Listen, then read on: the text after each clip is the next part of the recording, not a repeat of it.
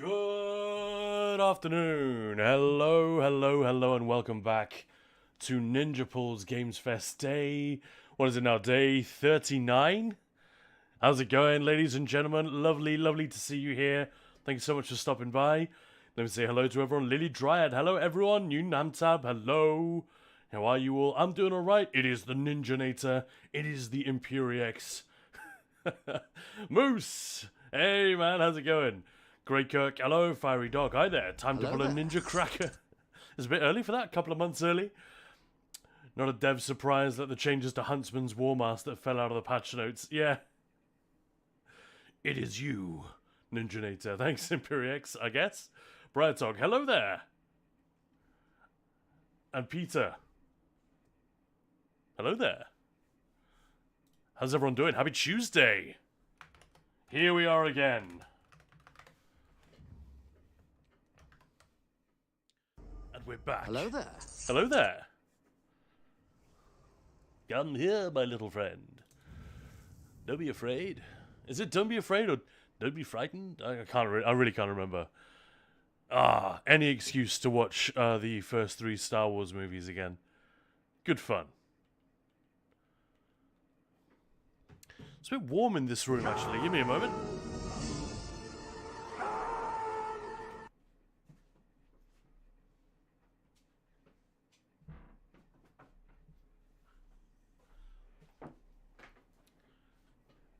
Hey, Zenya. Hello there. Zenya! Zenya! Welcome in.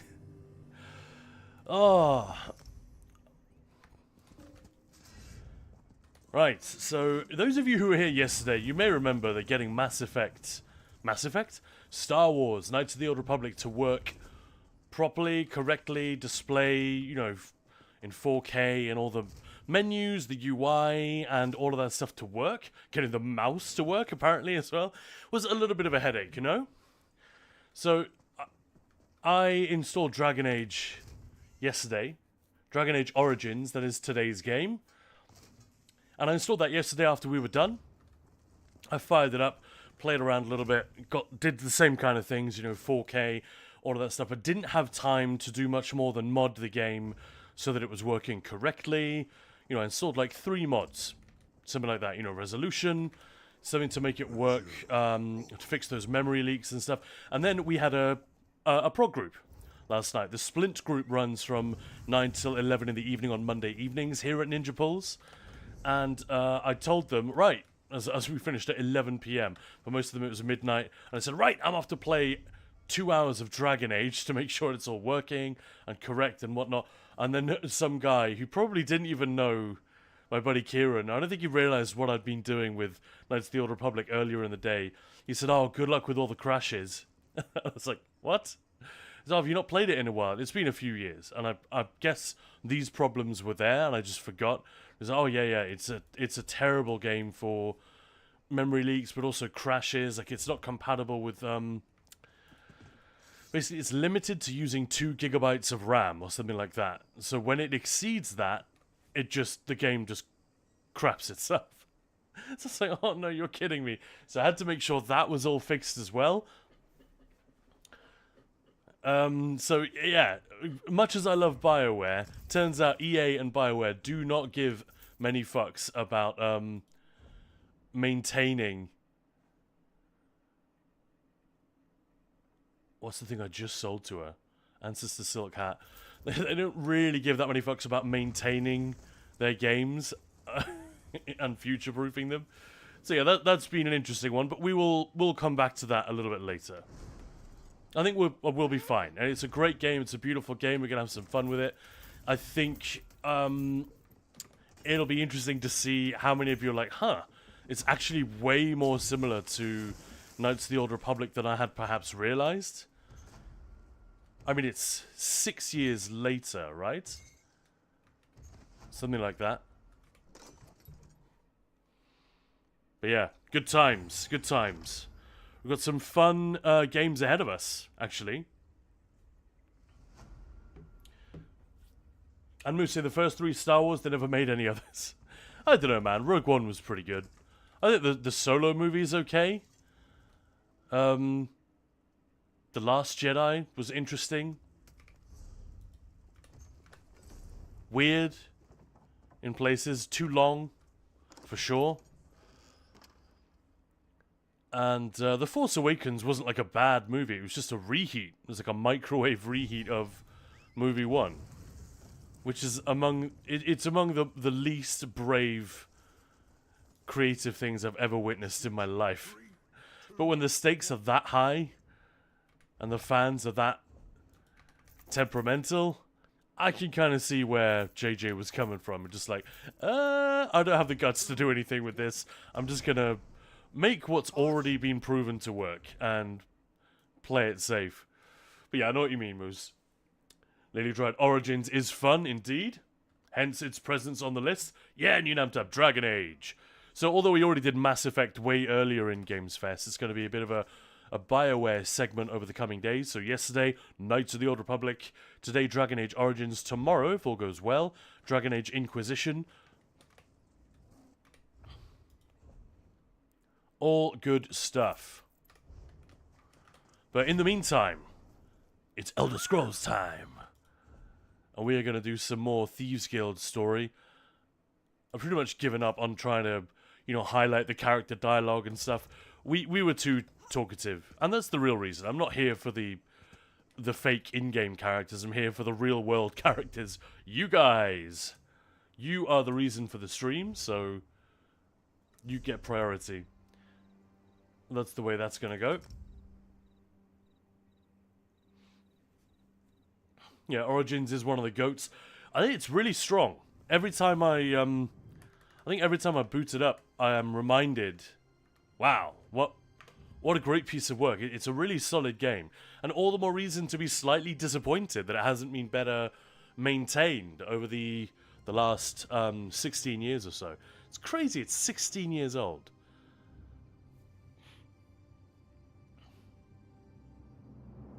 I think of it as like a quote-unquote new breed of RPGs, but 16 years ago? Whew. And I guess I don't think of Dragon Age as being a quote-unquote classic RPG series, but anything that's been going 16 years probably, is probably worthy of that moniker, isn't it? Crashes are a thing. They should be fixed. Famous last words, but should have it sorted now. There was a particular point in the game where when you get to Ostagar, so a couple of hours into the thing, and there was just a hard crash to desktop every time. Doesn't matter what I did. If I lowered settings, nothing. It just needed... yeah, I guess it was specifically that issue I was talking about, that the game was limited to using 2 gig of RAM. I'm interested in the technical side of video games, but it's not an area in which I'm particularly expert. I don't make mods. I'm not an engineer. So, whilst I do enjoy lifting up the bonnet and having a poke around, I'm not always immediately confident as to what is causing what.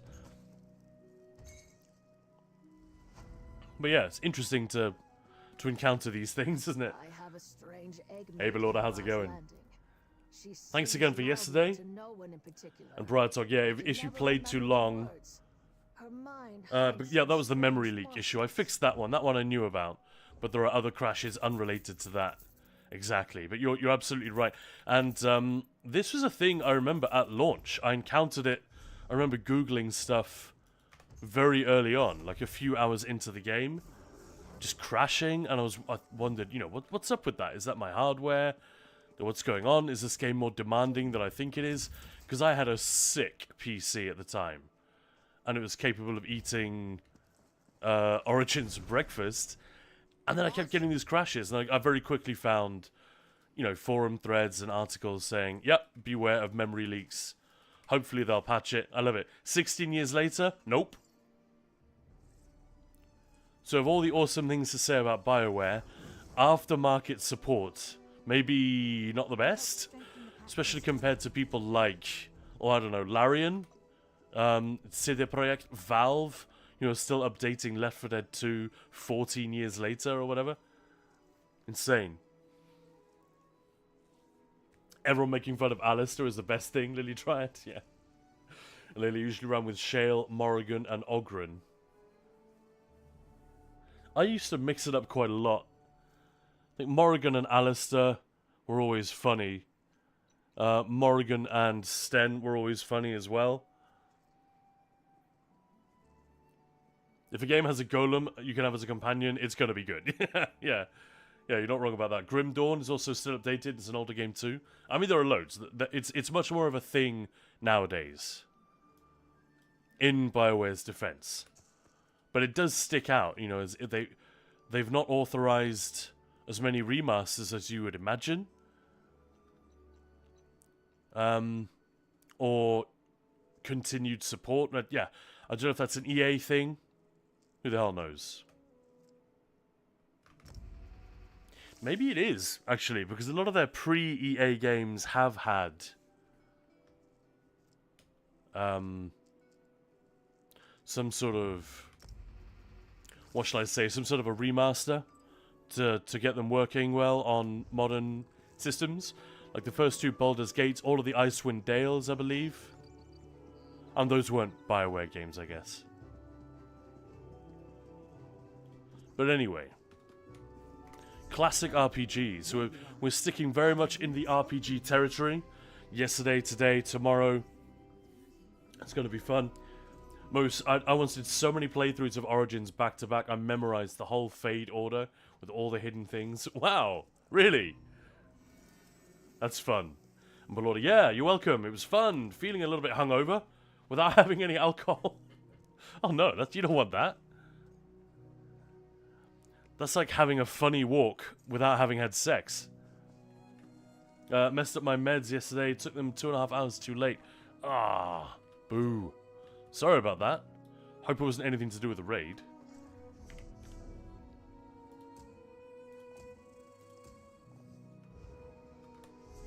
Alright, so we need to head back to Hugh's Bane.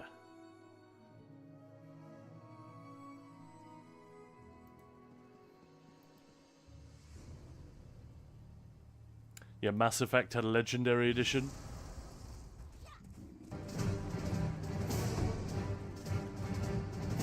Guns, guns, guns, guns and raiders, guns and raiders. Welcome on in, sir. How you doing? Welcome back. What's going on here? Zira needs you. There's Thrag. It's always important. Why? A failed attempt to steal Magnifica Falora's dowry. You'll find Zira in the den. She's... Alright. Well, that was easy. I'm looking forward to doing the Dark Brotherhood one because of the quest messenger who pops up. She's very funny. I think on my second playthrough I skipped a lot of that. I was trying to do it in a more efficient way, so I would go straight to the source, straight to the sanctuary every time, and that's not the way to do it with the Dark Brotherhood. What you want to do is port to the Way Shrine nearby, and then you get this orc lady messenger who pops up and gives you the little vector quest, like passing the baton to the guildmaster, the listener. And that was big fun. She always has some amusing things to say. Hey, Velsa. Back to the tomb? Your plan is to relive the guild's greatest failure? My plan is to get the Iron Wheel's boot off our necks.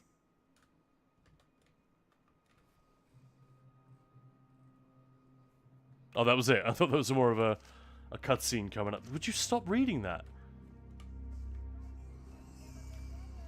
Yeah, there are some very obnoxious...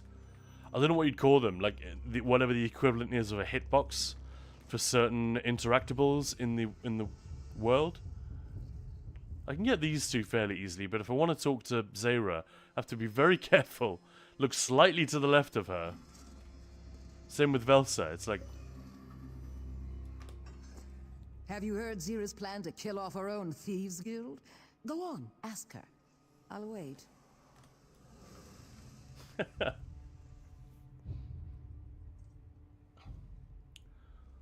Yeah, Lily Drad. I think Dragon Age Origins could also have worked with a fighting system like Baldur's Gate 3. Yeah, where everyone just stands there waiting for you to input commands. I think you're right. I think that's absolutely right. I'll raise you. I think Baldur's Gate could have worked very well with a mode which just works like Dragon Age Origins or Dragon Age games in general, where your party just auto attacks. Honestly, I think the game would have been less tedious if they'd done that, especially in the early game when you don't really know what's happening, or if you're not a D&D expert, you have no idea what anything means. And there are so many powerful ways to defeat your opponents that you would never dream of in a million years. Like the fact that Eggbirds told me this is our resident D&D expert, and hey, Warlocks win. How's it going? I hope that the Warlocks do indeed win. Fingers crossed. Yeah, my buddy Eggbirds told me after I'd redone the tutorial sequence, he was like, oh, if you want the flaming sword from that guy just before you escape, you could just use Shadowheart to make him drop it. I said, alright. Feeling like an idiot, like I'd missed something. So how would you do that? He said, well, you see, she's a cleric, and clerics can change their equipped spells on the fly. Only clerics can do this. So you would have no way of knowing this, but there is is it command enemy or something like that? There's a command spell which you can equip, and then you can use it in the fight on this guy. And it's like, oh my god, how would anyone know that who isn't a massive D&D head? And, I mean, the truth is you don't need to know it. But it's that kind of thing. This sort of makes me raise an eyebrow every time I rub up against that game. It's just like, how do they get away with this? I guess because the rest of it is so brilliant. And there are enough people who know D&D inside out that they can educate the rest of us. I guess that's the honest reason. So why waste a huge amount of time and resources designing a very, very difficult tutorial? It's a little bit like ESO. You know what? We're not really going to give you a tutorial for anything because it's hard. And you could just ask other players. Off you go. I don't love it. Okay, Belorda. So at least it wasn't our fault.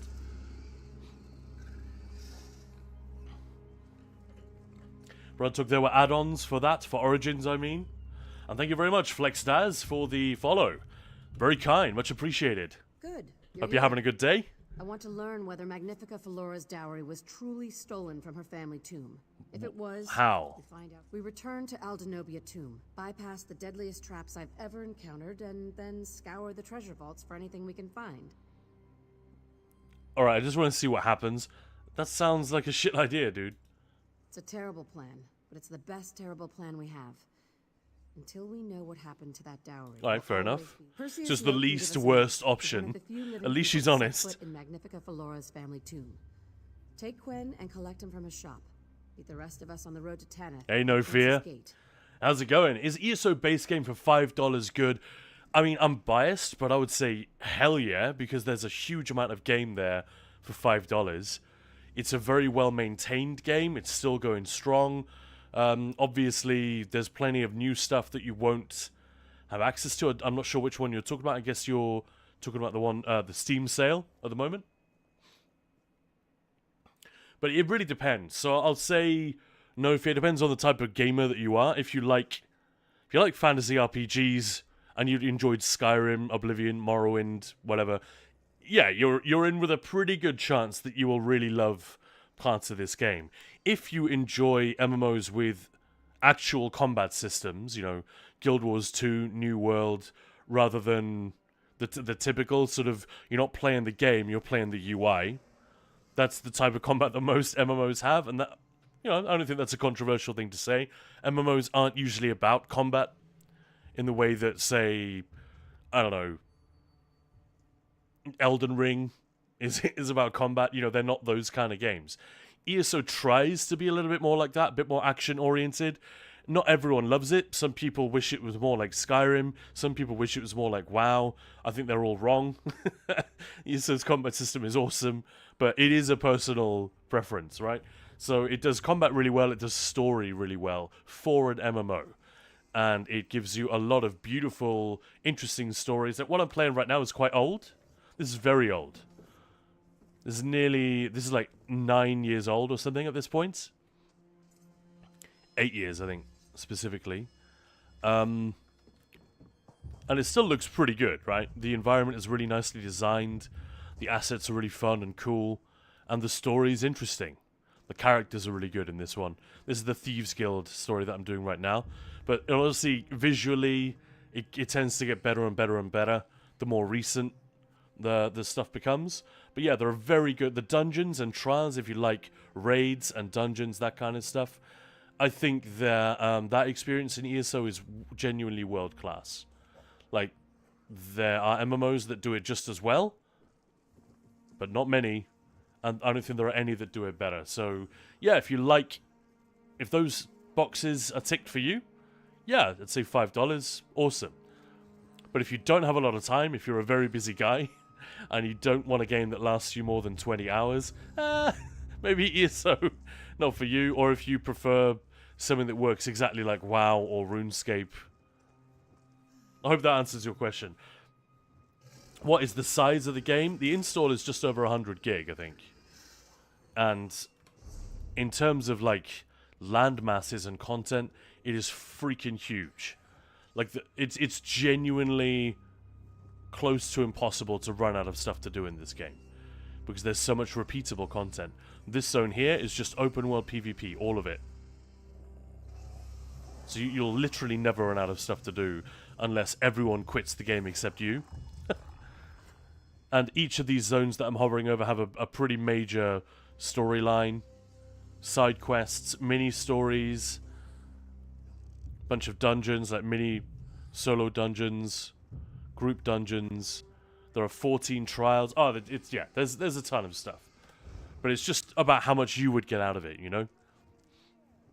And Lily Dried, no, I never played Final Fantasy 12. I played some of the earlier RPGs of Final Fantasy, but never anything past 9. They had a very nice companion system where you could tell them what to do in which situation. Very light version of that would make follows in ESO a lot better. Yeah, I mean, we'll come on to that later with our BioWare chat. We were looking at that already. Good, you're here. We returned to... It's a terrible plan. Perseus Loke can give us an edge. When we were dealing with Knights of the Old Republic yesterday, and the fact that you can script your companion's behavior up to a point, you know? You can tell Karth to hang back or get involved or whatever. And same in Dragon Age. They did that, but with a more sophisticated version. So, yeah, you can really see the evolution of BioWare from... Like, Knights of the Old Republic was a big switch. From 2D to 3D, way more complex systems all of a sudden, fully voiced, much more cinematic, rather than, you know, the older ones, which it's still a little bit like reading a book, playing a lot of these games, and I don't mean that in a bad way at all. Much like I said, Baldur's Gate is like a board game. I didn't mean that in a bad way. It's just the difference between these different approaches to game design and the genre and the conventions of that genre. It's kind of interesting to think about what the game feels like. Which parts of the brain are most activated by this type of approach to game design. But yeah, much more cinematic than before. And you can see the evolution of that switch then going forward. So it kind of backs me up in what I was saying yesterday, that Knights of the Old Republic was like a watershed, not just for me, personally, because I was young and it was one of the first games I'd really played like that from start to finish, but also for the industry and certainly for BioWare. They were like, this is how RPGs are going to be made at this studio from now on. Alright, Perseus, can we trust him? I guarantee Perseus Loke is no friend of the Iron Wheel. He's expecting you at the Diamond Thimble. And he'll be insufferable if you... Alright. Off to find Perseus Loke. Meet you there, partner. Everyone else, pack for a long journey. I'll bring us home safe and sound. More promises you can't keep. No fear, I found an instant gaming 2 options. Steam and PC, no platform. Doesn't really matter. If you like to keep all your games in one place, Steam.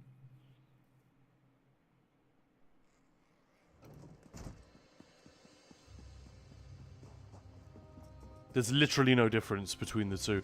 Occasionally, there'll be an issue affecting Steam logins, or not, but that's pretty rare. Yeah, there's no difference in like stability or access or anything like that. Only difference is if you have, say, you have someone else living with you, or a friend that comes over and they want to use your install of ESO to play.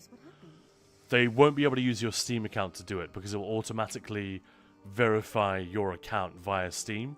So there'll be a little bit of a workaround in order to do that. It can still be done, but there's basically no difference. What about players? There are plenty of players in ESO. It's a bit quiet at the moment, like it will heat up spring next year, probably. Maybe even in a week or so. There's a big event coming in just about a week.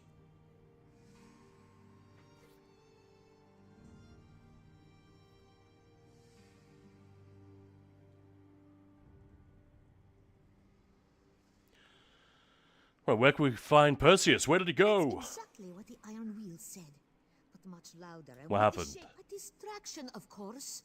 The Iron Wheel rushed upstairs as he slipped down through some loose floorboards. But he landed feet first in a tub of bright dye. Covered his boots to the brim. Yeah, I've been going back over really old content, no fear, this last September, and I'm continuing today, as you can see, doing the Thieves Guild quest, which is very old at this point, and there are loads of people running around doing the story, exploring the zones, so, yeah, it looks fine to me, in terms of player count. I don't think there's anything to worry about there. Like every live service game, there are people who feel like it's their job to go on the internet and talk shit, and say, the devs are a bunch of baby-eating evil people, or this game is dead, this game is trash. You get that with literally everything. Monster Hunter Wilds is going through a bit of a phase at the moment, I noticed. Because performance is getting worse and worse. But, you know, people love to exaggerate.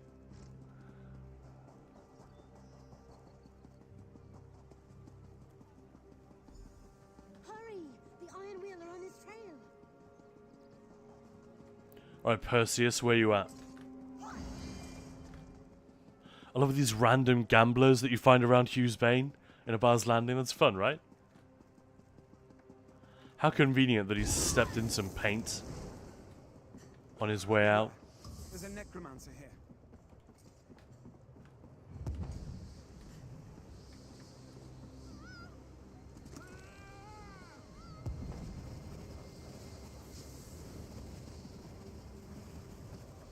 You're not right in the head. That's all this is, right?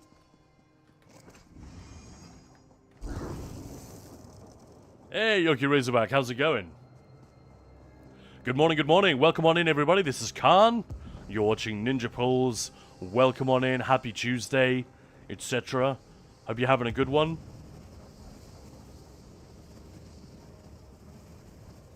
Alright, bro. What's going on? Ah, a friendly face. Good of you to join. Why are you hiding? They must know of my previous involvement with your guild. How's it going, Oki Razorback? Begin to fathom how. Nice to see Your you. former guildmaster, Nicholas, was it? He was the soul of discretion. Alright, dude, you're coming with me. And I am prepared to give Abar's Landing a wide berth. I'd prefer to avoid the Iron Wheel, at least for the time being. Zira mentioned a rendezvous by Prince's Gate, was it? I'd feel safer were someone to escort me there. Yeah, Lily Dryad saying, Steam, we don't know what proportion of players that is. It's probably around half, maybe more. I really don't know, but I don't play on Steam. And loads of people I know do not play through Steam, so they won't be included in that figure. It's a good point, Lily. Oki Razorback doing okay, just trying to wake up for the workday. How are you? I am awake. I've done a dozen things already today. And we started the stream a little bit late because I had some stuff to do with the Writhing Wall event. I'm pretty sure I'm allowed to talk about it. I'm not allowed to stream it. But Gina from Zos has very kindly granted me and a couple of others access to a press server so that we can continue to prepare content for the Writhing Wall. and capture, because there isn't that event is no longer on the PTS. So I'm not sure why they did it that way, but they've removed it from PTS. Luckily, I did all the testing I needed to, I think. But I can't capture any more footage, so yeah. Hello there. Hello there, Tiago. How goes it? Right, you will no longer be attacked by the law. Good stuff. I'll get you to Prince's Gate, safe and sound. Would you happen to have a spare set of boots? But yeah, I think what Gina's doing is this is the thing that they always do for the press, and I'm not press, so normally I'm out of the loop on this kind of thing.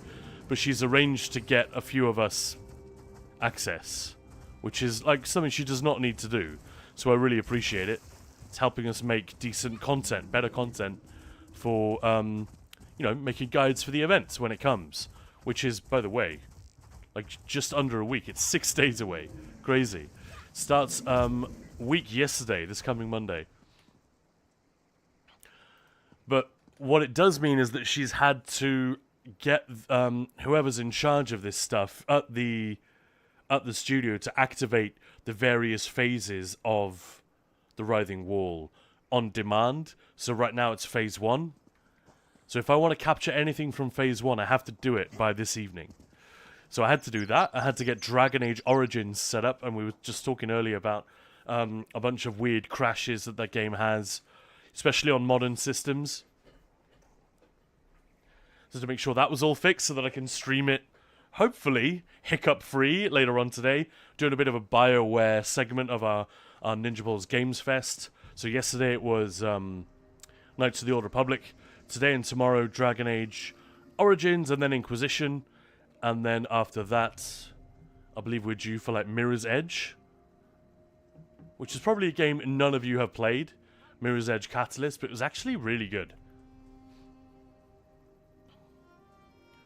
Lily Dread, I just noticed this morning I didn't level Necromancer for subclassing because my main is Necro. Oh no! Rookie mistake. I did the same thing. My main is a Nightblade. So Nightblade was one of the last things that I leveled, but I was at least aware of it because I'd already done it on PTS. I'd made a guide for it, so I was lucky, I suppose. If anything happens, well, it won't, because I can count on you. Razorback. Okay, I played Origins years ago on Xbox. Haven't played it in years. It holds up. Solid game. It's just technical support after it was released was fairly limited. It was in that era of. It was kind of in that crossover period where most people were buying stuff on Steam, but none of the Steam copycats were around yet. I think EA were in the process of setting theirs up. Ubisoft didn't have one yet. You know, all that bullshit that we now have to, with Epic trying desperately to bribe their way into that market by giving us free stuff. Mark my words, guys, it's not worth it. They're just going to turn you into the product later on down the line. Whenever a thing is free, it means that isn't the product you are. So yeah, I don't trust any of them particularly. I think Valve aren't perfect either, but they've at least earned their seat at the table by innovating in this area. And honestly, provided they continue to do so, I'm okay with that. But I think back to the point where Dragon Age released, 2009 this is, and there were still people buying games on disc, which now is basically unheard of, except for console, right? Or unless you get a special collector's edition with a box in it. What's the last game anyone bought on disc? I can't even think. Might have been The Witcher 3 for me.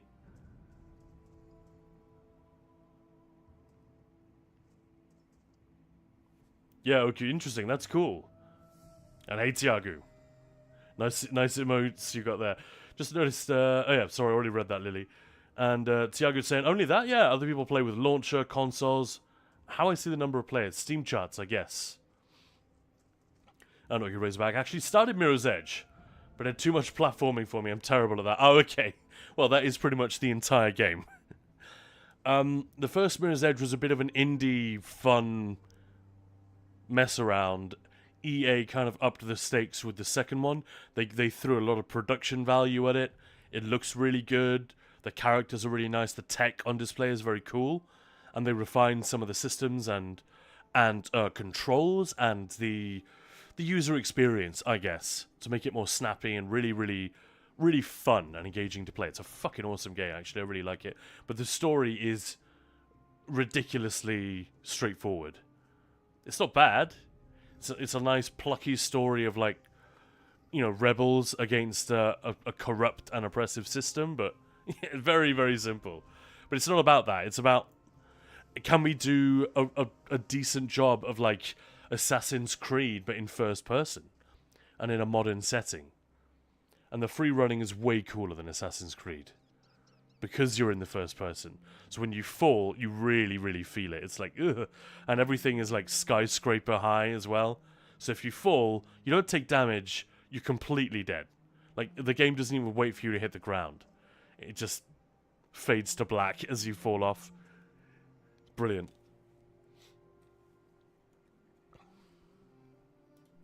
I like this bit.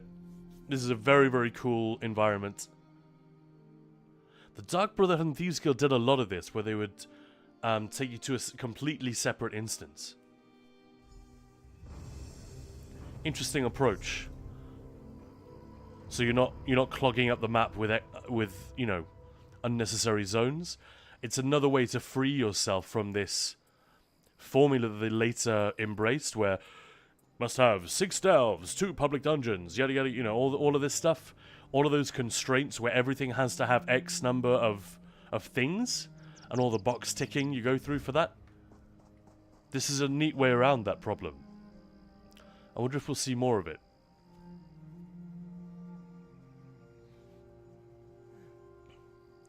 So, will I return to No Man's Sky? Nice. Lily Dryad. Yeah, I thought I had it leveled, so I was really confused. Yeah, because you wouldn't notice until you switch to that other character. So, what? I haven't got Gravelord? Let's give 1 line of each to some alts and put 1 skill on the bar so Ritz will do it. Nice. Yeah, I'm curious about Witcher 3, maybe the last one I bought on disc as well. A small price to avoid the iron wheel. Alright, how do we get there? Head to the tomb entrance. Keep watch to the side of the path. The So fan. outside, you should notice an old trail leading to a sealed entrance. Simply clear the way, and I shall join you to open the door. I think you gotta be a real champ in terms of style to be able to pull off this look. You know, he's got the big soul patch and the goat and the chops, and then he's also got like elven hair braids. I cannot imagine a real guy pulling that off. Certainly not many men would be able to do that, I think, in real life. Wonder what it would take for a zone to have 5 delves and 7 world bosses, Kev. I mean, they'll never do it because they've abandoned the zone model, presumably, as of now. So this, even though it's supposedly this was the year they broke from the formula, in reality it's not. It's the last year of the old formula.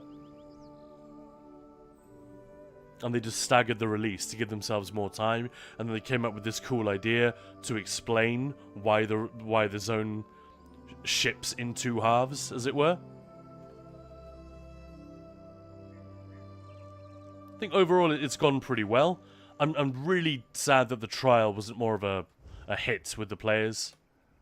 The last time I was here, the Iron Wheel wasn't camped in front of the tomb. Because it wouldn't have taken much, I don't think, to make it competitive with some of the better ones.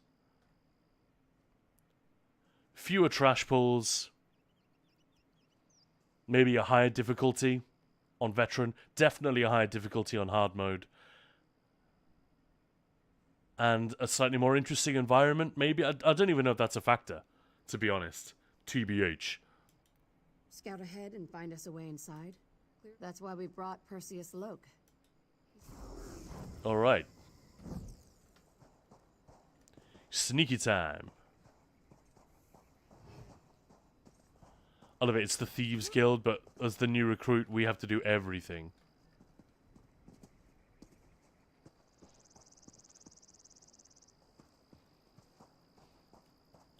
Stealth in video games is so dumb. One moment, and I'll have it open. I hope.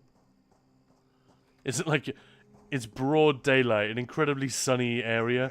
I'm literally just running through a patch of sun, dressed in dark clothing, against pale rocks, and nobody saw me?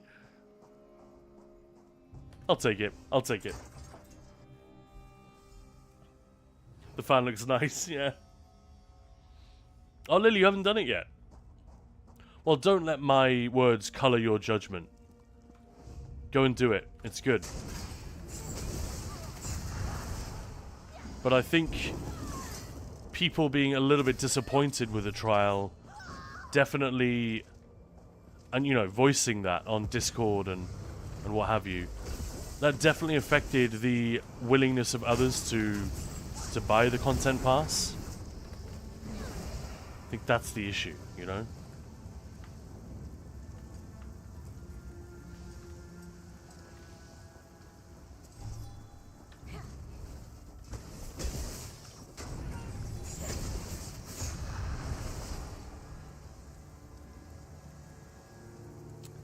Kev, okay, no more chapters, but still more zones. So 3 delves and 4 world bosses. Yeah, who knows, man? But they can do whatever they want. That's the thing. If they have a really cool idea for a delve, they can add an extra one. If they originally planned for 4 world bosses, but they only have cool ideas for 3, they don't have to go back to recycled ideas in order to meet their quota. You know what I mean? As long as the No idea. Last time, Nicholas had me watch the passage. as long as the game, as long as the new area feels full, you know, if it doesn't feel empty. You're welcome to try. Oh man.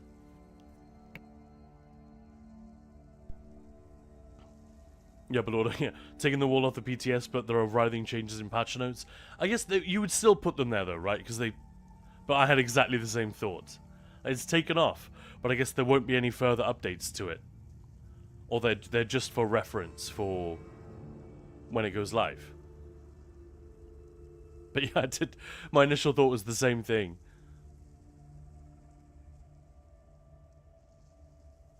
Oh, you're Razorback. Wait, you're saying that wearing dark clothes, walking through sunlight isn't stealthy? Who knew? Yeah, standing out against the background. But yeah. At least some games pay lip service to this idea. You know, the Thief games, Garrett tends to go out at night, and that's it. But obviously a very different type of game. Lady Dryad have a sneak build where sneaking, walking, running have the same speed.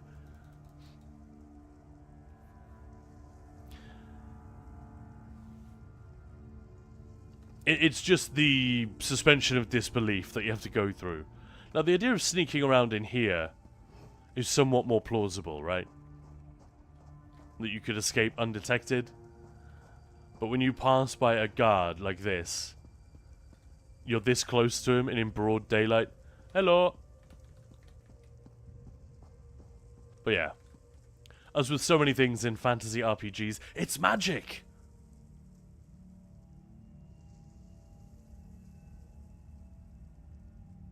Yeah, slow to ring the wild hunt and sneaking is fast. I mean, it's pretty fast already. Look.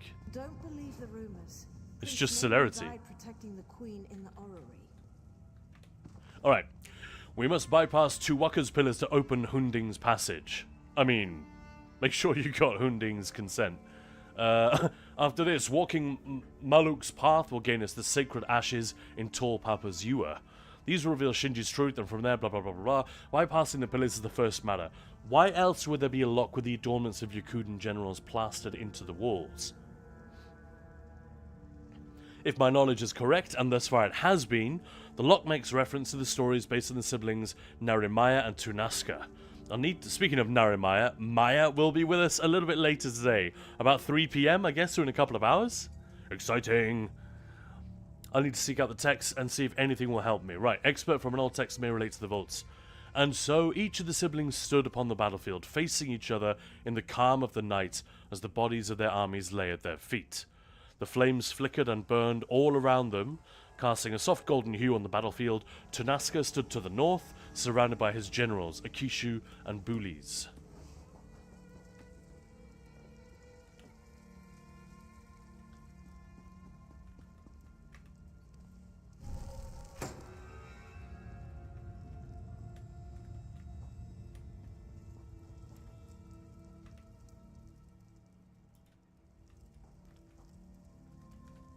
That's weird. So the faded text, we can't actually read them.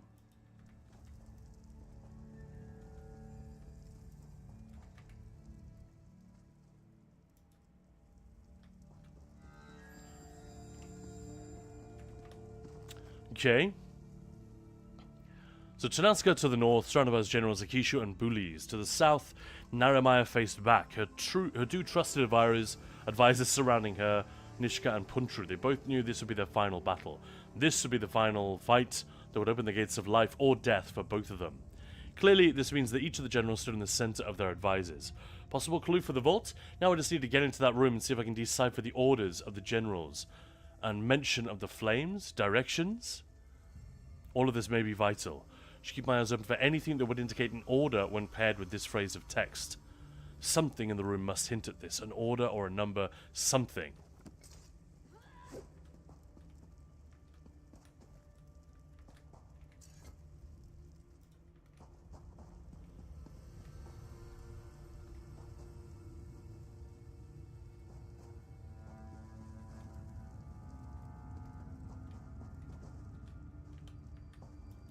Well, they all have the same symbol at the back, don't they?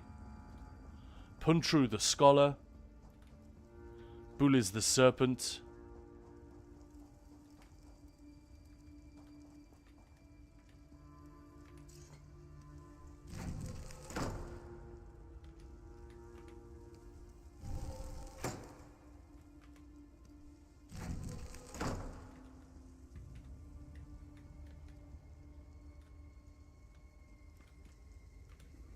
Oh, that's correct, that one, isn't it?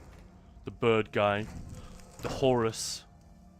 It's not quite a Horus, is it? A Horus with a kiwi beak.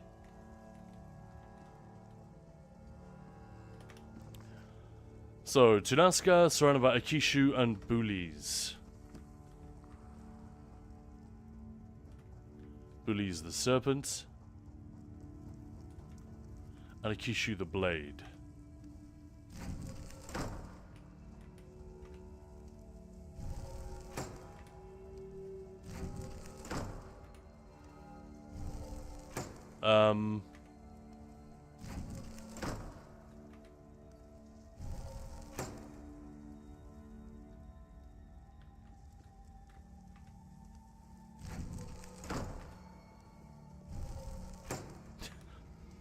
Bro, there is no serpent.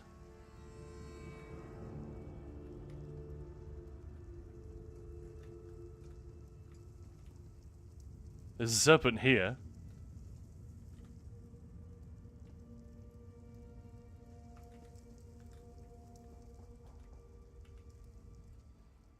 Nishka and the symbol of pride. Man, I really don't remember doing this. Kev, I want Zos to really let loose next year. Yeah, man, wouldn't that be great? If they really kick some ass in 2026. Oh, it's about time. Now, this year was supposed to be a big one, and instead it's been good, but it's like fine.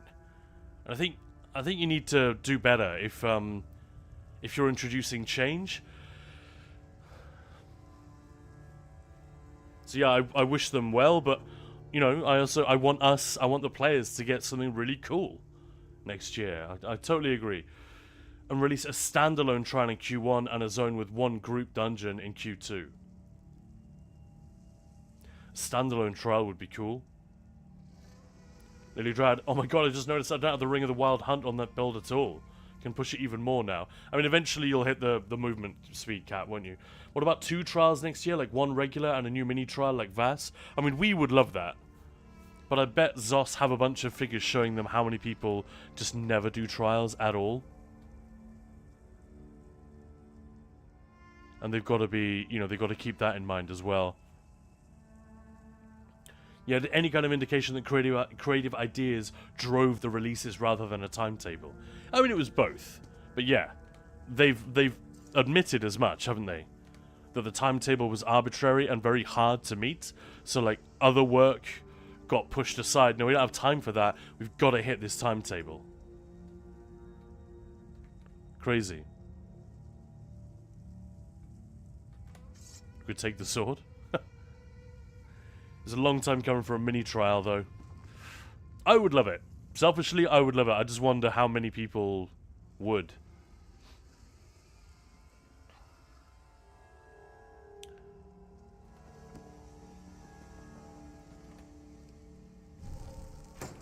Is there a serpent here? There isn't, is there?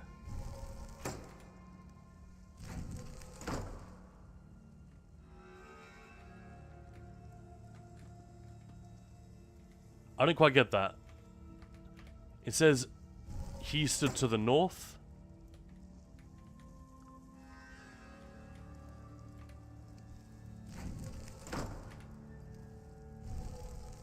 It's got to be this.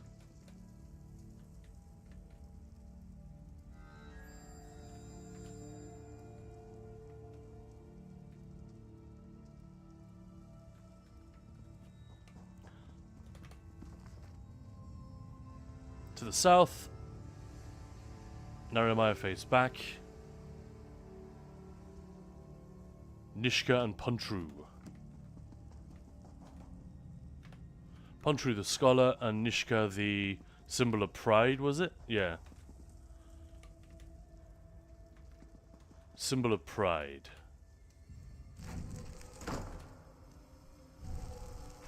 I guess it's that.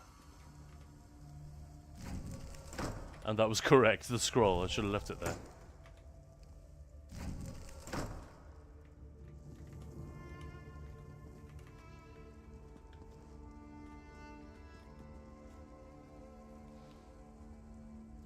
But it'll go back to off-cycle PTS tests.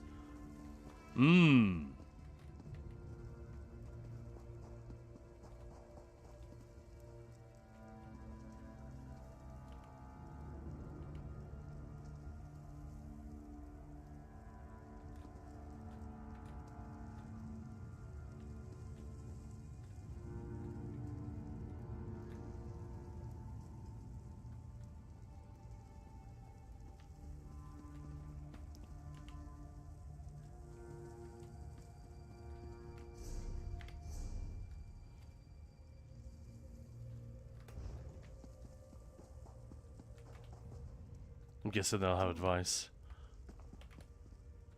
Velsa's not going to have anything useful to say, is Don't she? look at me, I hate puzzles. Once someone knows the answer, everyone knows. I hate puzzles, yeah, fair enough. Something strange.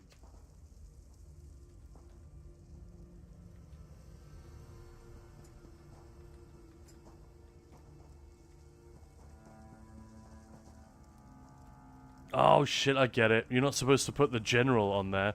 The general's already there on the door. Okay, alright. So the blade goes left and right. That's got to be it, right? And that means the serpent goes in the middle. It's true. No rest for the weary.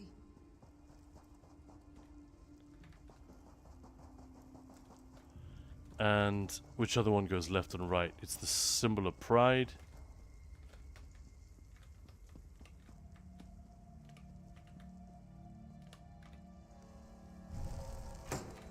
Which means the scholar must be in the middle.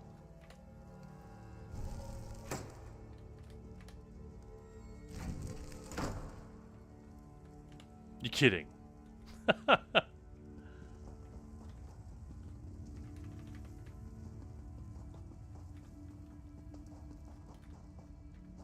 Yeah, scholar in the middle.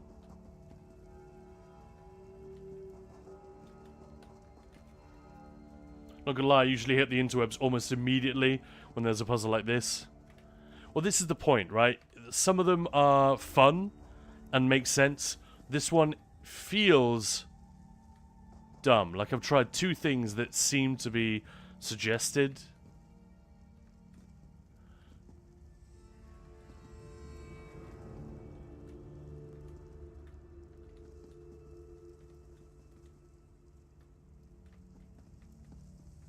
And the fact that it says to the north, that's already... Well, that's already wrong. You know, this is the north side of the room, and these are the symbols of the southern general. So, yeah, it doesn't make a ton of sense.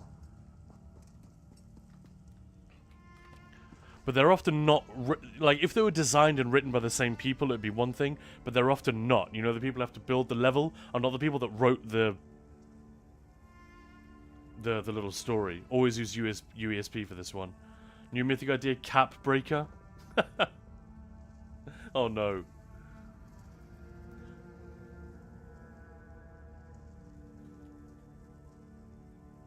Yeah, Wilkin, this puzzle is weird. I thought I did it right, but it didn't work until I finally did it by accident. Switch the outer ones.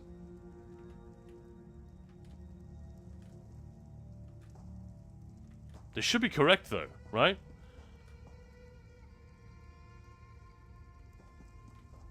But yeah, let's try and invert it.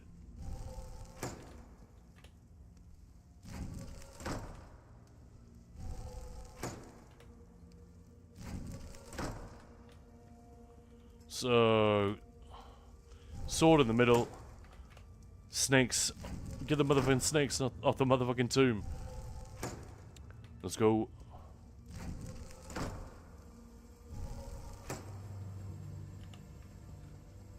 Nope.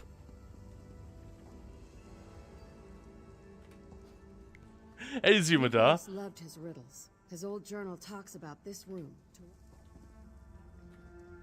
Thank you very, very much for the sub. That's fantastic. How kind. Hell and good morning. Hello.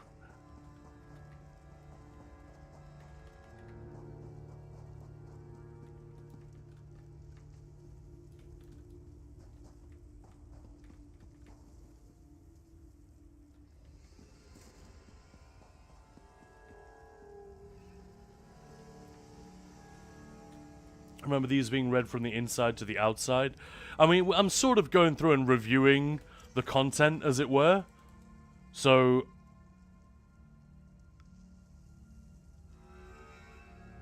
the lock make reference to the blah blah blah blah blah. Each of the siblings stood on the battlefield facing each other.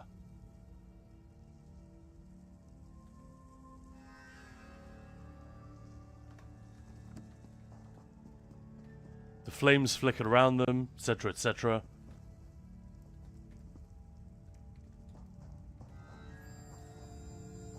All four statues are identical, so that's nothing to do with anything. And the two middle ones, the two ones with the brazier in the middle, are the serpent and the scholar.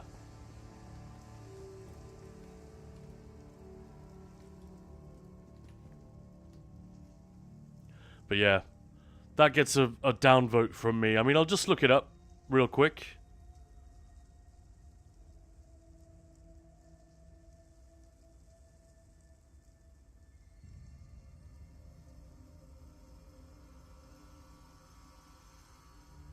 But welcome on in. Welcome.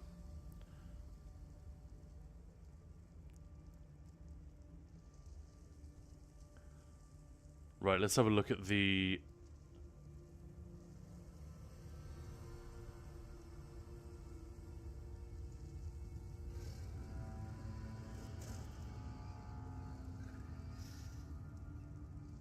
Oh, so it's literally just in the order that they are mentioned in the book. So that's dumb. Why make mention of North then? So it's this.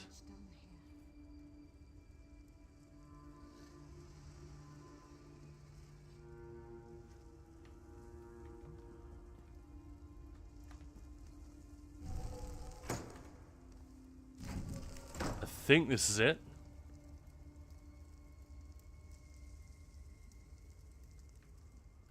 And then...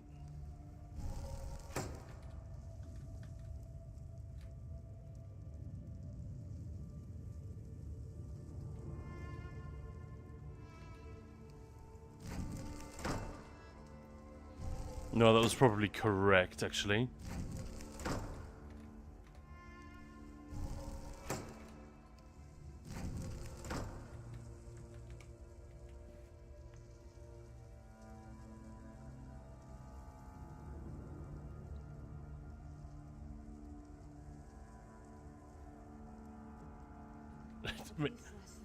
Makes absolutely no sense at all. the way that USP says to do it, it is completely unrelated to how it's described in the book. Alright, so a straight up terrible puzzle design. It's supposed to be Scroll, Warrior, Torch.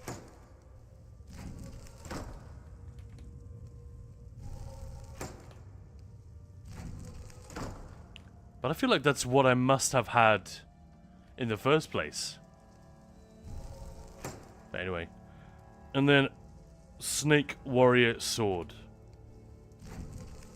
No, wrong one. But yeah, Rich Lambert, who was the creative director on this game until recently, is now the actual game director. He said himself he doesn't think puzzles are good in games like this. They have to be very, very well done. Or they don't work at all, and he doesn't like them.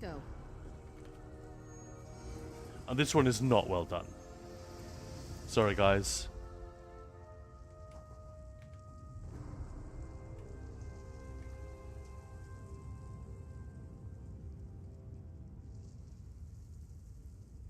The symbols are all there, you know? But, like, what order are they supposed to be in? Anyway, that seems completely arbitrary.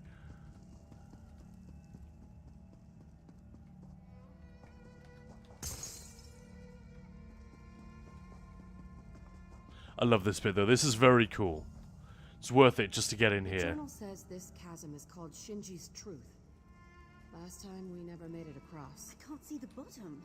Is there a bottom? I can see the Throw bottom. yourself in. We'll see how long before we hear the splat. Quen, walk softly. Look for hidden doors or switches. We can definitely Also see the hold bottom, me. right? I need your help to walk Maluk's path. Lol. And what of your protege? Watching my back. Azumadar, thank you so much for the sub. Hope you're having a good morning.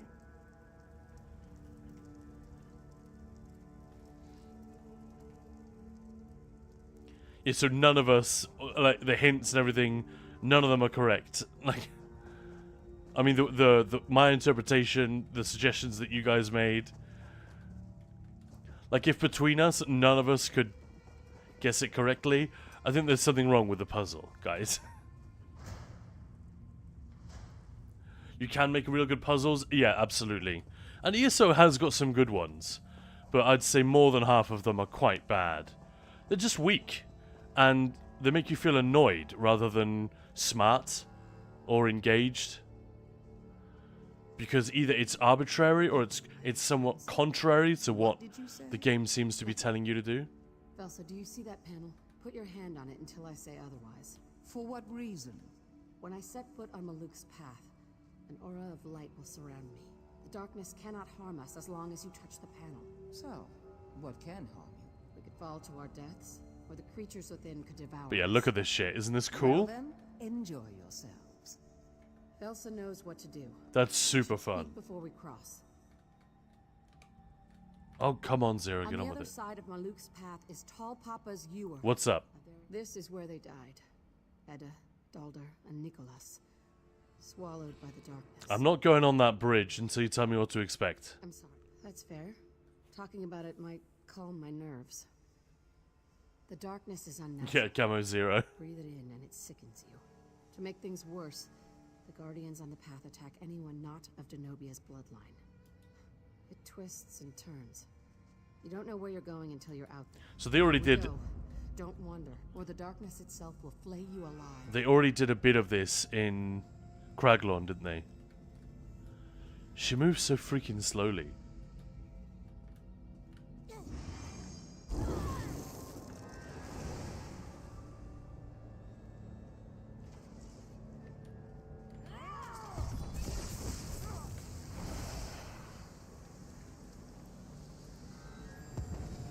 It's cool though, really atmospheric.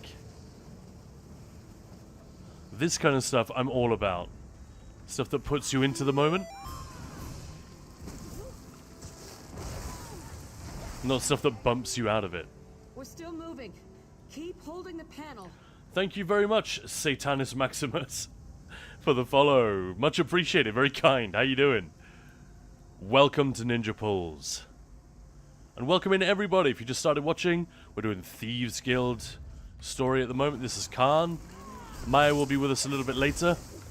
I'm just one half of the Ninja Pulls team. I mean, really, there are offices and loads of people, but for the most part, it's me and Maya who run the show. Welcome in.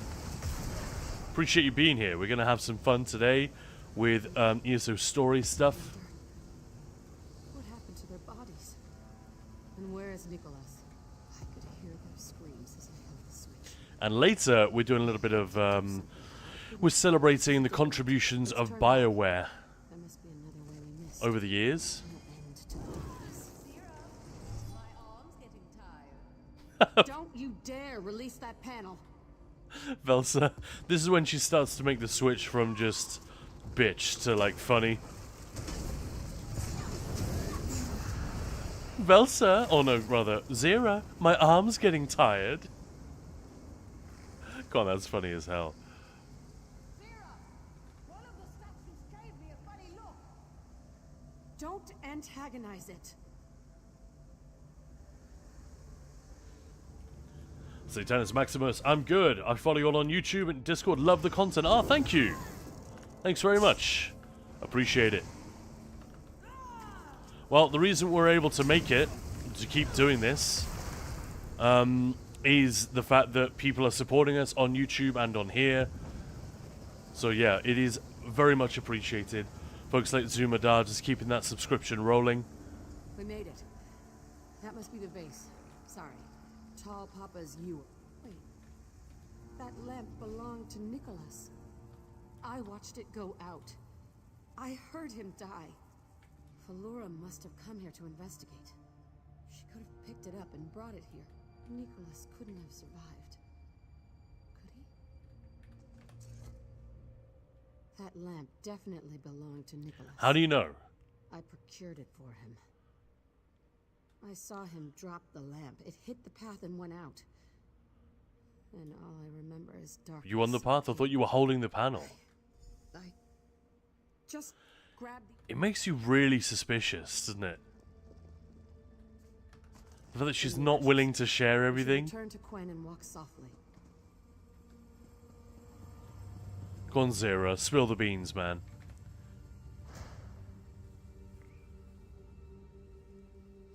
Yeah, Okurator back. This is so true. I hate it when games make you follow an NPC and then that NPC literally crawls to wherever you're supposed to go. Yeah, you're not wrong.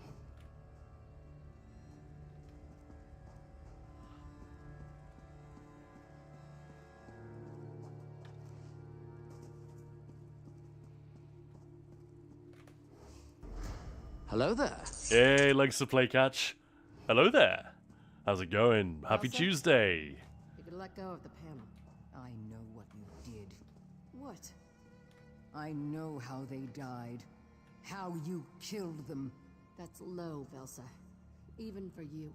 Always had to be the hero. Be the Guildmaster's darling. You're cracked. I didn't need anyone's approval. You held There we the go. panel. It's all From popping here off. You saw the creatures closing in. You thought you could save them. Only you. So you released the panel, grabbed your weapon, rushed out to meet them. I could have saved them. Because in your head, you are the hero. But the light faded. The darkness rushed in and ate them alive. I tried to reach them. And the darkness tried to eat you alive, so you had to recover from your wounds. That's why you didn't return to Abba's Landing. At least not soon enough. I crawled from the tomb. The darkness. You can't imagine the pain. You were the only one who could have warned I love how the my Guild. weapons You light could up tell the them Iron Wheel scene a was little coming. bit. Velsa, stop. Yeah, Zira, you done fucked You were up. never the hero. You were always a thief. Now, you're just a shadow. I mean, she's not wrong. So Zira tried to do something heroic, but it was just dumb. You know, push this button or we all die. And she just takes her hand off the button. Likes to play catch. Hi, Khan. Hey, everyone in chat. Hope you're all well. And Foxy Loxy. Hey, Ninja Balls Gaming. Hey. Hey, Foxy. How you doing? We feeling bushy-tailed today? It's a bad idea. Words escape me. I love Someone this. tell me what I'm seeing. We heard strange noises in the chasm. Stone grinding against stone. Quen, well... I found this invisible bridge. So you followed my advice and threw yourself into the chasm. The ashes.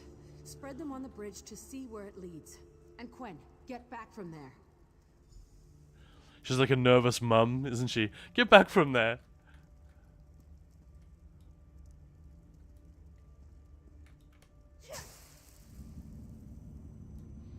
Again, we see this in Craglorn, right? It's such a fun thing. Very easy effect for a video game to do. But because we're used to like cinematic convention, it looks cool as fuck. This kind of stuff never gets old.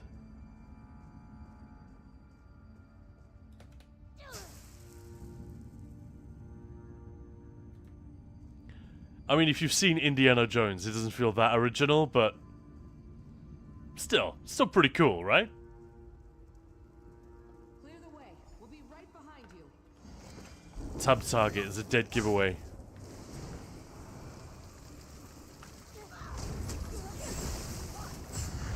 Yeah, sit down. Perhaps bushy tail, but not quite bright-eyed. Hey, the tail is the more important part. Sometimes. Depends at what stage of the relationship you're at, I guess. Anyway, moving swiftly on. Now, glad to hear you're doing well, Foxy. It's like Indiana Jones and the Last Crusade. Yeah, The exactly. door to the treasure vaults. Just through You the solved it. Yay. All tricks come with... I love these guys.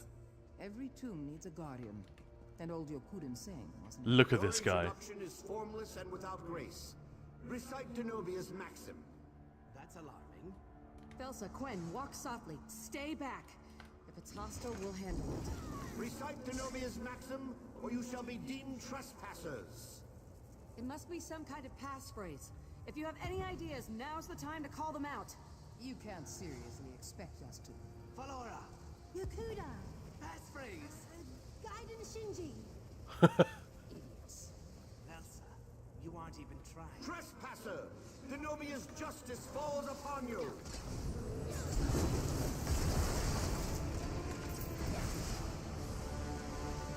That didn't go as planned.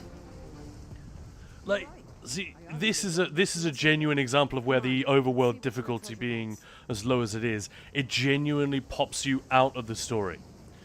Because, you know, it's very difficult to bring up the topic of ESO is too easy without getting shouted down. You know, we talked about this yesterday when I tried doing that about the Writhing Wall. I got a lot of knee-jerk responses from people who probably mean well, but they immediately assumed I was being elitist or something like that, when it's completely the opposite. I'm just trying to make sure that everyone has as much fun as possible in the content. And difficulty in video games is not just challenge for challenge's sake. It is to... It invites us to engage with the way the game is designed. You know, the combat system or whatever it is. If it's just easy, then you don't need to pay attention to the designer's intentions. You know, the way that it's designed to be fun.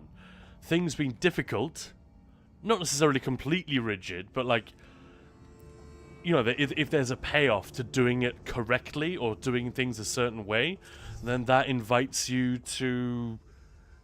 It pulls you into the game and its design and its intention, and which is the very heart of video gaming, right? Is that user experience. The thing that you do with your keyboard, mouse, controller, whatever, or with your mind, and translating that into action, and then the thing that occurs on screen. That effect is reduced by a game that has no difficulty to it, right? And at other times, it enhances the storytelling. It enhances what the game is trying to transmit. And in this case, there's a trade-off between knowing the passcode and having to fight the boss.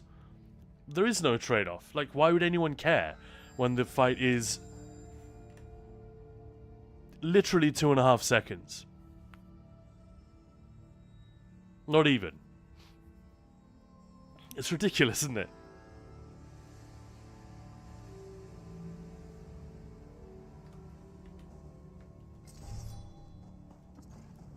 So, yeah, I mean, that's a concrete example, right, of the game trying to set up, well, you can either use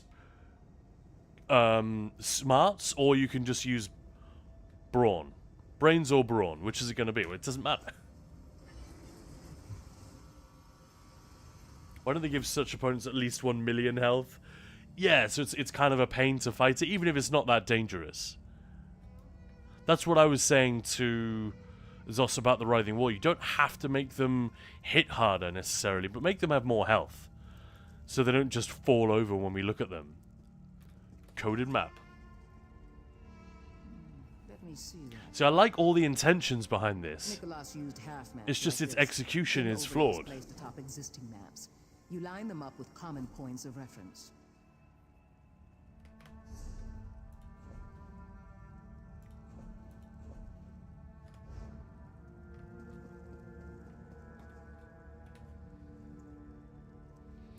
What's wrong with that skeleton? The examine triggers that. Missing its head. The scratching head move. Must have been done by whoever stole the dowry. But why desecrate a skeleton?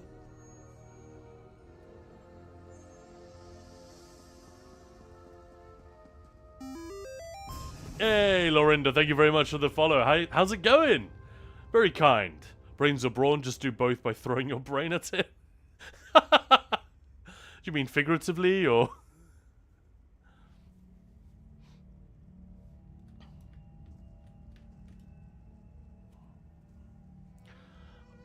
I've been told many times I keep my brain in my trousers, and I'm not throwing that anywhere. But Lord, if people don't want to fight or really play the game, they should play novel games.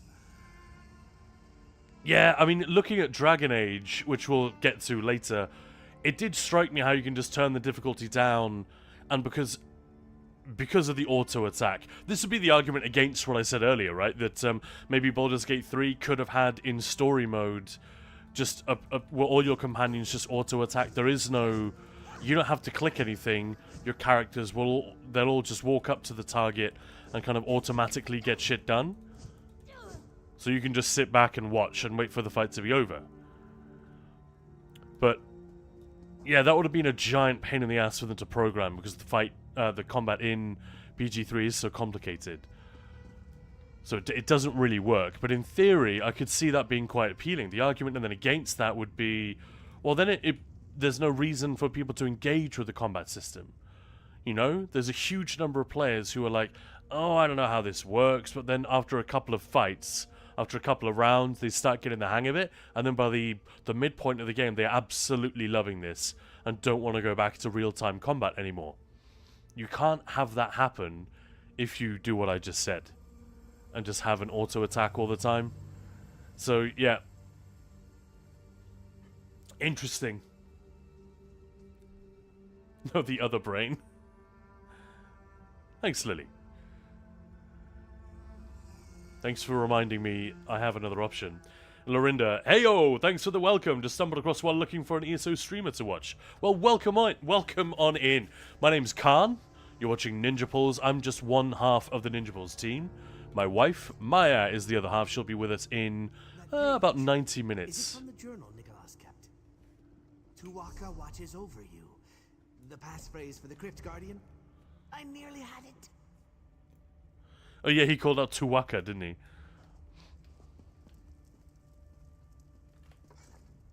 Nicholas survived somehow. He came here and took Magnifica Felora's dowry for himself. We found a page from his journal. Why would he leave that behind? That's how it seems. As the passphrase of the Crypt Guardian. So this is his handwriting. But it could have been taken from his journal by someone else. The skeleton Velsa said must be Nicholas Denobia used the herself. half map. This is her tomb. 3 points on this sheet. Nicholas always used Abaz Landing and Noshira Citadel as a reference. Why would he leave this here if he stole it? Yeah. Trash he left behind? 3 dots on a page are meaningless unless you know the trick. Alright. So we know that Nicholas is alive. In my head, that revelation happened a little bit later, but I'm glad I was wrong with that memory. I'm glad that memory is incorrect because it's bloody obvious. As soon as you start hearing about, oh, Nicholas, he died, and the more you hear about it, or rather the more you don't hear about it, the more you start to suspect, just because you've seen movies and games before, yeah, he probably didn't die, did he? I thought it was just me. Where did my dragon go? There. The camel stares at you. Alright, that is the best in-game prompt ever. That's one of my favorites so far. I'm screenshotting that.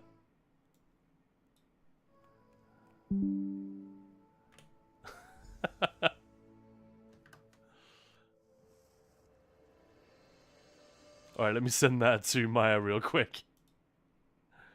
Just so I have it stored.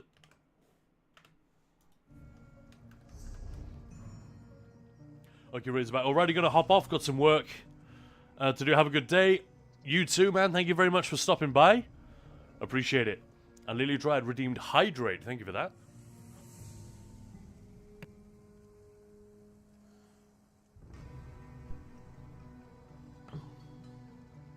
It is most definitely getting colder. Pipi Raunulfsdottir.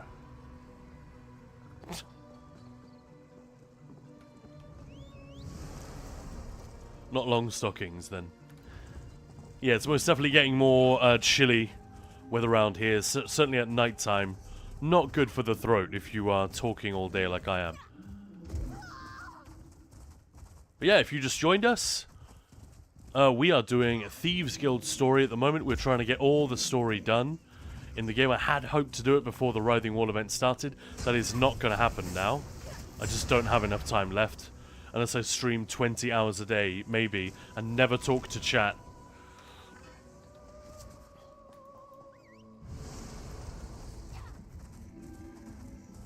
Yeah, I do have water. Nearly tried.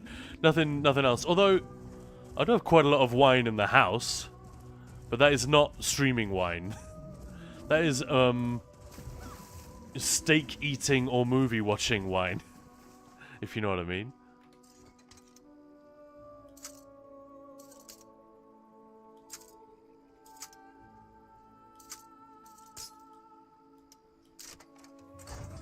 I broke a lockpick on stream. How humiliating. Goodness me. But yeah, I've fond memories of the Thieves Guild, partly because I'd forgotten the dumb puzzles that we have to do. Money and documents were delivered to Lady Villainy Montaigne as expected. Kubalajad Palace is now leased solely to my holdings. Blah blah blah blah blah. Papers signed by Kosh? Blood-filled crystal. Look closely. There's a hollow crystal with... Is that blood inside? Whose blood?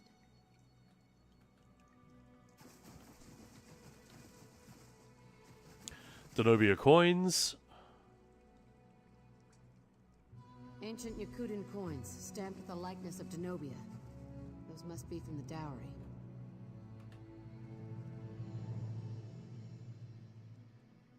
Nicholas had a disguise kit just like this one. In fact, this is his disguise kit. It's finally dawning on Zero she's been had this whole time. I know how Nicholas survived Maluk's path. How? The crystal must contain Aldenobia blood. Maluk's path would ignore you if you held it. You'd need a lamp to find your way through the darkness so you could grab a handful of ashes. From there, all you'd need is the Crypt Guardian's passphrase. Dun dun dun. Nicholas faked his death and stole the dowry. Alright, what are we gonna do? What are we gonna do? Nicholas would have kept such a thing from the guild. The less they know, the less trouble they'll cause. But I'm going to...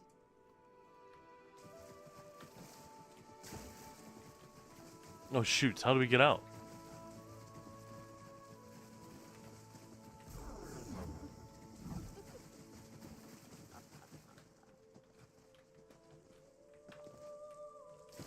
Seriously? How do we actually get out of here? No, there is another way. Again, don't pay any attention to the goddamn quest marker. It lies. Yeah, Tiago, sad Zero. Lily Dryad, wine tasting stream. I don't think we don't understand anything you say. Well, Lily Dryad, no, you only discovered the channel relatively recently, but a few weeks back, a couple of weeks back now, around about day 20 or so of Gamesfest, we did do a Ninja Tavern. And with every 10 subs, I think it was, we did a shot of vodka. We ran out of vodka. And we had a big bottle. Like I think a liter of vodka. Especially for that stream. We ran out early in the afternoon. And Maya had to leave. We couldn't, obviously neither of us could drive anywhere. So she had to walk down to the shop and buy another bottle of vodka. Just so that we could keep up with the subs that were coming in. And we have another stream like that coming up on Saturday. I think this one will be a little bit more chill. We're not going to be like sinking 2 bottles of vodka on stream. That was crazy. And then I had to do, as part of the sub goals and incentives, I had to do a drunk Vadishran Hollows. That'll still be on the VOD, I guess, if you really want to track it down. But not only did I get a trifecta, absolutely wasted, I actually made the leaderboards as well.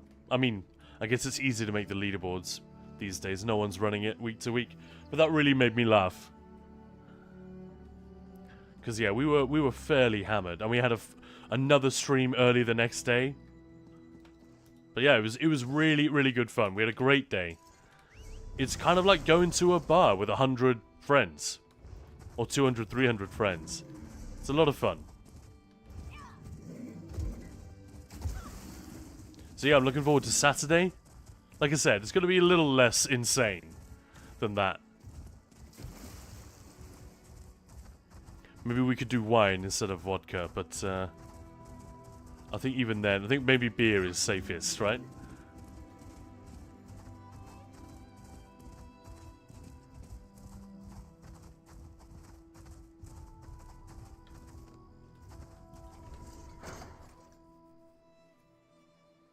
In Germany, there's a thing that you dissolve blue cough drops in vodka.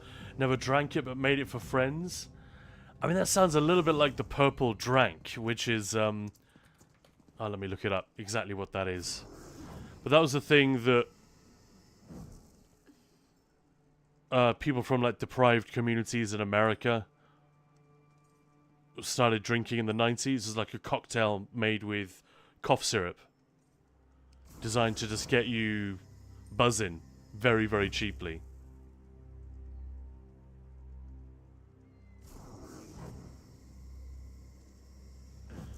Here we go. The purple drank. Blah, blah, blah. Yeah. Prescription grade cough or cold syrup containing an opioid drug and an antihistamine drug with a soft drink and sometimes hard candy. Beverage originated in Houston in the 60s and is popular in hip-hop culture. Also, it's not necessarily... But yeah, it's very addictive. Serious complications include respiratory depression, respiratory arrest, and cardiac arrest. It's especially dangerous when consumed with alcohol. So it's not quite the same as what you were saying. But the principle. Using cough drops to elevate the buzz a little bit. It sounds heavy, man, doesn't it? And Tiago, yeah, the marks to follow is a mess in the Thieves Guild quest. Or history, or I'm not sure the right word. Yeah, yeah. That's correct. And Belorda, it's called a vodka Vikblau. Vodka Vikblau? Or vodka Vikblau? I told the guild about Nicholas. Whiskey 40 years? That would be a shame. Took it in stride. That's a waste. Gwen gave me a hug and Elsa walked off without a word. All in all, better Next than step. expected. The Iron Wheel is a hurricane that blew into port and smashed everything in its path. Nicholas taught me how to be a thief. I knew him for over a decade. What about? Velsa blamed you what happened, yeah, for killing all your guildmates. Velsa was right, and I don't say that lightly. I am responsible. What did Nicholas plan? No. He seemed a bit distant before we first went to Alden. Right. So now I guess we have to leave and come back again. Let's just see how that works. Just since we're pushing through. Normally you'd go away and do a daily and then come back. You know, that's how it used to work.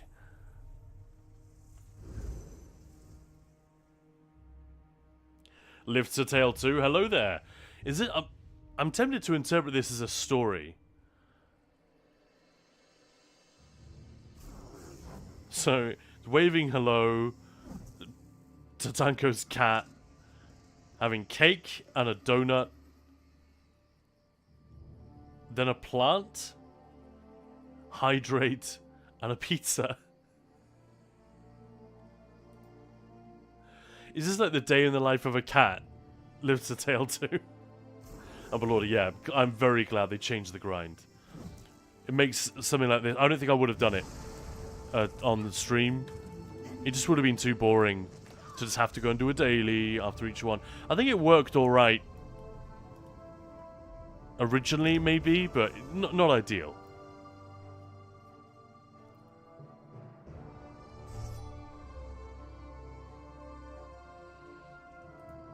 Yeah, just my name. Live to Tell. It's from the law. No, I got that. It's an excellent name. But do you know what I mean? This does read a little bit like the day in the life of a cat. It comes to say hello. Big kitty. Then it has a lot to eat.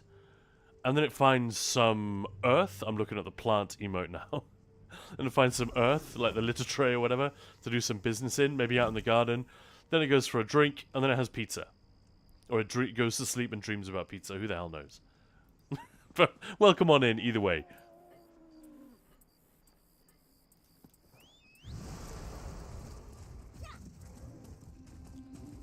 We've had way too much fun with the Lusty Argonian maid on this channel, doing little read-throughs. Maya's Lusty Argonian voice is hilarious.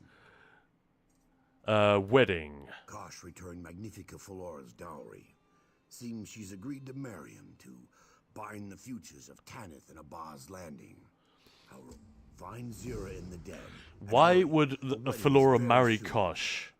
My theory? Nicholas gives Kosh the stolen dowry. Kosh returns it to Chief Inspector Ron Beek. With the dowry recovered, the Iron Wheel departs. This gives Kosh great influence with the merchant lords, the same ones who buy from all the pirates raiding Tanith. What does Falora get out of it? Kosh becomes her puppet. He keeps the Abaz Landing merchant lords in line. This removes a threat to Tanith, which elevates her among her peers. Better yet, she gets to marry. I thought Kosh was Nicholas. She gains money and influence. Maybe I've forgotten about this. That's another slight problem. I mean, it's an MMO thing. It's okay, but no, you know, when Zira recognizes the lamp immediately, oh my goodness, that lamp! It's just like the one I bought for Nicholas. Yeah, they're everywhere. There's nothing unique about that one. Kosh pays him a large sum of money for the dowry. He had... Yeah, I don't remember this perfectly, but in my head, Nicholas and Kosh were... they probably merged into the same person. It's also a little bit laughable that the thieves' den wouldn't be discovered. That the comings and goings around the cistern would be pretty apparent, would they not?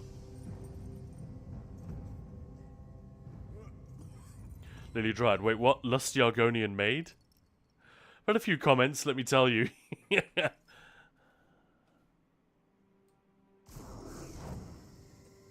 have the crafting recipe learned. I can make them.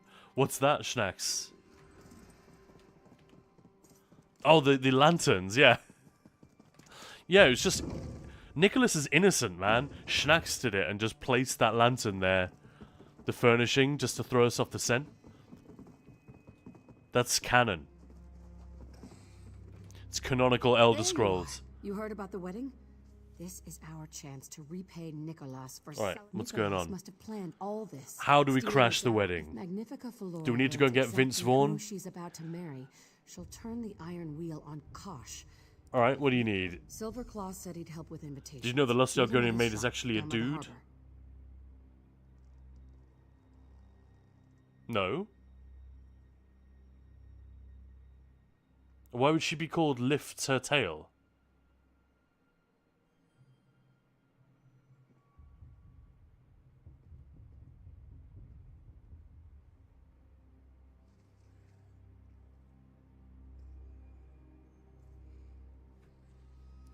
Also, maid means girl, basically.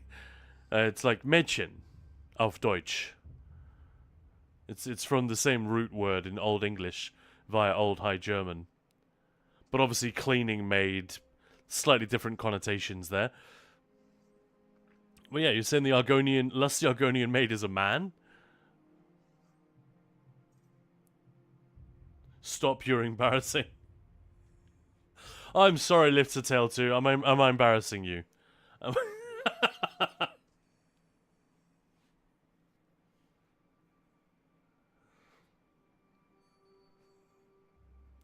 Oh, what happens when we find Nicholas? I haven't decided. But whatever happens. I think we all know what's gonna happen.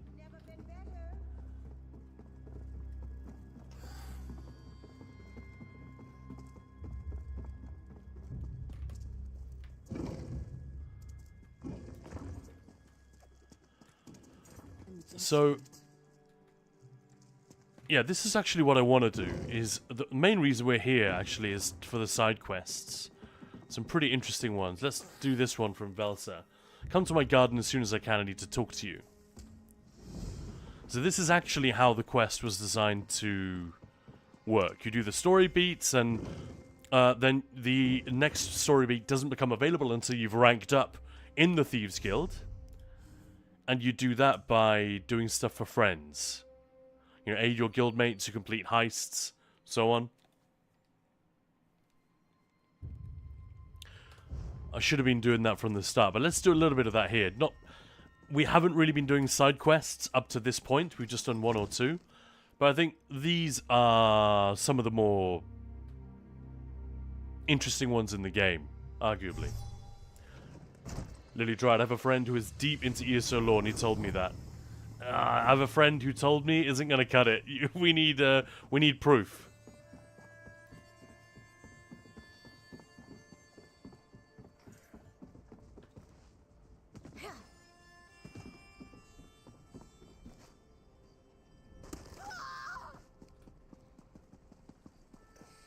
Oh, I was just kidding. Don't worry. You don't actually have to prove it. I mean, if you knew exactly where to find the info, I'd definitely be interested. But no, I was just kidding. I don't mean to send you down an internet rabbit hole.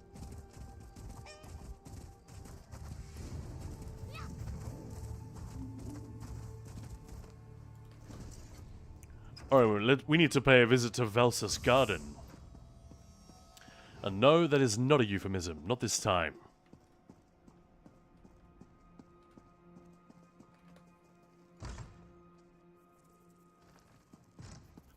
I love it says Weaver's storeroom and it's full of spiders.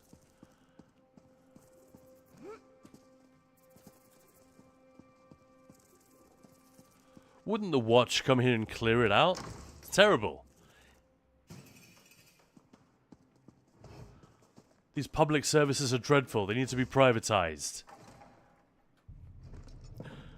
Oyangbao, what are we on about? Lily Dryad was saying the lusty Argonian maid, the character in the play, is supposed to be male. We were just wondering where that came from. Never really thought about it, to be honest. It's just a silly thing that someone put into the Morrowind game because they needed to pad out the world with some random books. Some of them were really, like, carefully constructed in terms of lore and history and world building and all that kind of stuff. Others were just shoved in there for giggles, you know, with, like, minimal effort or prep. I think the Lusty Argonian Maid is one of those. There was an article about it recently. Some guy said, yeah, honestly, I don't think they were checking what we put in there. We could have just put anything in there that we wanted. So I put this in there, and then it got a sequel, and so on. Took your time, didn't you? But you're here. I got your note. What's up? I need your help. I was in the market when someone slipped me a letter. It might not mean anything, but on the other hand, it might be some sort of trap. Tell me about the letter. A folded sheet of paper unsigned. It was only a few lines wishing me well. But when I unfolded the sheet, an old pressed stargazer peony fell out. Hmm? It's a flower. Others just like it blossomed all around. I like this story. It's good. It's I fun left and my family interesting. behind a long Different, time I ago. guess. If this is their way of sending me a message, I need to know why now, after all these years. You want me to find out who sent you a letter? You've consistently demonstrated a lack of incompetence. A lack of Find out if my incompetence? family sent that letter. I didn't Damning talk with about it faint at the time, so praise, it right? could be a trap. But they won't expect you, which means it shall be slow to spring. Come on, you gotta have an idea what this is about. Decades ago, I was Velsa Arendis of House Drez. Yes, the one built on the spoils of the slave trade. When I fled, I released dozens of slaves, gave them gold from the house treasury. I regret not seeing the look on Mother's face, but nothing else. All right, she's starting to warm up in our minds a little bit, because initially she's just a cow, right? And she's barely even funny. She's a little bit funny, a little bit of wit, and then some of the barbed comments she makes start to be funny, and they're not aimed at us; they're just aimed at those around us. So you start to warm to her a little bit more, and then you hear this: she's actually a bit of a legend. It's like, huh? It's a real fun turnaround. Fun challenge for the writers to say, let's introduce someone and just kind of make you hate her guts, because she's a real pain in the ass. Yes, but I didn't realize it then. I was taking a merchant. A to task for her half-naked prices Nord. when I- Well, I know exactly where he is, actually. It's taken a long time to find you. Know that someone thinks of you and hopes you are well. That's it. Find the half-naked Nord.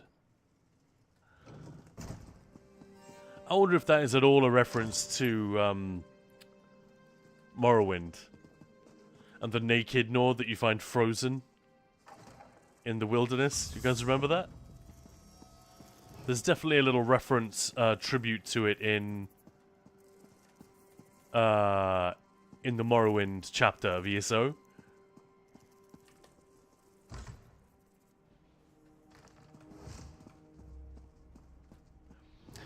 I think in the original it was, you find out that it was a guy who was just like looking for a place to camp, and he finds a woman at a campfire and asks if he can like hang out. Either that or she comes to his campfire. I can't remember which way it is, but he gets a little bit fresh with her during the night and tries it on. Of course, she's a mage, so she casts a freezing spell on him, and you come across him like without any clothes or weapons or anything, just paralyzed in the wilderness. Considering how freaking dangerous it is on Vardenfell to be just walking around, this guy's pretty lucky that we're the first thing that come across him, right? Could easily have been a Gua taking a leak on him, or a Kaguti just chewing his leg off while he's there paralyzed. It's actually kind of horrific. It's like the start of a horror movie. Hey, lips to tell to. I just made bread. Nice. What kind of bread are we talking? Make us jealous. Let's go. My uncle went to town, but he should be back shortly if you need something. Did you plant this letter? What? No, that wasn't me. Did you see something? Huh? There are plenty of half-naked Nords running around the Baz landing. Just tell me, dude. Not breaking my word is important too. But also mead. Mead. Yeah, Tiago, buy a shirt, dude. I don't know. It looks pretty toasty around Hughesbane. It depends. If it's like desert hot, then he should be wrapped up. The opposite of that's what you actually want to do. You don't want to strip down to stay cool in the desert. Very bad. But yeah, if it's just like very nice Mediterranean type vibes. But yeah, I know what you mean, Tiago. Going shirtless in public, you either have to be in incredibly good shape or a bit of an ass, I think. You gotta pick your moments.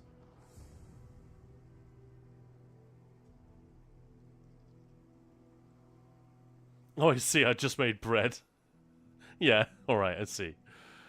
I gotcha. At first, it needs to rise. But it is huge. How will it ever fit in my oven?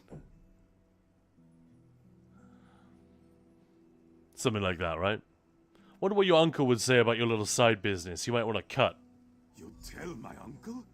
That's not very friendly of Khajiit you. in Rolkar. Oh, Alright. We go.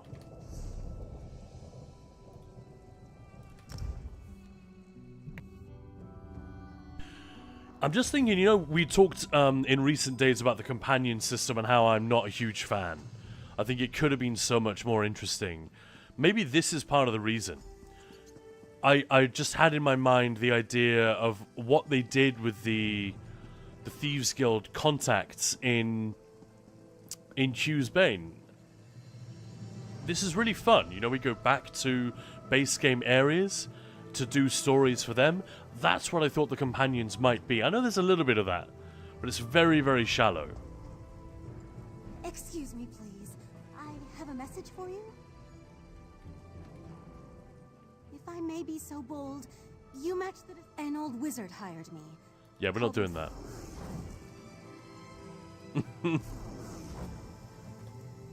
Don't recall seeing you before. So many new people coming through. Makes my head spin. I'm looking for a kitty. I mean, a Khajiit. Not at all the question I expected. You have piqued my Why do you curiosity. seek some random Why do Khajiit? you seek some random Khajiit? Is there some... Looking for someone who sent a letter. Oh, well, in that case...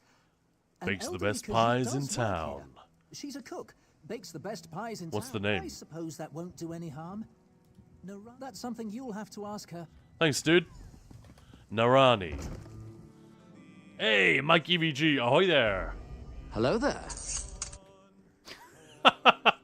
Alright, guys, before I read Lily Dryad's comment, bit of context. We were talking about the lusty Argonian maid because Lift Her Tale 2 entered the chat, much to everyone's delight. And Lily Dryad said, I remember someone telling me, you know, a real lore nerd telling me this is actually supposed to be a male character. Or maybe it's played by a man on stage, I don't know. But, and I said, oh, if you could find out the source of that information, that'd be great. So, thanks, Lily, for trying. So, Lily Dryad's returned empty-handed, saying, cannot find it, but in looking up stuff about the lusty Argonian maid, I found other stuff. ... Some people are pigs.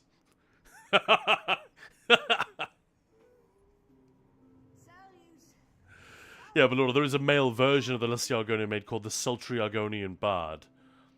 And that book is found in Dawnguard in Skyrim. Yeah. We've read that one too, on stream. Bandits looted a temple of Arche in Cyrodiil. Hey, Narani, what's up? Word is their hold-up in Fort... Your face. This one doesn't recognize it. Are you looking for a piece of pie? Are you looking for a piece of pie? I came to talk to you. Did you send a letter to Velsa Arendis? Velsa? She didn't come with you? Ah, this one was foolish to even send the letter in the first place. Or the peony. I hope the years would have... Ted Meister, good afternoon. Hello there. That she might have wanted to see her old friend one more time before the end. Why send a letter? You could have just gone to see her. This one is no longer the young and brave Khajiit that fell in love with Velsa, and it took a long time to even discover... Fell in love? What? Now I am old and my mind... A twist in the tale. Was. Velsa would never even recognize me. There's definitely a voice actor who's done some of the Nords. You know, the female Nords. If you listen, there's just a Khajiit twist on the delivery. Do you really think so? Perhaps that would be best. But you can recognize the voice, right? By without this one seeing Velsa's sweet face. Even if she's still angry. Oh, see, this part almost made me cry. Kidding. Never betrayed Yeah, her. jokes aside, I did think this was cool, though. Come here. I'll have to go to her. There's a little bit of that thing of, you know, how you're supposed to show, not tell. It definitely falls victim to that MMO thing that they don't show, they just tell. Which is not the ideal way to do storytelling, but... The pie thing just now hits different after the search I did. Mm-hmm. Yeah, you need to clean your browser history now. Scrub it. Twice with soap. Ted Meister, I'm making my way through Gratwood, doing all the side bits first. Mikey VG, cream pies. Ah. I thought we'd already lowered the tone, Mike. Congratulations. You just took us below the waterline. I won't eat bakery stuff for a while now. I wouldn't let that stop me. You'd have to be some pretty horrendous innuendo for that to work on me. Baked goods, man. Yeah. Alright. Give me all that gluten. Alright, she didn't come here because she was afraid it was a trap. Oh, stupid Narani. This one should have thought of that. She feared her terrible family was trying to lure her out of hiding. I should have signed the letter. But you must understand, when we parted... Always having to assist, Elsa Mike. was hurt very much. Lily Dryad, I'm not sure how to read that one. Ah!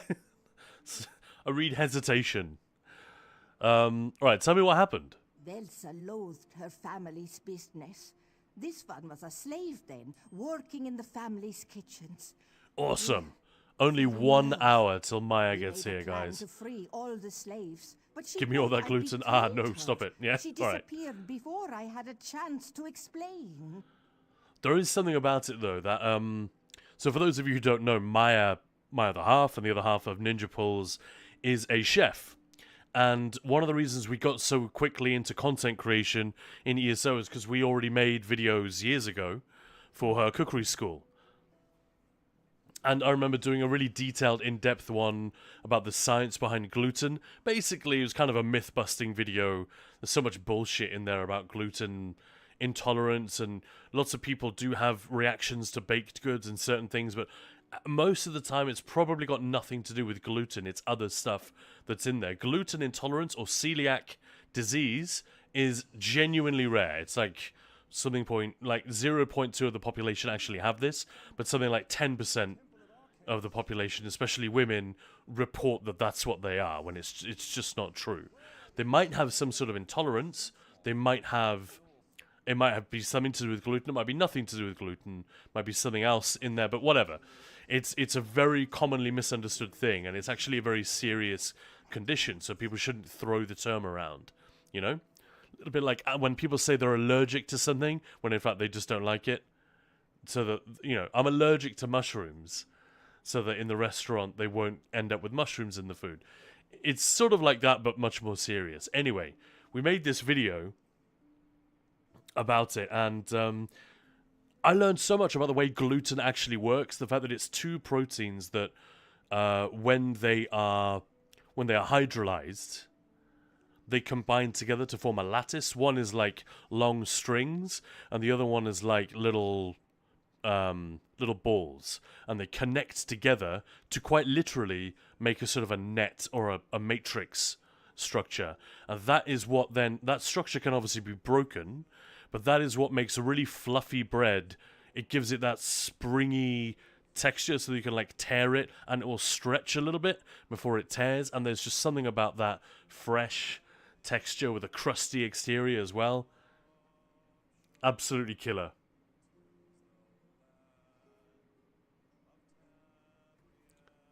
My QVG, people poop once after they eat and poof, it's a disease. Yeah, I mean, yeah. Some of the more silly ones. If you really have the disease, it's more than just poop. Yeah, exactly. Exactly. Yeah, if you actually have celiac disease, gluten is fucking dangerous. And we've talked about this before, that it's kind of irresponsible for people to signal a condition that they don't have at all, just because they think it will get them better treatment. I don't know, man. Yeah, extremely painful and potentially dangerous. Yeah, I know a couple of people who actually are celiacs.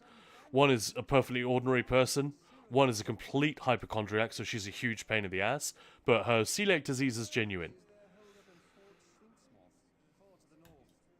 Alright, let's go. Narani, are you alright?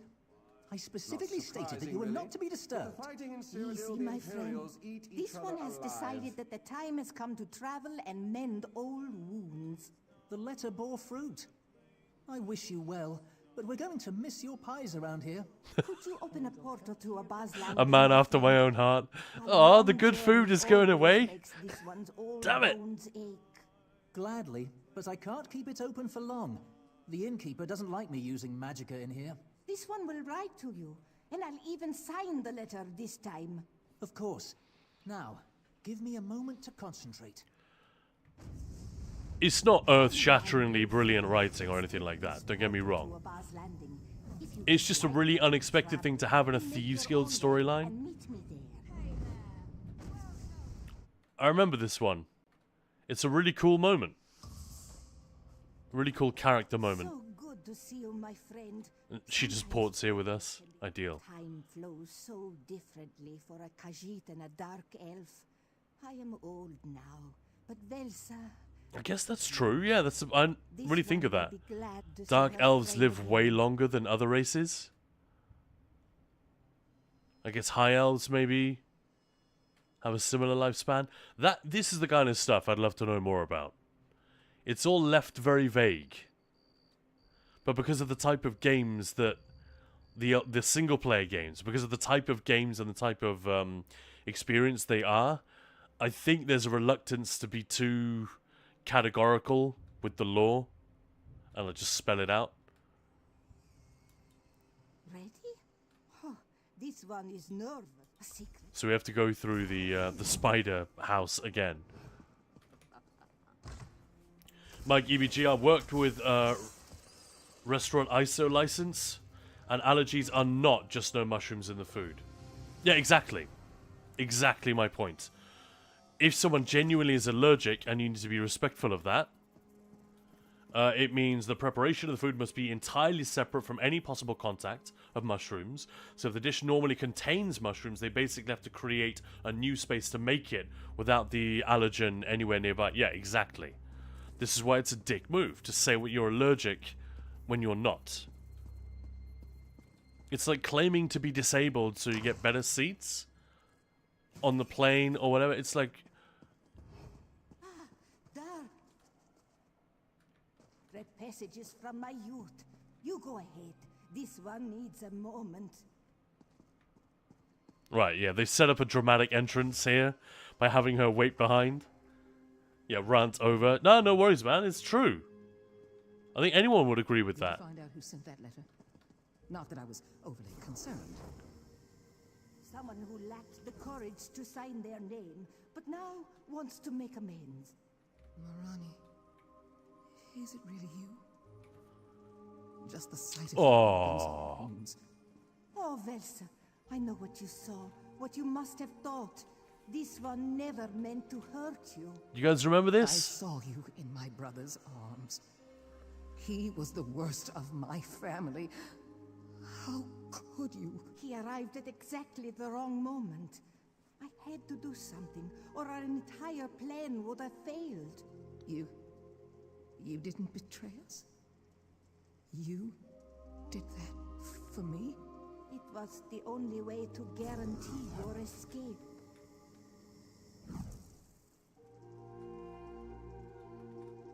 That's why Vels has been such a cow Without giving you a chance to all these explain. years. Oh, what a waste. But I'll make it up to you. I'll keep you safe. Deadmeister, question from your DK build. Do I just drop Cloak for a Nightblade skill? I would keep Quick Cloak in there, if you can.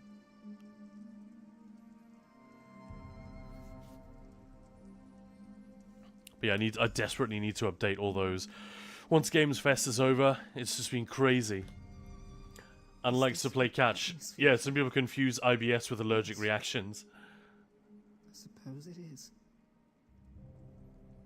Yeah, I don't think they really confuse them. They just exaggerate because it benefits them to do so. You know, in Denmark there is, well, in Scandinavia generally there is a thing called Jante's law or Janteloven, and it's not an actual law, but it comes from an old story, and it basically refers to the idea of, it's sort of a civic duty kind of thing, that if you go around trying to pay always trying to, like, find a tax loophole that benefits you, or find a way to get first in line, or, you know, always just putting yourself first.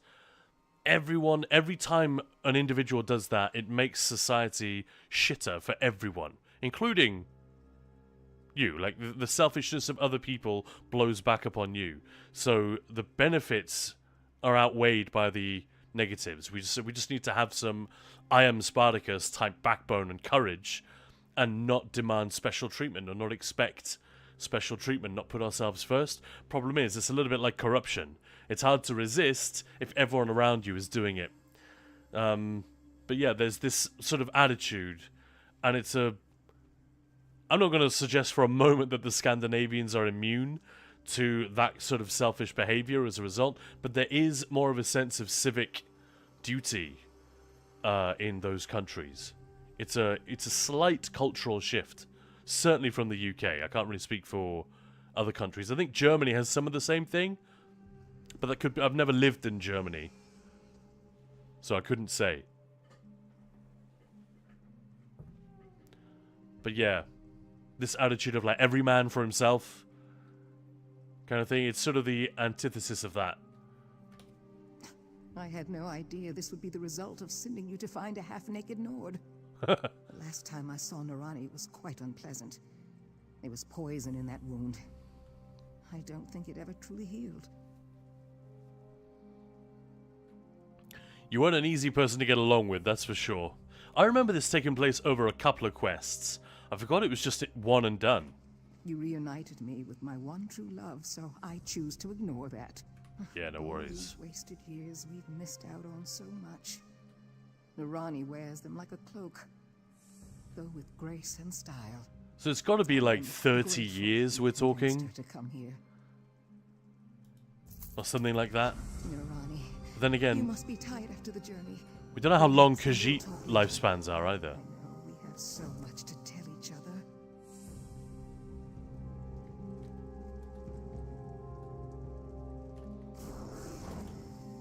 Whoops. Velsa knows me so well. This one is as tired as a tiger with a belly full of tender meat. Cool quest. Yeah, I'm glad we did that one.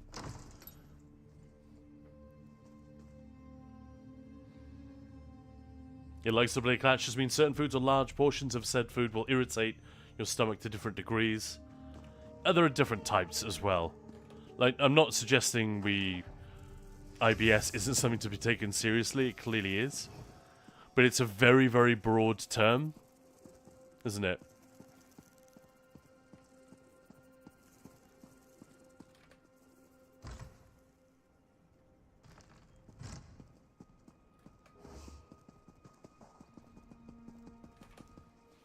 And Belorda saying, yeah, when I eat more than 2 pieces of seafood, I'll throw up. That's not really funny. Agreed. That doesn't sound like IBS. That's an allergy, right? You're talking about? Also, any seafood? I used to get a reaction to some seafood where the inside of my mouth would get, like, itchy and my tongue would swell up a little bit. It used to freak my mum out when this happened. But I realized that drinking fizzy drinks often would just relieve it. Like Coke, especially, would make it go away almost. It's very weird. It was very mild. But when something like that happens, you immediately start to think of, like, severe allergic reactions and asphyxiation and all of that kind of thing. So yeah, not pleasant.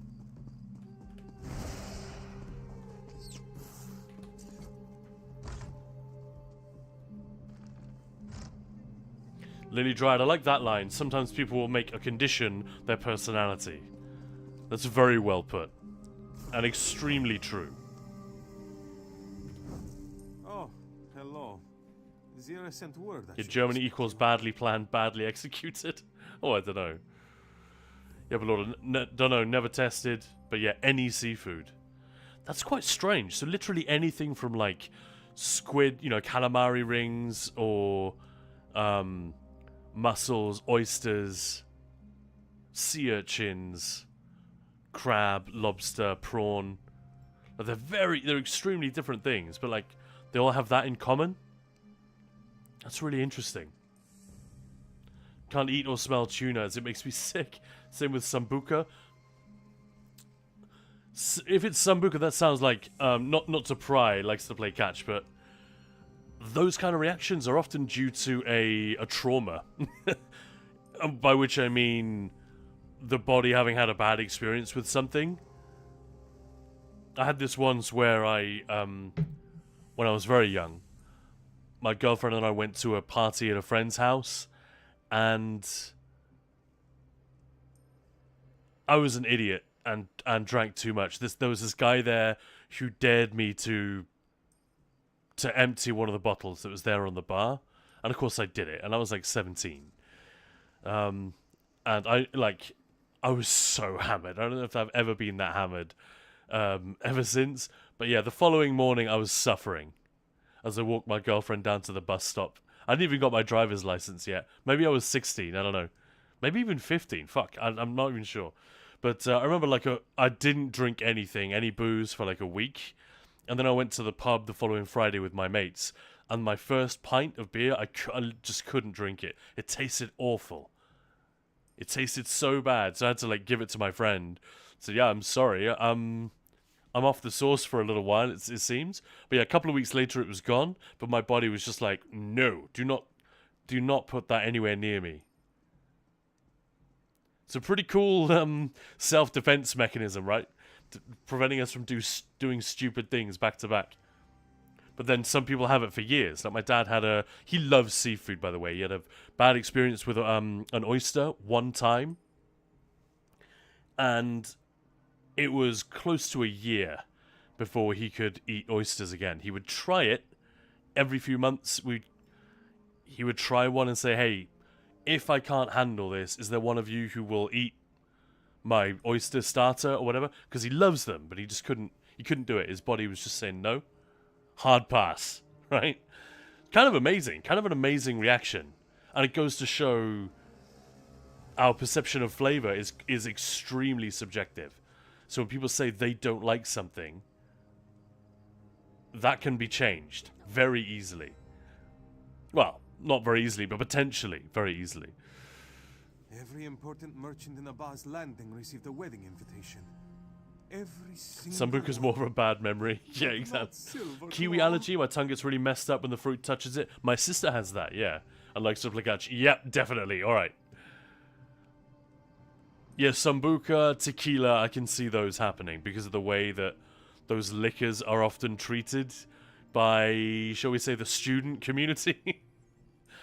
Like, I never had that with tequila, but I was just very skeptical. I thought tequila was like a shit, like, poor man's drink for a long time. It was just like the worst low-grade booze. And then when I was doing my master's degree, I got a job at a wine merchant. I had to earn some money.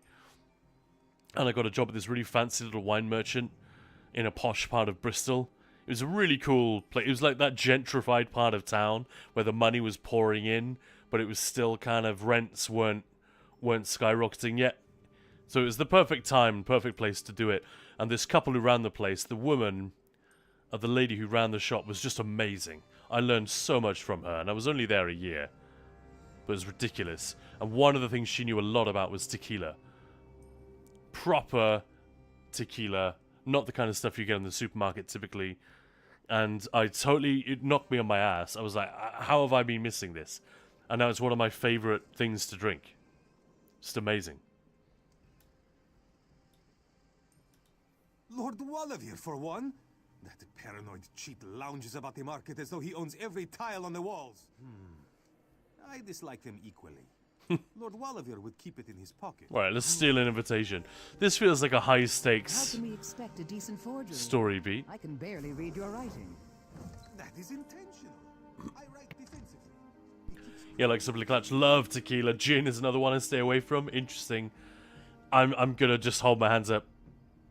Somewhat proudly, somewhat shamefacedly, there is nothing that I stay away from. Food or drink. But Lord, as a baby, I was allergic to cow milk. had to be nursed with soy milk. There were other alternatives available back then. Yeah, nowadays we know that soy is bad for babies. Great.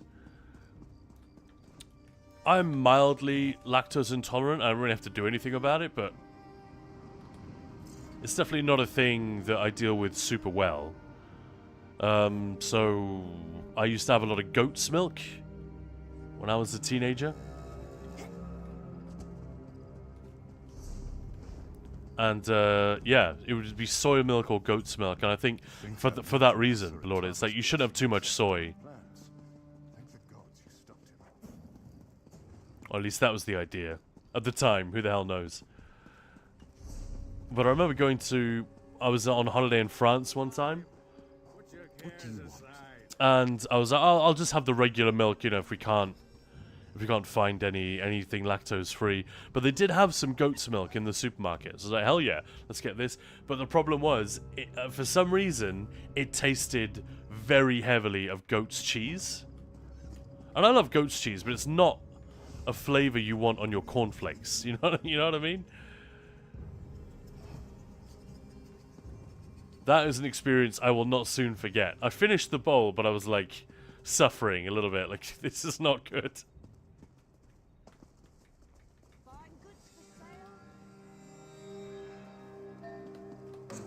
Do I look like a charity for ruffians? I called the guard, just so you know.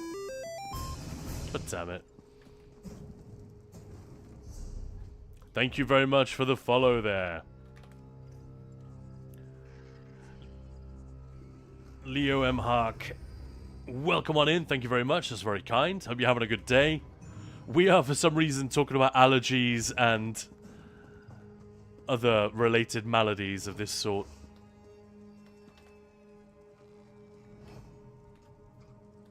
I'm just going to be really blatant.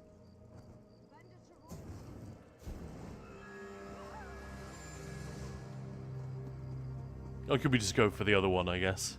What?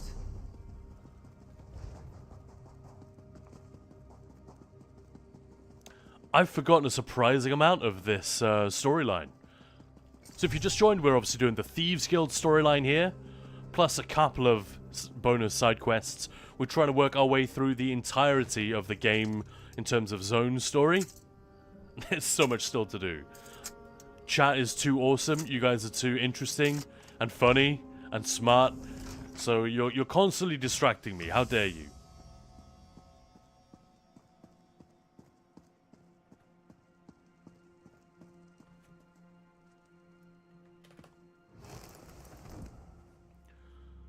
Wouldn't you be nursed with human milk, though, or is that after that point? Yeah, I was thinking the same thing, I'm not going to lie. Mother's body didn't produce any milk. I see, that would do it. That's unfortunate. Yeah. Like Simply Clutch. Not all babies take to breastfeeding. It's often very difficult for women to do this, too. Hey, Leo. What should I call you? Is it Leo? But welcome on in. Lovely to see you. Thanks very much. Don't ask how we got here. Yeah, I mean, I never do. I just enjoy the journey. And I try to stick my head out the window every now and again.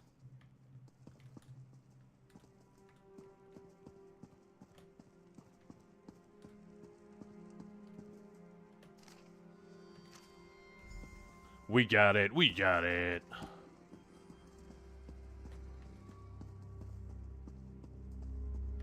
Ooh. Almost got busted there.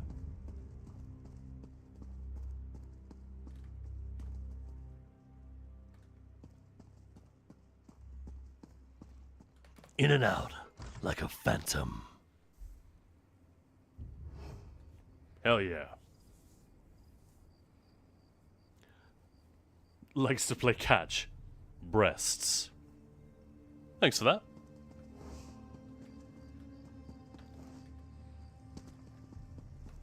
Oh my lord, there are baby photos of me in a teaching hospital. They asked my parents if they could take pictures for teaching purposes. Strawberry allergy. Must have looked pretty good for teaching. Wow, really?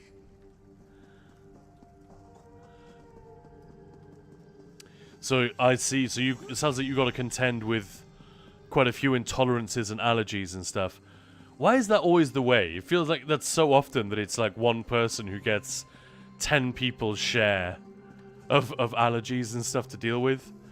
And they just have to be a real trooper about it while the rest of us can be irresponsible idiots with what we put in our bodies. That ain't fair. Well, And as illustrated by our Ninja Tavern a couple of weeks ago and coming up on Saturday, I'm very much in the latter category there. But we've got a few more games to do before we get there. In fact, I need to update our... I need to update this screen, don't I? So what have we got? This has actually changed. So today is Tuesday the 7th. That is Dragon Age Origins. Wednesday the 8th is now going to be Dragon Age Inquisition. Then Mirror's Edge.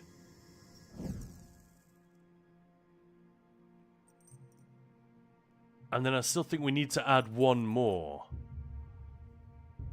And then it's going to be Split Fiction. So yeah, we'll talk more about that tomorrow, I guess. But it's definitely Dragon Age today and tomorrow.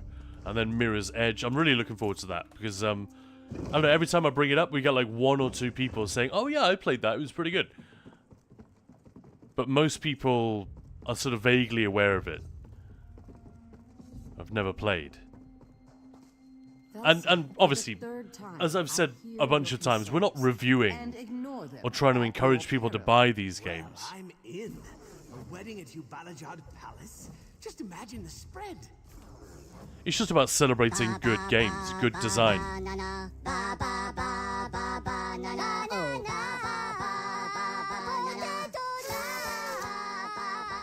Hey, thank you very much for that blurb.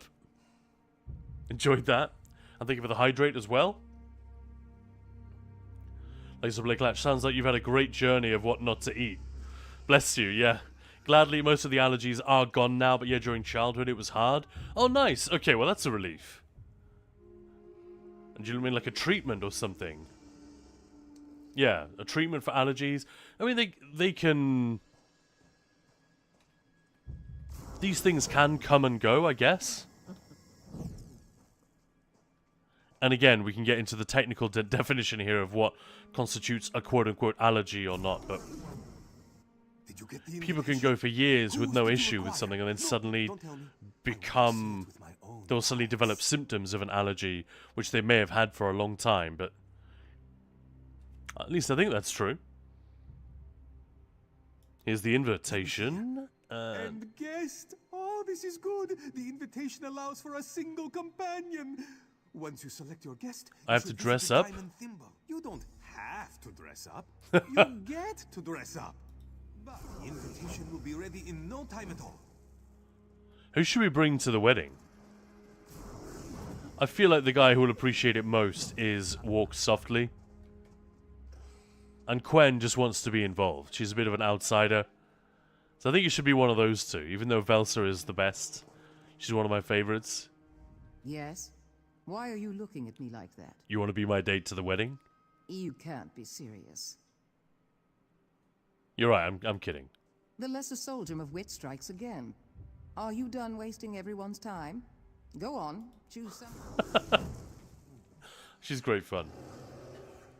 Yeah, Tiago's saying they can return later. I'll just avoid this stuff. I'm fine without those things. Only thing which I really miss is grapefruit, which I'm not allowed to eat because of medication. It could kill me. Wow. Yeah, that's the thing I would miss. Not a thing I have very often, but it's a fun, unique, like it's a thing I often have when I'm on holiday. It's grapefruit juice. I don't know. But yeah, good for you, Belorda. Nice. Lily Dryad says, ask Zira. Alright. Have I mentioned how much I enjoy a good wedding? Even a bad one can be fun. This guy's side quest is also pretty good. I mean, they all are. We're not going to do all of them, but... Why do you ask?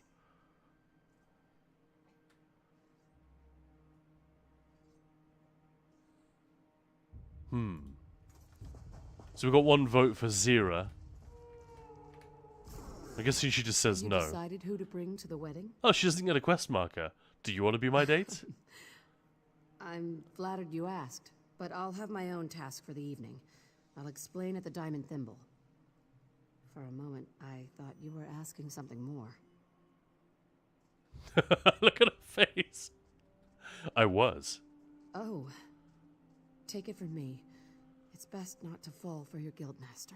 You fell for Nicholas? I mean, that was Years obvious. ago, but I realized it was a weakness he could exploit. Didn't care to be manipulated. If I survive to my 35th year, I'll retire on a pile of ill-gotten coin and meet someone who fits me. Yeah. Find some remote place where I can just... Meet someone who fits me? I'm sorry, what? That is an unfortunate turn of phrase, Zira. That shit fits. Likes to play catch. I really enjoyed the Thieves Guild storyline and think. Yeah, I'm with you. It's awesome. The storyline itself is very basic, as I've said. But it's because it's not really about that. It's about a cast of characters and they actually they try to depict some interpersonal drama. Like, for an MMO, the more you think about it, they were clearly trying to do things that MMOs cannot do, quote unquote. MMOs aren't supposed to do this. I really applaud the effort. And I'm sad that they abandoned it in a lot of the subsequent stories that they told. They got too carried away with quest structure and stuff like that. And none of that is that rewarding for the player. We just show us something new, something clever, something unexpected, and you're good.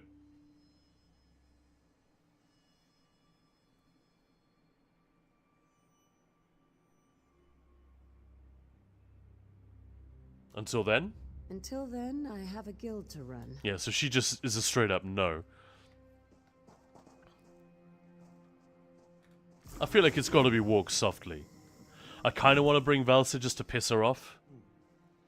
Yeah, law of MMOs. Yeah. Belorda, used to love alcohol-free beer with grapefruit juice or simply yellow grapefruit with a little bit of sugar. With sugar, wow. I've never done that. Have I mentioned how much I enjoy a good wedding? Alright, let's do it. Why do you ask? You're the best choice for mingling at a wedding. Of course I am. Dancing, drinking, tossing bottles at those who don't do enough of either. Magnifica Flora may frown on that local tradition. I'll try to read the crowd. Yeah, he's good fun. Alright. So we go to the Diamond Thimble now. We need to get our outfit. This is all pre... Is this pre or post Witcher? This is after The Witcher 3, isn't it? Let's look it up. ESO DLC. I just want to check the year on this one.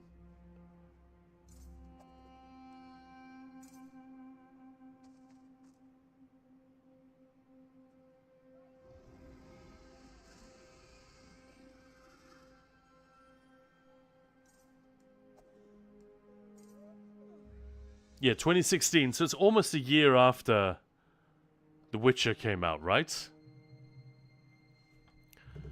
It totally gives me the vibes of Geralt putting on the doublet for the celebration at on Skellig. You guys remember that bit? That is straight from the books. There are a couple of times where he has to attend a ball and he just hates it. And he whines like a little baby about, you know, the outfit he has to wear and whatnot.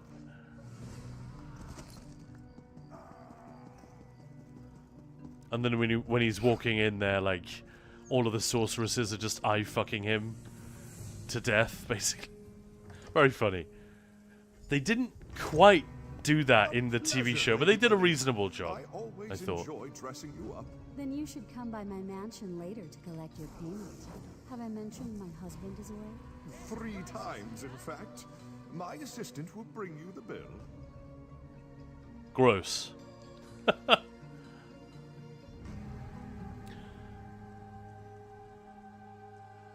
Hey! Is it Lasonas or Iasonas? Welcome on in, thank you very much for the greeting. Hey, Arent, thank you very much for the follow. Much appreciated.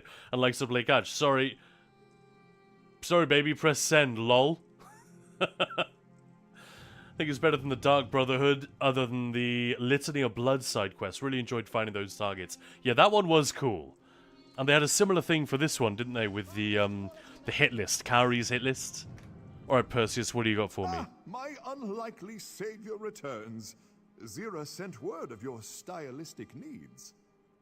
Baby also wants to communicate. I thought for a minute I mentally placed a comma after the word baby. So you're saying, sorry baby, press send, lol. That makes more sense.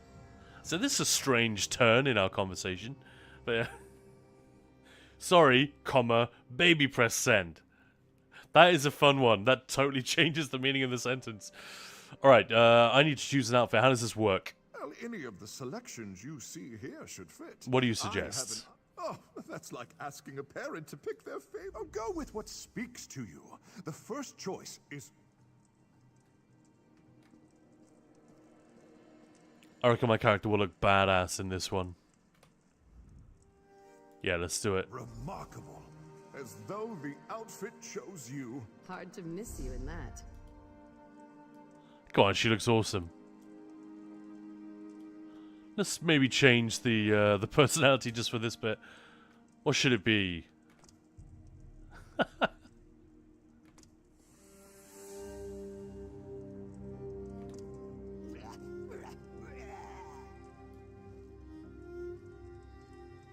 This would be us at the seafood buffet, right, Ballora?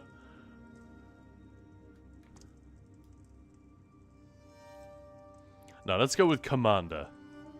Seems the way to go. Or cheerful. Nah, Commander's the way. Do avoid staining your outfit. Oh, so we're just borrowing it. Okay. My. We'll look after it. You don't exactly clean up. Baby wants to give an opinion about the Thieves Guild too. Roguish. I'll need my own outfit for the wedding. Something. There's sometimes also cat messages in chat. Baby messages are welcome. They absolutely are, yeah. Yeah, the one-year-old little Willow likes watching. Oh, that's fun. We've heard several dogs getting intrigued by the stream when people are spamming meow. My description to the guards. I'll need your help to get inside. When you gain entrance to the palace, distract whoever watches the gates from within. Apparently I'll do the rest. that makes the dogs pay attention. Like, what?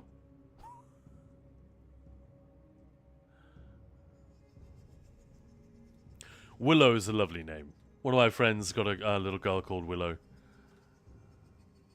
Although she must be like, she must be at least 5 by now. Good.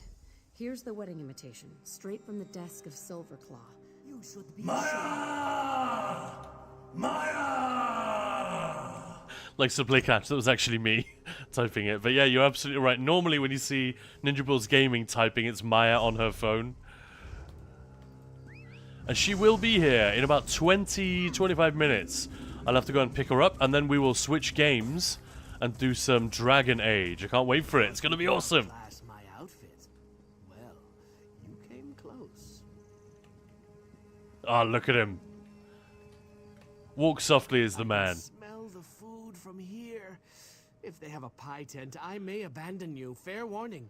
The Lenny Kravitz of Argonians, right? Just absolute strut. And extra big underwear. About your outfit. I await the many compliments about the fine styling. You look ridiculous. Everything you wear has frills. I'll just say it looks good. Just good? Not resplendent, striking, or even unforgettable? Damn it! Must be losing my touch. Nah, you look awesome, mate. It's all good. Did you do endeavors already? I did not, or at least not to my knowledge. Bonk. Blacksmithing, storm atros. Hey, there we go.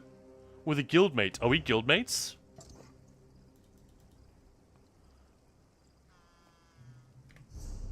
We could do that real quick.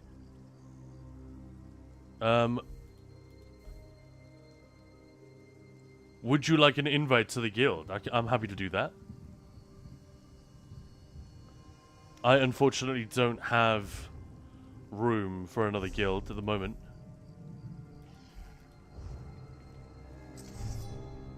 Oh no, guilds are full already. Are you in Tamriel Emporium or Cashflow by any chance?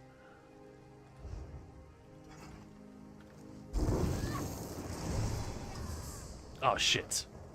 Come on, guys.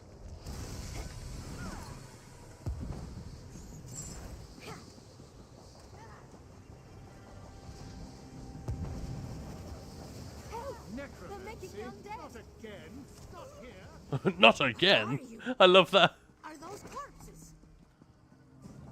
Necromancy again. That's a great line.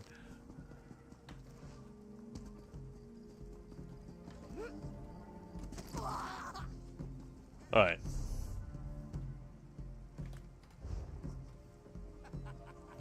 I'll tell you what.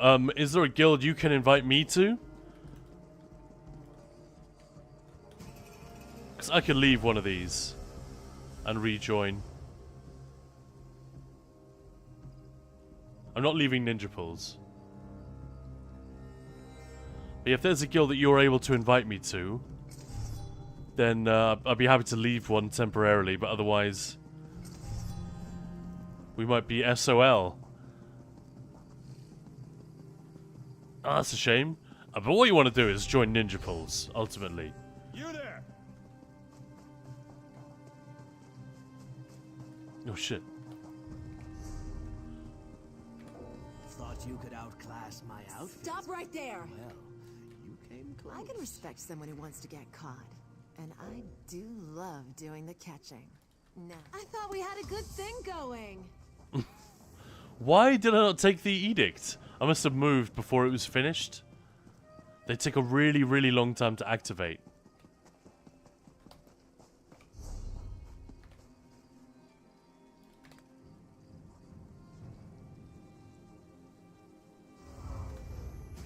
God damn it, there we go. Well, that's got to be a deliberate move. I wonder why that's there. But yeah, thanks, Lily. Feel free to check. So you're just laughing at me. Can't get into shit. Alright. Look at you. Such impeccable fashion belongs on the other side of this gate. Yeah, there you go. Yes. Everything in order. Why lock the gates? Don't want any riffraff. No riffraff. Inside. A wise suggestion of Chief Inspector Ron Beek. This guy's pure... oh, what's the name of the guy? Can't believe I've forgotten his name. The one from Skyrim. Do you get to the Cloud District often? Oh, what am I saying? Of course you don't. Nazim? Is that his name? Like one of the most murdered characters in the entire game. Nazim, yeah, Feline Frenzy, thank you.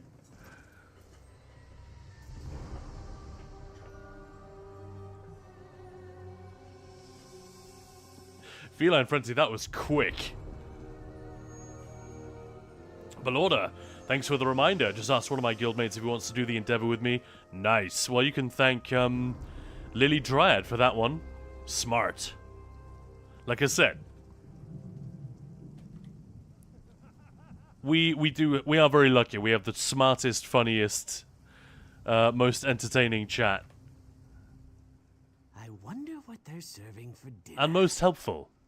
We need to get Zera inside. How? I could tie silk handkerchiefs together and fashion a rope, but I only brought 12. He only brought 12 silk handkerchiefs? Are those to, like, give away to ladies? What do you think? Why would you bring 12 silk handkerchiefs? It's got to be in case anyone, like, has to dab a tear during the ceremony. He's going to be like, here you are, my darling. What do you guys think? Has he got game? You brought that mutt of yours after the scene she made at the last wedding? Doshka is no mutt. She simply has a nose for the finest meats. And this time, I'm keeping her far away from the food. She will be on her best behavior. That poor thing hasn't had a good meal in quite some time. Let's see about finding Dashka something she can't turn away.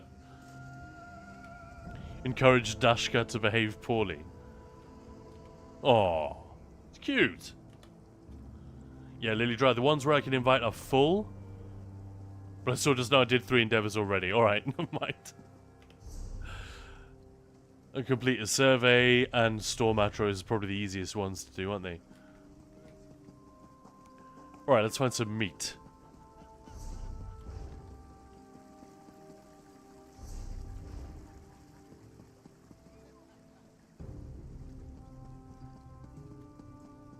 I definitely know friends of mine that were experts at finding meat at weddings. Ayo. I just wanted some chicken.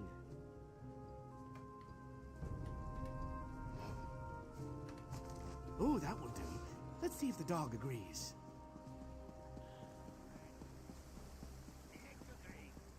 Invading Father Guards are rude. And they were ruder in Morrowind, weren't they?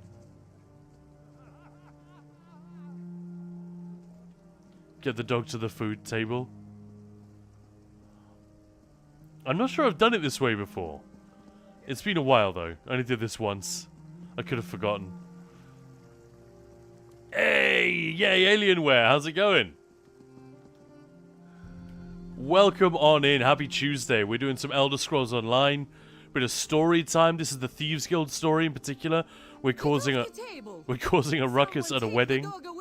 This one turns it into soup. Turning the dog into soup. And we're creating a distraction so that Zera can get in. There we go. Indaril, how's it going? Are you being criminal scum? Yeah. Stop right there, criminal scum. I feel bad. Like we just announced earlier today, Wes Johnson is joining us on the 15th, of October. So 3 days into the raid train. He's actually going to be here, the man himself. So Shea Gorath, Lucian LeChance, and the stop right there, criminal scum guy. So basically every voice you hear in Oblivion is the wonderful Wes Johnson. He's the most prolific Elder Scrolls voice actor by quite some distance, I think. He's obviously Ard Kadak in this game and Hermaeus Mora. He's going to be joining us here on this channel on the 15th. Later in the raid train, we're also going to have Paul Goyette. Maya's been talking about that. That's going to be cool. But before we do any of that, we have to have our Ninja Tavern this Saturday. I hope you guys are free. Perfect timing. I can't exactly climb the palace walls in this outfit. How's it going, Moose? You having a good day? I hope so. And yay, Alienware. I gotta say, my first, like, proper fancy schmancy PC that was bought for gaming more than, like, anything else. You know, before that I had PCs that were for, you know, because you have to have one for studying and whatnot, but it was also for gaming. My first PC that I got purely for gaming was an old Alienware. I think it was the Aurora series, way back when they looked like, they were started like a hot rod car from the 50s. You know, that sort of grill, the wrapped around the front and the sides. Everyone who came over and saw this thing was like, what? I had one friend like taking photos of it on his phone. He's like, I've never seen a computer that looks anything like this. So yeah, I was a big fan of Alienware from way back. My monitor is still an Alienware, and I dread the day when it finally craps out. Because you can't get them anymore, and it's the most amazing gaming monitor ever. Yeah, Mo's starting to fix lasagna now, so it's a good day.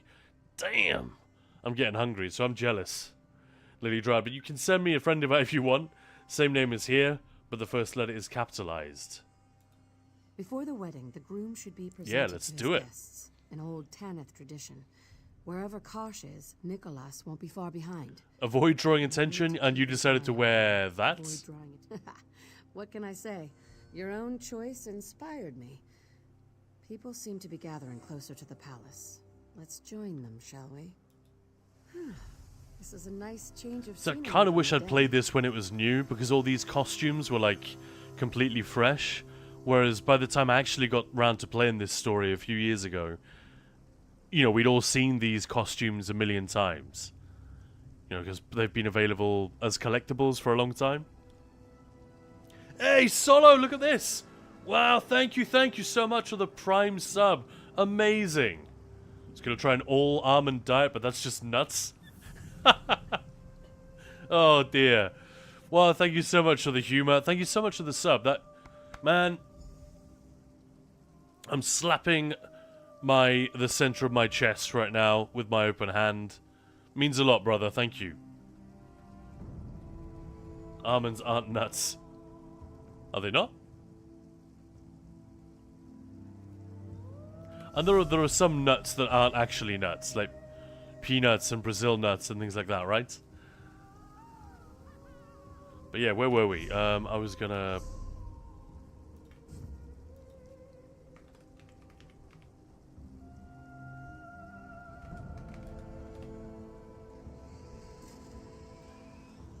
That's right. I don't think case makes any difference, but yeah. Put it together. Nicholas played Hey. everyone. There was never any Kosh to begin with. You certain? I don't know how Nicholas reinvented himself as a reclusive. We need to stop the wedding. Actually, we need Valora to do so. I think this can still work. Yeah, After I remembered Sirius' correctly. outfit, I'm still the best dressed among us. Technically, they are a seed. Still a good one. Almonds is a seed. So what nuts actually are nuts? Hazelnuts and walnuts, and that's about it.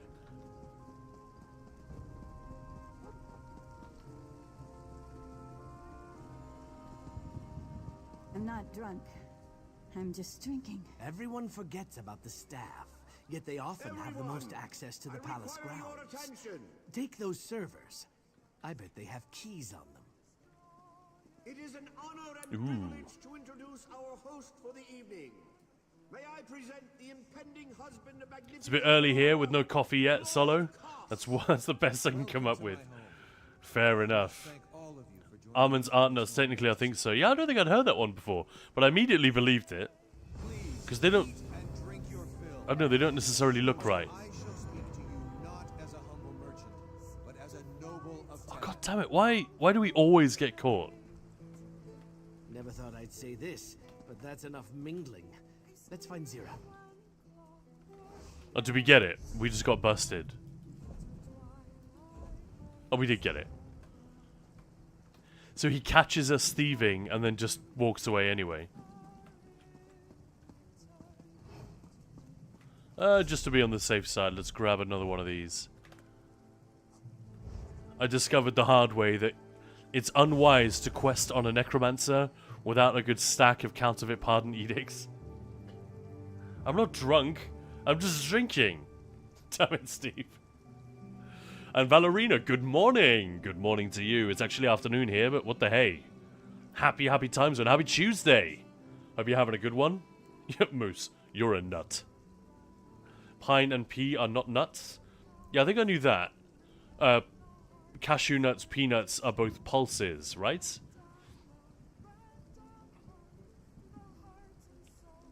Nut allergy, lol. Yeah.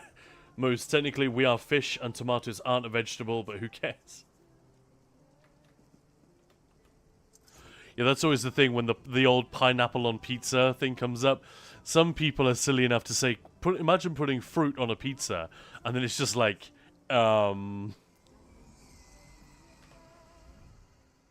hold up 1 second. Should have put it together. Taco Tuesday. Made everyone. Yeah, I don't think I'll be having tacos today. Speaking of which, I know we got some Trek fans here. Did anyone follow the short Treks that came out a few years back? I think it was in 2019, something like that. I only just got around to watching them, and I watched the Calypso episode with Aldous Hodge as the guy who comes aboard the derelict, like the abandoned spaceship, and the computer falls in love with him. It's like a 15-minute short film, basically. It was really nice. Really, really clever.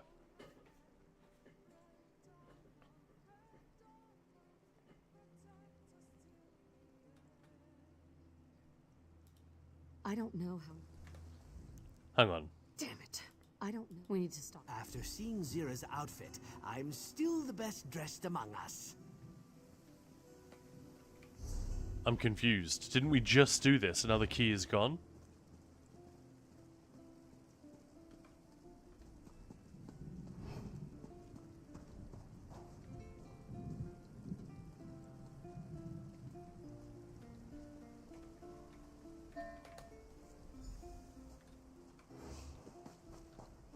Don't mind me. The giant maces at her side don't really help, do they? You can actually slot them. Lily tried. Alright, folks. So I'm going to have to take a few minutes AFK. But exciting news. I'll be back in about... just a few minutes. With Maya in tow. So yeah, we're really going to kick things up a notch here. Maya's going to be here, we're going to have some laughs, and we're going to do some Dragon Age in a little bit as well. It is day 39 of our Ninja Pulse Gamesfest. Thank you so much for being here. Thank you for being here throughout the 39 days, or if this is the first time you've hopped in, sit tight, please don't go anywhere. The stream is about to get 3 times as awesome. But yeah, I will leave you with a BRB screen. Go and grab a glass of water, go and stretch your legs, whatever you need, and I'll be back with you in just a few minutes. Thank you.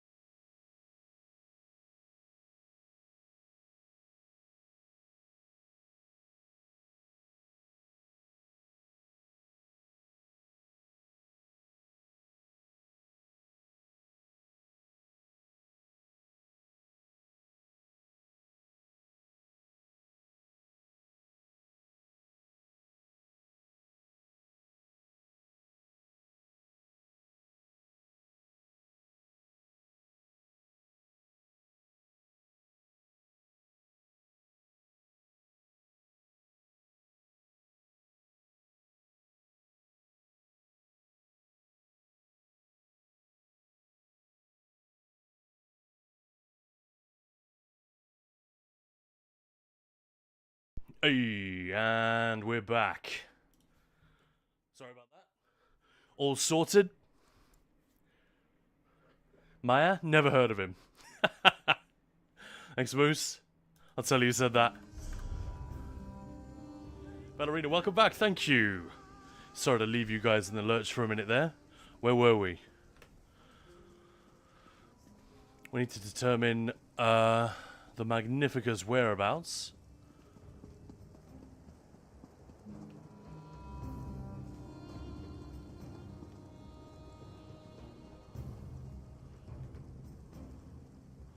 I was going to say, that's Kosh himself, isn't it?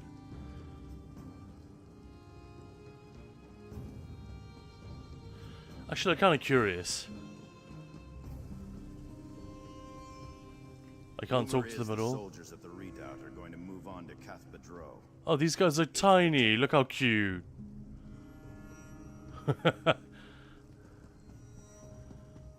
We were so lonely. I know, I'm sorry, I'm sorry. We're all back. We're all here. Honestly, I'm surprised the chat doesn't just continue. You guys barely need me at this point.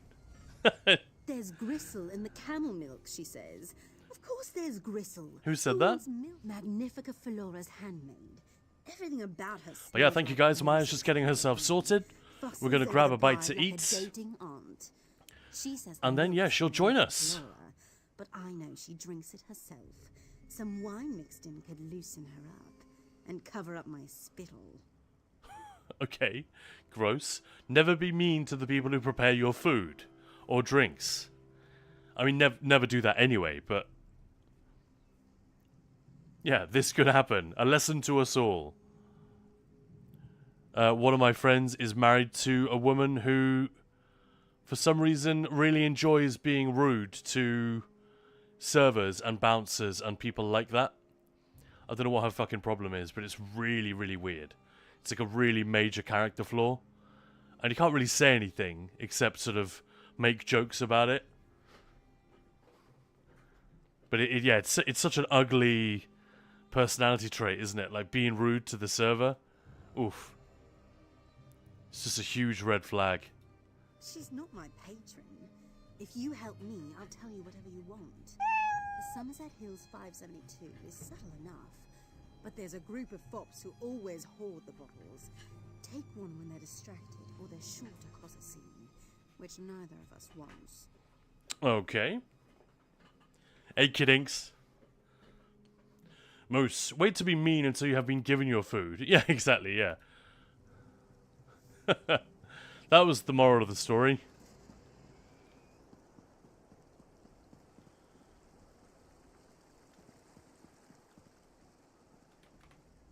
Have you met my cousin, Magnifica Flora? Yeah, where can I find her? If you hope to talk her out of this folly, the ain't no I've tried. She's usually much better at fending off grasping cretins such as this Koch fella. Cretin is just a great word. Underused. Underused, man. Contains a bit of silver weave, just like mine. It does? Modesty is for the poor. If you were to continue my argument with my cousin, perhaps you could overwhelm her with reason. Say, what's your favorite drink? I can tell you prefer quality spirits, as I do. A nice red wine. I knew it. And what do you prefer to pair with it? I can tell we have similar thoughts there as well. Lamb from the deserts of Alikir. Lamb? How did a beggar such as you make it from Sentinel's back? Oh, shit. I said the wrong thing. Was it going to be mammoth cheese? Is that the correct answer?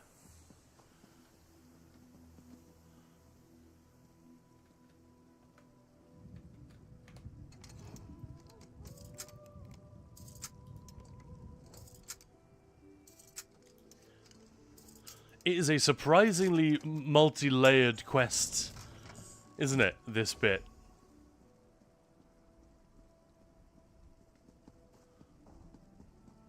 Just run through the pool. It reminds me a lot of Dishonored as well. There are a couple of places in Dishonored when you break into, you know, a place that's full of finery and hoity-toity.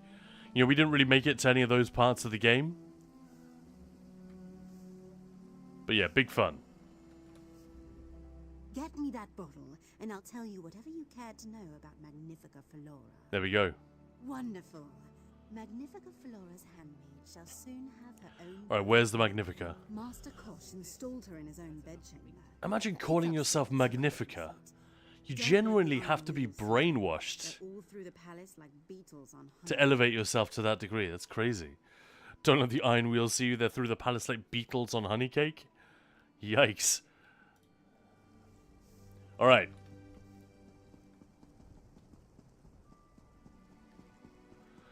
So one thing that I'm really appreciating, I understand it's going to be more expensive and more difficult to do, but I appreciate the fact that there's more than one way of doing things. MMO quests don't often have that, and it's definitely a thing that you could say as we get into the later the later DLCs, when they start to become more of that chapter formula. That sense of choice and freedom is definitely lacking. The palace is crawling with Iron Wheel. Lead the way. We'll follow from the shadows.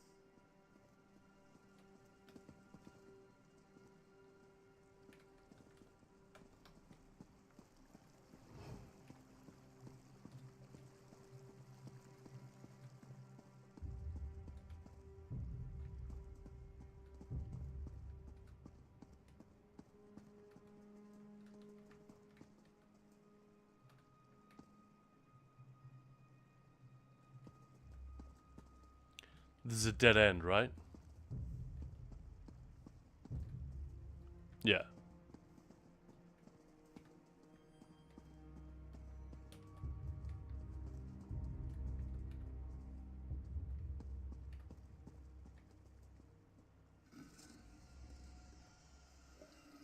I love how walk softly, just sneaking past. Oh, there we go. Yeah, he's just being smarter than me. There we go. I'm guessing some of you haven't done this before. I recommend the Thieves Guild storyline. Solid. Like I said, mostly it's not the storyline itself, but all the stuff surrounding it. Like, it's a cool environment, the lore and the world that they hint at, even if they don't necessarily depict it. How did you get in here? Magnifica Flora, we came to warn you. Kosh is not the man he seems. He's a merchant lord of Abba's Landing. That's one step above the scum they scrape from ship hulls. Is there any other grand revelation before I call the guards? Advice is free. Good advice is worth its weight in, say, your dowry. You'll want to hear what we have to say. Right, here's the climactic bit. Let's go.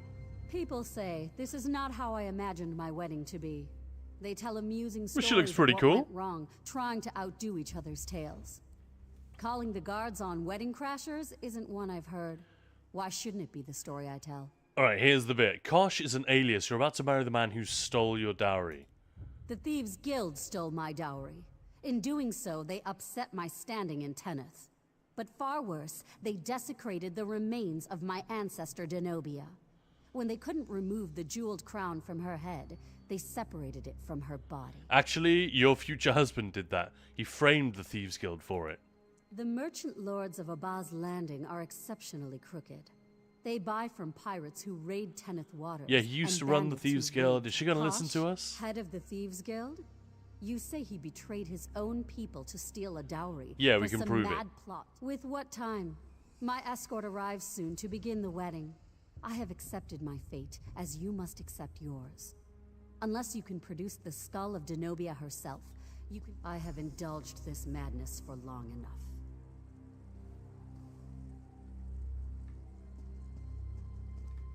Magnifica Flora is indisposed. She'll be ready in just a moment.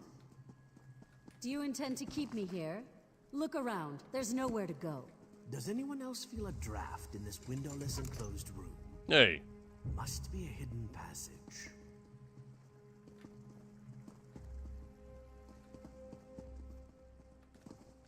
Oh, I see. Yeah, that's the trick. Ah, spring is my first and favorite of seasons. Summer, fall, and winter all have lesser reasons.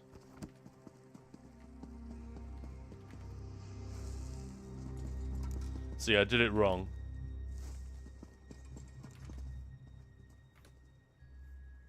There must be a pattern. Try another combination. So spring, summer, fall, winter.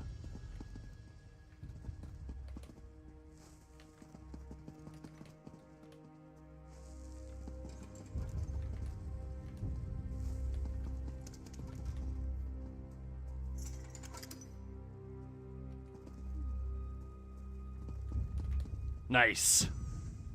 God, they don't do stuff like this anymore, do they? Help me out here, guys. I haven't actually played Necrom and Gold Road yet. But there isn't much of this type of stuff left anymore, is there? I mean, some of the puzzles are bad, as we talked about before. And they don't really help. Right, Zera. I knew Nicholas kept trophies from his heists. I used to smooth it over with the guild. One of his eccentricities. What do you mean? I'll show Felora what Nicholas really is. She wants Denobia's crown as proof.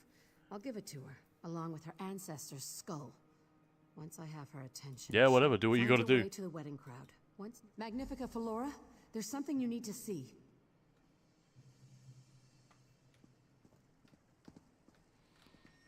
Oh, we can't go back out to see the prep.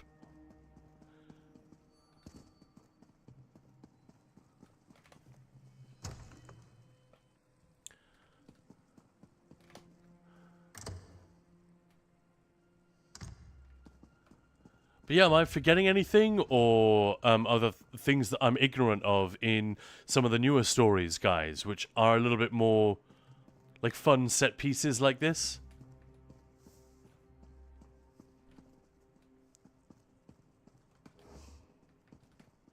Is there anything like that I'm forgetting?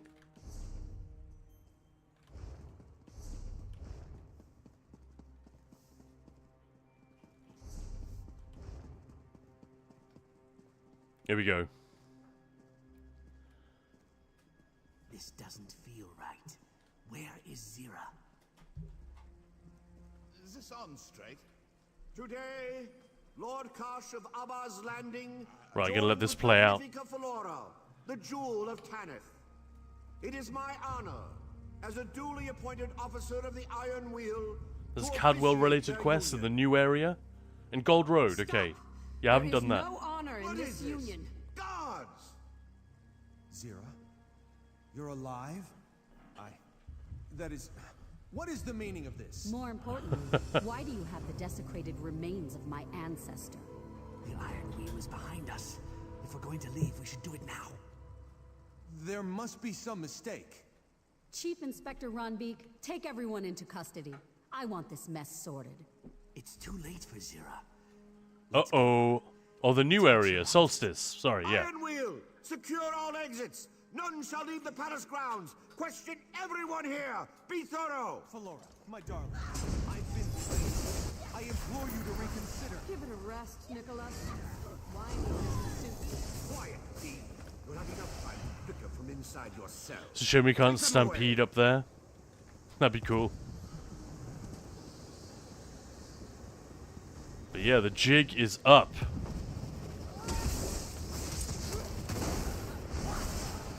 I feel like it's okay to go through and kill them all now, right?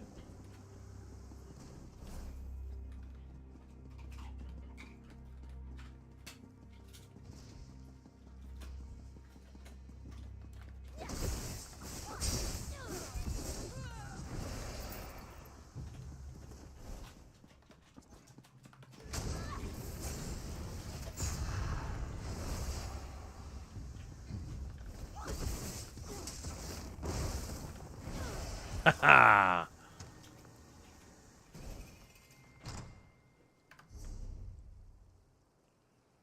Sort of saying, anyone know when the Writhing Wall event starts? After start the Solstice Zone quest. Yeah. But yeah, it's absolutely right. Dracena, thank you for that. October the 13th. That is correct. Event starts on Monday the 13th. So does our raid train. On the very same day. Make sure you don't miss that. All of the awesome ESO streamers. There were one or two that couldn't make it, but literally, that's it. all of the awesome community is going to be there. It's going to be really, really good fun. And speaking of community and awesome people, it's going to join...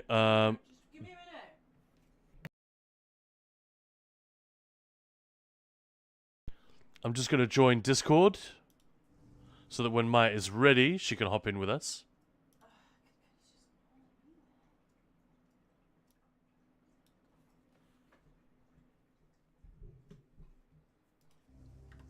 Anyway, back to the game. Yeah, I had it in my head it was October. Yeah, kiddings. And, Solo, yeah, sounds like she's ready, but her mic isn't. No, she's, just getting set up. But yeah, exciting times. Maya! Exactly. Maya! Maya! That is one of the funnest things we've added to the soundboard. Awesome.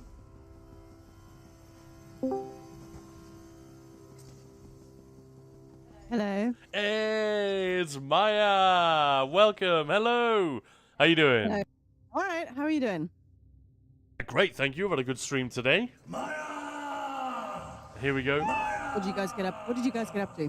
Lots of Scum and Villainy. As in Thieves Guild stuff. And we did the little side quest with oh, again, you don't know this one, so you missed it again. But yeah, with Velsa, the moody dark elf. There's a side quest with her, which is kind of lovely. Maya! All the Mayas. Thank you, Kiddings. Thank you, Moose. Thank you, Daenerys. And thank you, Solo. I'll give them a treat right now.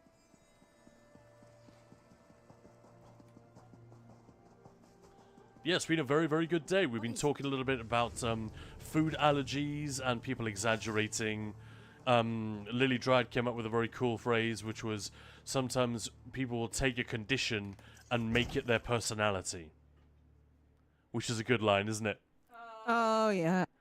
And when people say they're allergic rather than just they don't like something, or they say they're a celiac, you know, we've talked about it before. That whole thing came up again. Chat knows what's up. Oh yeah, and baked goods. Oh, Daenerys, hi, Maya. Good to hear you again. Thank you. My voice is starting to go a little bit, as you may hear, which is fantastic. Yeah, I'm having to be careful with mine, because it's that time of year where it's getting colder, and you got to look after the throat if it's a thing that you use every day for speaking a lot. Others about the wedding. We shouldn't blame ourselves for what happened. Zira told us to leave. What happened? I don't use it for speaking. I use it for speeching. Turn of events.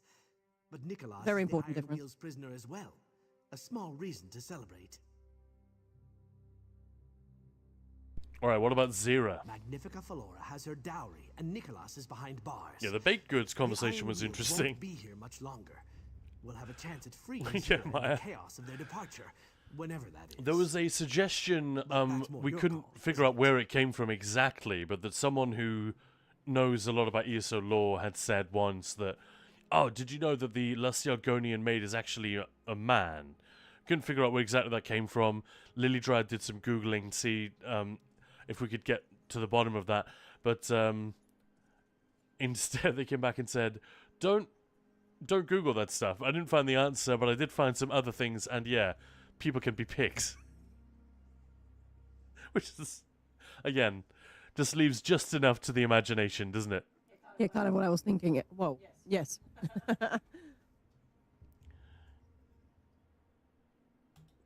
Zira said you were in charge. So until she we're in returned from the dead. charge. Just so we're clear. What can we do about Zira? Guildmaster has no real power. For now, nothing. Until This is one of these where we have to port away and do stuff. We accomplished what Zira wanted, but now she's at the mercy of the Iron Wheel. That's a cool angle. I don't know if it was worth it. Kind of a hero pose, right, for her? I love how she's the only one who wears the Thieves Guild. You know, who wears the thieving leathers. Everyone else is just dressed however the fuck they want.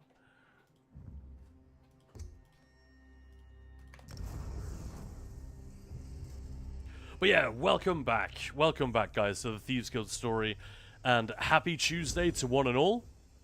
We will be jumping games in a little while to look at some more RPG fun, specifically Dragon Age Origins, celebrating the work of BioWare over the years in this current section of the Gamesfest.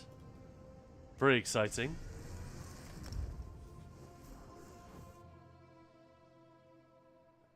And in the meantime, Mike, did you want to log in and do a quick endeavor or two? Infinite Archive I'm okay. endeavor? I'm okay, yeah, thank right. you. Maybe later. Maybe later. But yeah, thank you so much for joining us. So if you don't know already, I'm just one half of the Ninja Balls team. My name is Khan. The other half is Maya over there. Oh, she's got a mouthful of food. Sorry, I timed that perfectly. I timed that so well. I thought I gave you enough warning. But anyway, so together we are Ninja Pulls. And yeah, we're a teaching guild on PCEU, PCNA. We've got lots of folks over on console servers as well, all over the place. But the two guilds are on PC. We're a teaching guild, so we run lots of teaching trials and prog groups and stuff like that. We make guides. Obviously, we've got a YouTube that grew out of that guild. And in order then to help us run this thing full time, which is kind of what the job demands, we set up the Twitch channel alongside that to create a little bit of, well, frankly, a little bit of money to make it actually possible for us to do this stuff and not just have to can it and get regular jobs. So if you are in a position to and interested in supporting us and not just continue what we're doing, but do more things like Gamesfest, do more things like 10Fest, which is that huge raid train. We've got another raid train starting right alongside the Writhing Wall event in just a few days. These things take an enormous amount of time and prep. And frankly, it's time we could spend making ourselves wealthy and comfortable. But instead, we spend it doing nerdy shit that we love. And in order for that to continue, we do genuinely need the support of our viewers and fans and whatever. People who appreciate what we're doing. If you don't appreciate it, absolutely fine. And feel free to leave constructive feedback. But, yeah, if at any point you do want to show a little bit of encouragement, don't let me stop you, especially this Saturday. We're going to have a mini subathon then as well. We've got another Ninja Tavern coming up. We'll see how that goes. It should be a lot of fun. So see if you're available for that, even if you don't plan to sub or anything like that. If you've already got that covered, be there. It's going to be a riot. I guarantee you there'll be no other stream in ESO quite like it. Right, well, let me port out of here and get deconned. Found the human mage Dragon Age start very interesting. Yeah, well, that's one of the things we'll be looking at. In fact, are you ready to do some polls for me, Maya? Yeah, bring it. All right, well, let's flip onto a different game. So the way this works is, guys, we are not going to stop talking about the things we're talking about here. We're just going to bring in a new element to it, and that is like critiquing and celebrating and fondly remembering, for those who've already played it, Dragon Age Origins, why it's a good game, how it evolved from Knights of the Old Republic, and, you know, contributed to like the ongoing development of RPGs and a particular type of game. Dwarf Origin has to be the most boring one. All right, well, let's check it out. I hard disagree on that one. But anyway, we are going to switch games now. Don't go anywhere. We're about to kick things up a notch. So yeah, yesterday we were playing Knights of the Old Republic from 2003, and we were talking about how, in comparison to, you know, BioWare was still they've been going for 5 years when LucasArts hired them to make this Star Wars game. Kind of a crazy amount of trust when you think how huge that is. It's such a big deal. But they've been so incredibly successful. The first two games that they made themselves that weren't like games they made on request for Interplay were Baldur's Gate and Baldur's Gate 2, and then they went on to make Neverwinter Nights and so on. So yeah, and people right and left were emulating the type of games that they were making. So they immediately caused a bit of a stir in the gaming industry. And they then continued that. Obviously, this is 6 years later than Knights of the Old Republic. But yeah, 2009, they did it again. The next evolution of that type of RPG. Dragon Age.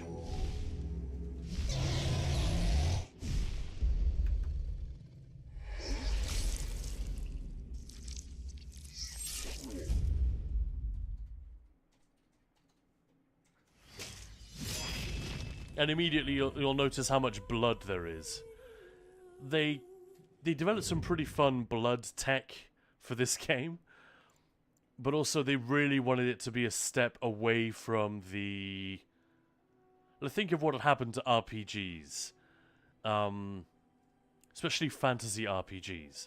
We'd had really interesting stuff like Morrowind, but then a bunch of other things had happened. There was Gothic and Oblivion and these kind of games, and they very much shifted away from the darkness and the weirdness and back to a more, I don't want to be too unkind, but more of a candy-coated, safe fantasy. And they wanted to take a hard left with Dragon Age Origins. So I'll load a game in progress a little bit later, but I think it's worth revisiting the beginning and the whole reason they called it Origins in the first place.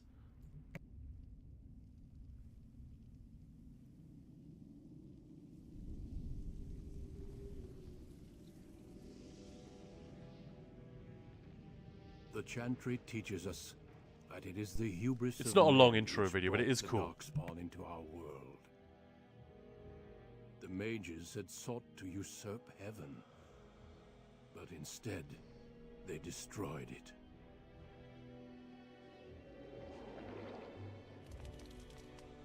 They were cast out, twisted and cursed by their own... All right, so first poll, guys. Are we going male or are we going female? Turned as monsters. I'm just putting down sex. Sex options, yes or no? All right, the poll is live at the top of the chat, so vote for your sex. Became a blight upon the lands, unstoppable. And Yeah, we're doing it a little bit differently today, since there are so many options for character creation, and it's not just The cosmetic. Dwarven kingdoms were the first to fall, and from the deep roads, the Darkspawn drove at us again and again until Yeah, finally Moose, we been so neared long. annihilation. I forgot they had this scene style in Morrowind. And Grey Gurk, I love the Dalish Elf, but honestly, I think they have the weakest origin. Yeah, maybe. I think I'm with you on that one. Yeah, the starting sound effects bring back so many memories. Dragon Age Origin. You see?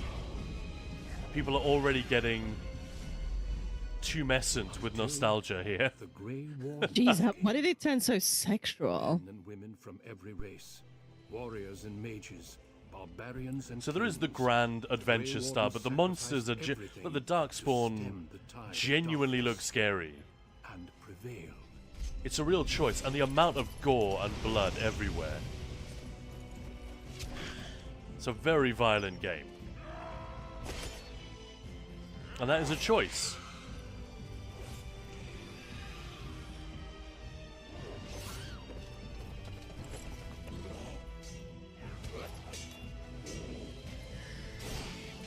So once again, BioWare doing a lot with what the tech was capable of at the time. Centuries since that victory, and we have kept our vigil. Alright guys, last We have chance. We're doing it a watched little and bit differently waited for the today. Darkspawn Please to vote return. on the gender of the Those character who we're going to once go. called us heroes have forgotten. You're going to get to vote on every aspect of the character creation. We are Except few appearance. We're not going to do that. And our warnings have been ignored for too Well, so far it's female. All right, it's about to expire. Oh, I couldn't even vote. All right, it's a lady.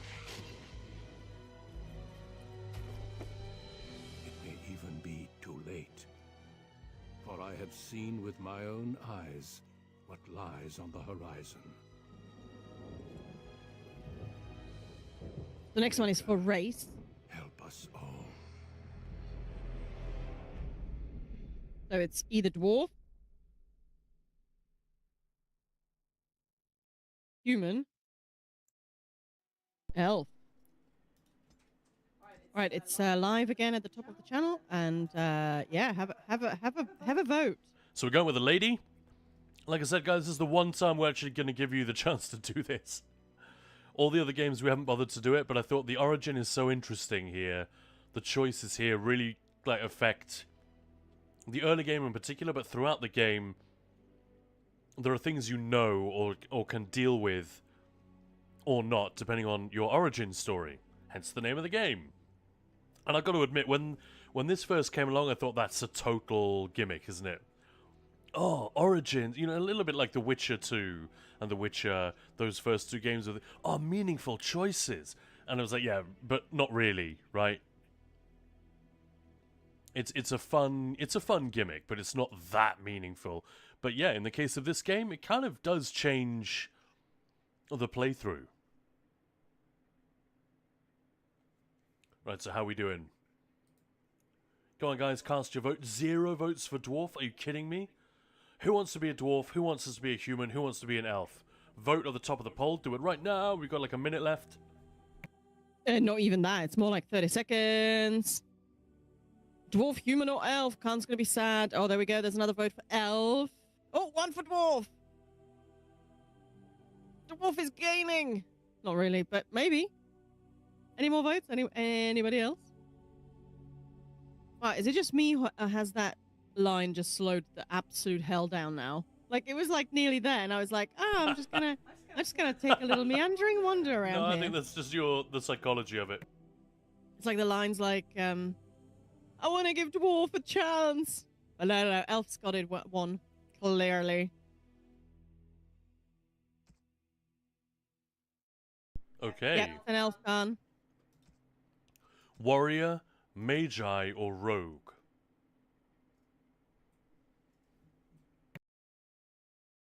Is it like class? Yeah. So warrior. And I'll read very quickly. Warrior is a powerful... No, hang on. Mage?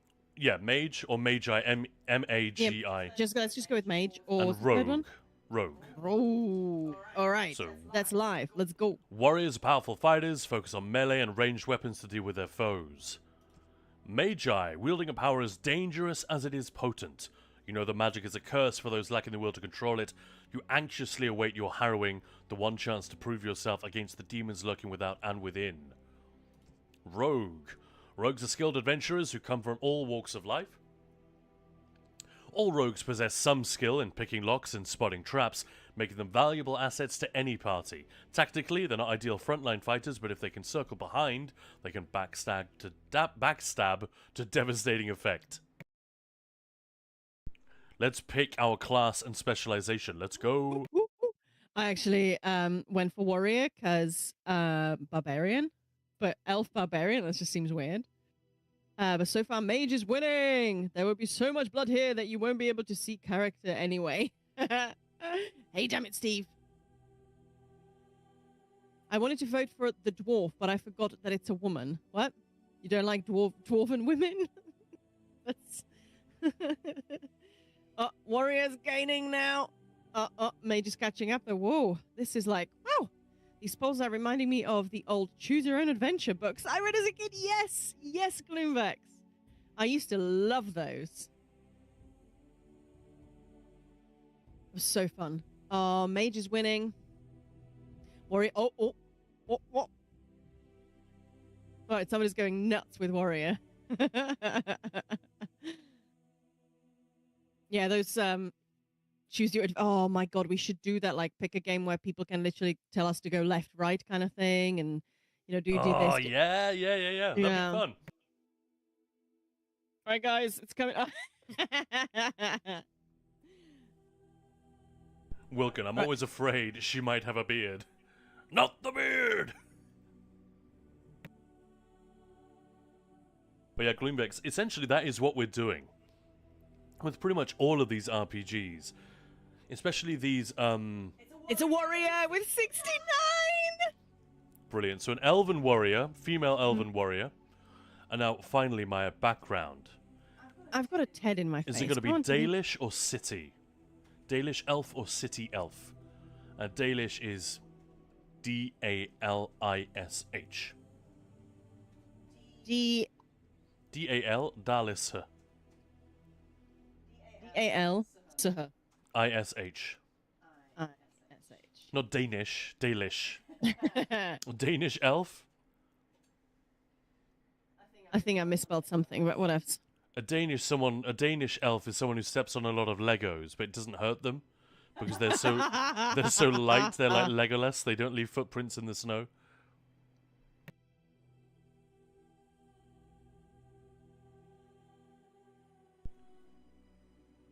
But yeah, Gloombex, I love that take. That is essentially what these more traditional RPGs are about. You know, you get into Elder Scrolls, especially as the series progresses, and they try to shed or hide as much of that RPG like inner workings as they can, whereas other games like Baldur's Gate 3, obviously, and to some extent Dragon Age, they really delight in showing you the stats and all the little sheets and things like that. And it's interesting, you could take the argument either way, right, Maya? What is the more effective role-playing, in inverted commas? Is it where you don't have stats and stuff, you just jump into the world and do? Or do you obsess over all the little stat sheets and all the little interactions and what's the word I'm looking like? Reputations with other factions and things that your class can and cannot do?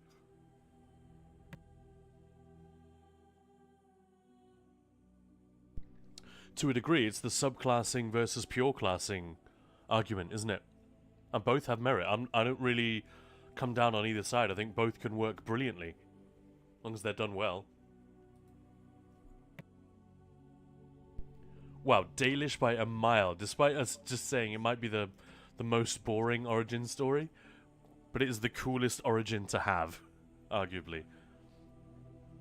Well, it looks like that one is going to win, unless we get 20 votes out of nowhere for the city elf. I mean, that's quite... Oh, whoa. I see what you're saying. Wow. Well, there we go. Danish elf it is. Lily Dryad's like, yes, please. Yeah, damn it, Steve. More people care about race or gender than class, from 9 people to 270. Yeah, brilliant. All right, well, here we are. We've picked our character. Proud of your role as one of the few true elves. You have always assumed you would spend your life with your tribe until a chance encounter with a relic of your people's past threatens to tear you away from everything you've ever known. Let's go. Greetings. Let's just do one of the presets. And Maya, you can pick this one. That looks a lot like Liliana, doesn't it? Who's Liliana? A character that we meet later. Oh, I see. Sorry, I got lost. Or should we make our own? There's no randomize, is there?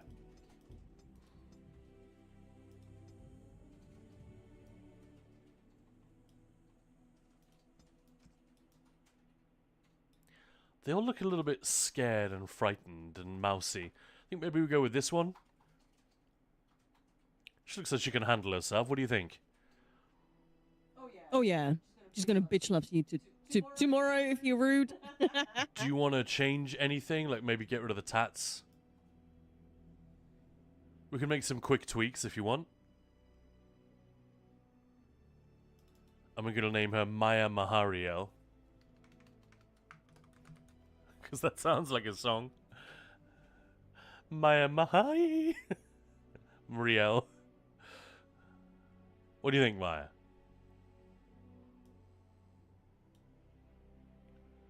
That looks How about fun. the hair?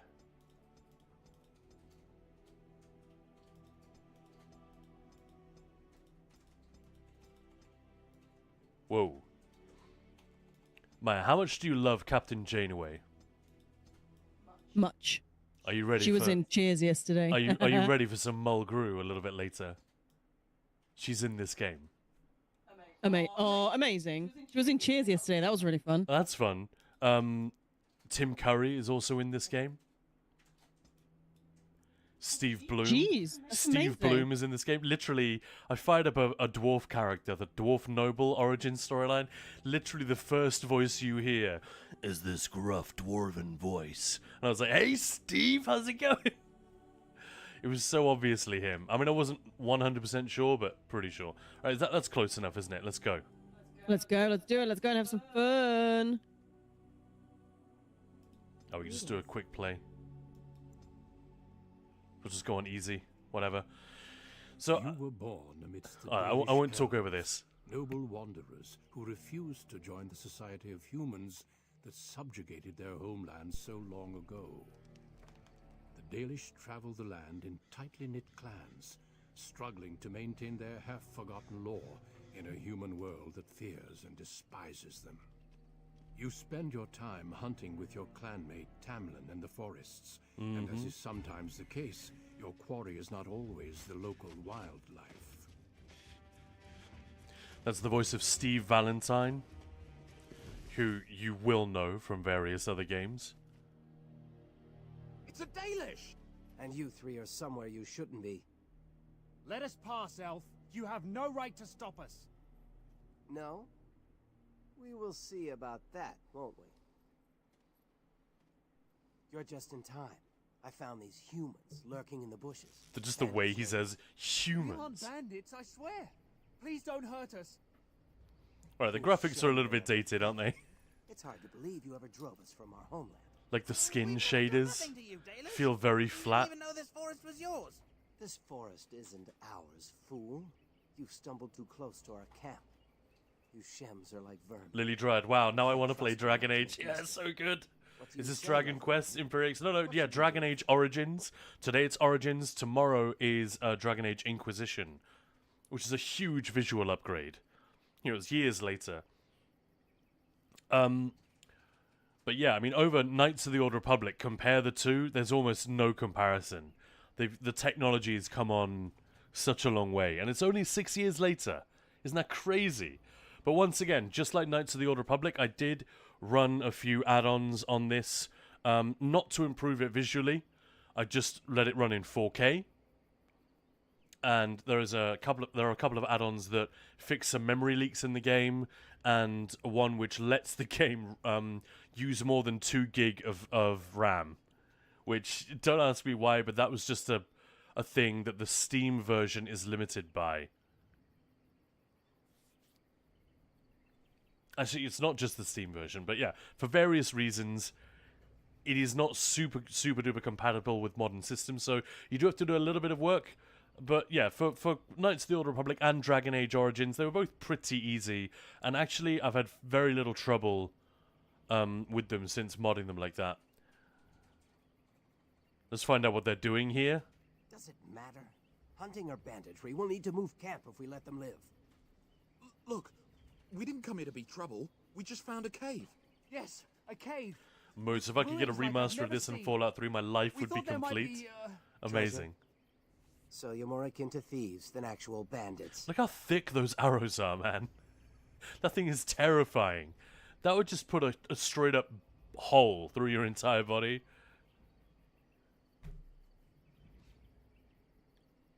Oh, I see Imperiex. Yeah.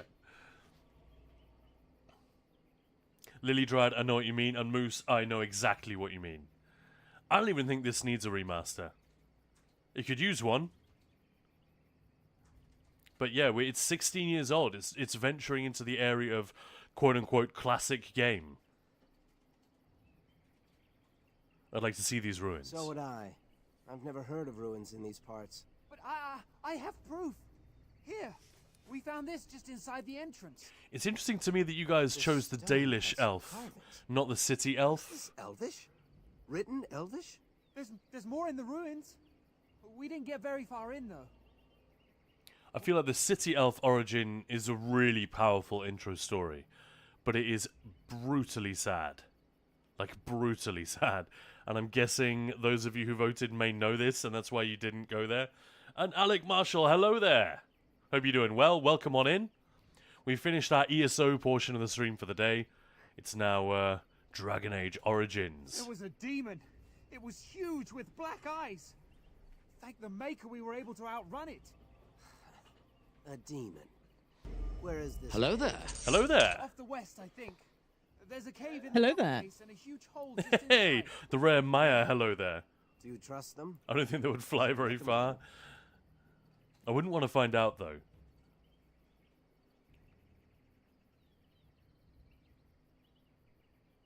What do you want to do, Maya? Do we trust them? Do we kill one, and then the others will make sure no one else comes? Or do we just let them go? Or do we kill them all? Why would you kill them all? They hate elves. They're racists. I'm pretty sure... I mean, that's not gonna help if we kill them. Yeah. Should let them go? Yeah. What?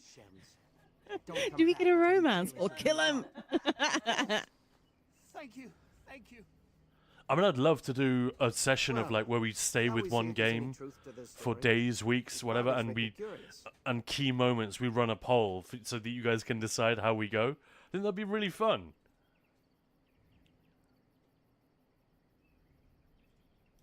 Skittish Shems say it's a demon, and you believe them. They probably woke up a bear. Let's see if these ruins actually exist. Then we'll worry about what to do. But yeah, Moose, you're absolutely right. Dragon Age Origins, Fallout 3, they don't really need a graphical update. Just a small overhaul of bugs and jank, and then it would be perfect. Yeah, in a lot of ways, it's fun to see the game as it originally was. You know, that's why I've made sure it runs as well as it can. But essentially, I keep wanting to hit spacebar to mark that as my active quest. I don't know what that's from, but it's from one of the games I've been playing recently. I've lost, my brain is just awash with different control schemes at this point. Can you guys imagine having to learn a new control scheme every day for 39 days now? Yeah, that was the crazy thing when you actually told me that. I was like, shit, I didn't even think about that. That's insane.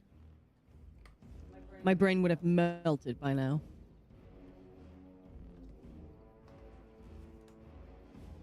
So again, we've got a system very much like Knights of the Old Republic, where it's essentially turn-based, but it plays out in real time. And you can pause whenever you want. What is she doing? And like ESO, you have 2 weapon sets that you can use. Oh, you guys can't really see that. You can see it if I do this.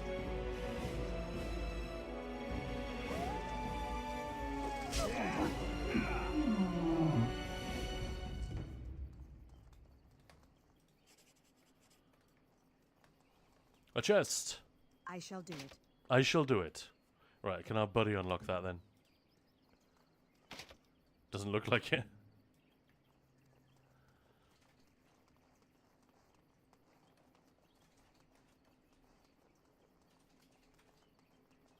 But yeah, it's a very, very pretty game. They did great.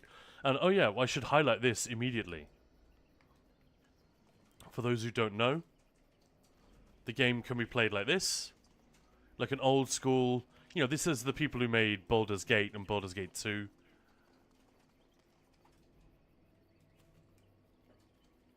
And when people talk about that type of RPG, they will often say that BioWare-style RPG. Even though, really, they only made 2 games that worked like this. And they sort of pay lip service to that, and they let you play the game like this if you want. Personally, the environments are so gorgeous, I really want to get in amongst it. So I zoom in and out quite a lot, depending on what's happening. Hey Maya, you can get a dog in this game. Oh, like a pet. I don't know what pet means, Except it's like a dog sumo wrestler. It's enormous and fucking badass. It's really hard. Like a hyena, I guess. But very sweet. Like the attitude of a Labrador, but the physical presence of a hyena. The Mabari Hound, it's called. Not sure what that even means, but I like the sound of it. It's a war dog. It's a badass thing. Massive bulldog. Yeah, exactly. My thoughts exactly. With luck, we'll find something Hey, that will make us clan you know, the heroes. character we made is kind of cute. But yeah, the sense of place is terrific. It looks like the Shem was telling the truth. But it is in every way a successor to Baldur's Gate, to Knights of the Old Republic, which we were saying yesterday. We made the argument that that became the new way. Obviously, the menu system and all that has been refined enormously. It's still not very controller friendly, but and the graphics have come a long way as well. But essentially, it's a lot of the same stuff. So we've got the tactics panel, where when you're not in control of your character, you can tell them exactly how to behave. There's like some presets in here, or you can set up your own custom one and say, right, if you're being attacked melee range, switch to melee weapons. These kind of things. And you could get really, really granular. It's really interesting. I'm just going to leave him as an archer. And you don't have to mess with the system.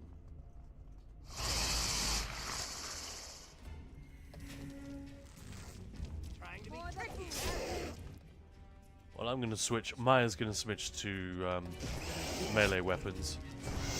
No. You knocked the spider over with a shield bash. We must fight. Let us do it quickly.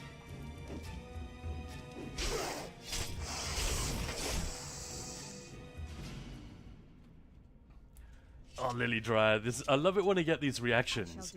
I don't want you guys to lose all of your free time and all of your ESO time or whatever game you're trying to play at the moment, but it's a delight to get these messages like, oh my god, I'm going to buy this game. Like when we played Enshrouded. I know, right? I think we've sold 7 copies of Enshrouded now. I mean, we haven't, but 7 people went and bought it because of that stream. And when people say what Lily is like, oh, when I finish my surveys, I'm going to fire up Dragon Age Origins. Yeah. Yep. You were saying, Maya, sorry. No, I was just saying, I kid you not, I spoke to Keen Games, so the people responsible for Enshrouded, and they were like, love it. Let's do something. So there might be another crazy event coming up later this month. Yeah, so for those of you who like the look of Enshrouded, which I think was everyone, but didn't go out and buy it, we might be able to give some copies away later. We'll see how that goes. I'm not clear on where I need to go. Still in tutorial area. I haven't done this in a long time, so... Oh, it's just, yeah, through the door. That's what I thought. But like the particle effects, the sense of atmosphere and place is very, very well achieved. BioWare do not get enough credit for being at the forefront of things technically. And that is originally what they came... You weren't here, Maya, when we were talking about this, but Greg Zeshuk and Ray Musica, I think that's how you pronounce it, and a guy called Augustine Pip, I want to say. Basically, the 2 former guys, they were at med school together, and they had some programming skills, and they partnered up with this 3rd guy, Augustine Yip, that was it. They teamed up to create some medical simulation software, and upon graduating from med school, these guys realized, well, what we're capable of, especially when working together with this Augustine guy, is as good as a lot of stuff that's coming out on the market in terms of video games. And they were all video game nerds. They loved playing them in their spare time, so they thought they'd give it a go. Straight out of med school. Hence, I'm assuming, hence BioWare.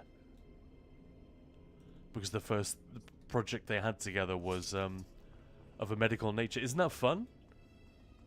That is fun. So they got this startup together and immediately got hired by Interplay to make a game. A sort of a mech warrior type game. And the very next thing they did, which was all their own invention, was Baldur's Gate. Isn't that insane? Yeah, it's really fun. They really came out of the gate just swinging.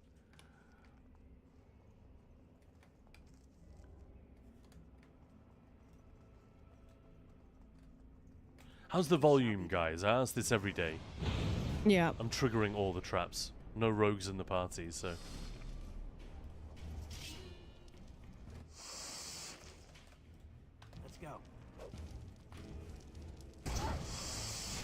So you kind of can just let them. You can just let them do it. Like I'm not doing anything right now.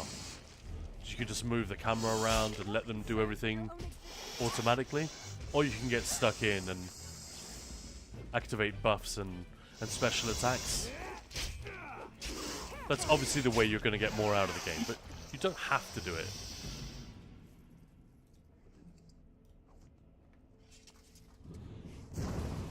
Man, I'm stepping on every trap. And like I said, a lot of blood in this game. They wanted to make sure this is fantasy for adults. Not quite of the Hellblade variety, but... Although when I hear fantasy for adults, I think, ooh. Yeah, you think of something else, yeah.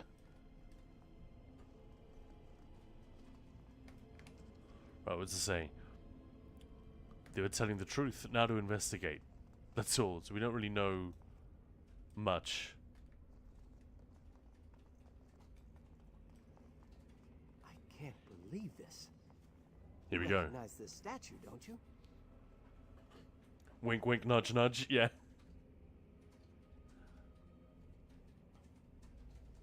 Yeah, Pelordo. Gamefluencer. That's a good point. Oh, and Lily Dryad, sorry, you were saying open up the map, I missed that. Yeah, it looks vaguely familiar. People lived in Arlathan. Statues like these honored the creators. When the Shems enslaved us, much of that lore was lost. This looks like human architecture, with the statue of our people. Can these ruins date back Asterial at view, to the inestimable, to the inestimable. My voice is getting very, very tired. To the inestimable and truly outstanding Khan and Maya, a most heartfelt and warm good day to you both. Here's to hoping you're both in good health and even greater spirits. As always, a true delight to hear your voices. Oh, what a true delight to read your comments, Asterial. thank you. What a fucking champ. High fives, man. I hope you're having a lovely week. It's only Tuesday. Give it time. Fuck, what? It's only Tuesday? Yeah, man. And here we go. Raves Lord, random fact of the day. Swedish music streaming service Spotify was launched by Daniel Ek and Martin Lawrenston in 2008. Yeah, I became aware of it very, very early. I was very lucky. I didn't have my finger particularly on the pulse, but a guy at work hipped me to it, like within weeks of it becoming available. I think it had been out for 3 weeks or something. So I got to be the guy who told, like, all my family and friends about Spotify. Like, not one of them had heard of this thing. And I just went through, like, my entire, figuratively speaking, my entire Rolodex of contacts, being like, oh, by the way. So that's a good fact. I remember it well. And Lily Dry, do you know that theoretically you can be in a quadruple in that game? In this one, I know you get to have a threesome if you play one of the dwarf origins. It doesn't play out on screen. You don't see it going in. You don't see anything, but, you know, we're told that it happens. And Daenerys, yeah. Wink, wink, wink. I'd never have guessed ancient elves might have lived here. Yeah, foursome too. That's fun. Alright, let's actually tweak the audio here, because it seems a little bit out of whack to me. The voices seem a little quiet. Yeah, this is a symptom of me installing an add-on which... Because if you run the game in 4K, the UI obviously shrinks massively. So then I thought it was fine for me to use, but it would become completely illegible for you guys. So actually I installed an add-on just for you, just for stream, that doubles the scale of the UI if you run the game in 4K. See, I'm that kind of guy. No, we can't break in there. But yeah, you were saying open the map.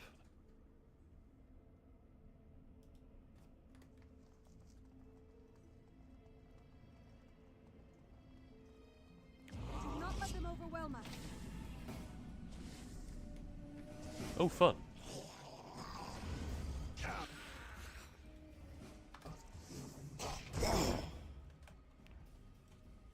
So he's smart, he switched to melee weapons. Have you no concern for your own existence? We're on relatively easy difficulty, so we don't really need to worry too much about healing or anything like that. But it looks great, right? Like in this, they took all that they'd learned from working with LucasArts on the cinematic side to really make the most of the visuals that they could get with their budget. And these were all, I gotta say, all the Dragon Age games have been exceptionally good looking for their time when they came out.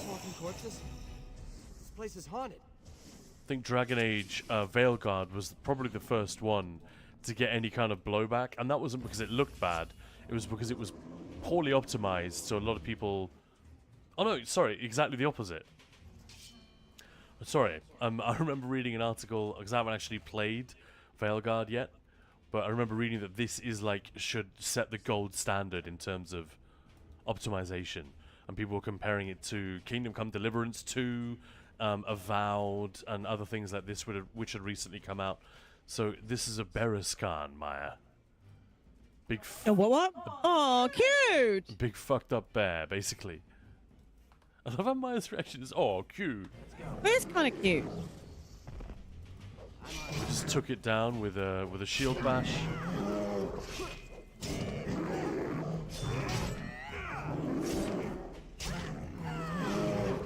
I would love to see some of the... Oh, hello. I'd love to see some of the design documentation. What was that thing? About how they were going to make this sort of an adult world. It's definitely not fantasy for kids, you know what I mean? Blood is one way, the blood spatter is... Like, it's really over the top. They got very excited about their decal tech.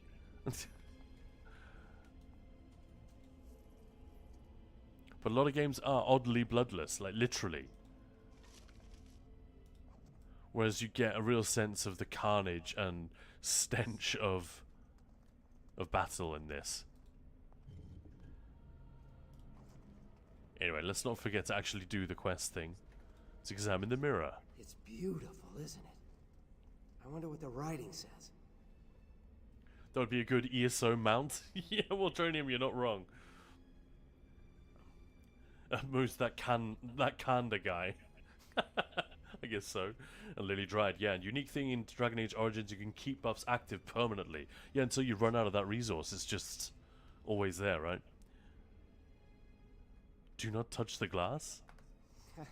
Not that we'd leave a fingerprint on it. See how clean it is? Not a single smudge or crack. I wonder what this writing is for. Maybe this isn't... You guys can hear it okay, right? I think something moved inside the mirror. Get away from it, dude. Hold on, I just want to know what it is. Don't you see it? There it is again. Can you feel that? I think it knows we're here. I just need to take a closer look. It's such a bad idea. It's showing me places. I can see some kind of city. Underground. And there's a great Yeah, look at the gore, Maya. You seeing this? It's pretty heinous, yeah. They're just covered in splatter. Help! I can't look away! Uh-oh. Could be a bit louder, but this is okay. Alright, thank you. As long as you guys can hear it. So yeah, that's one of the origins. We're not quite done, but... I am very sorry.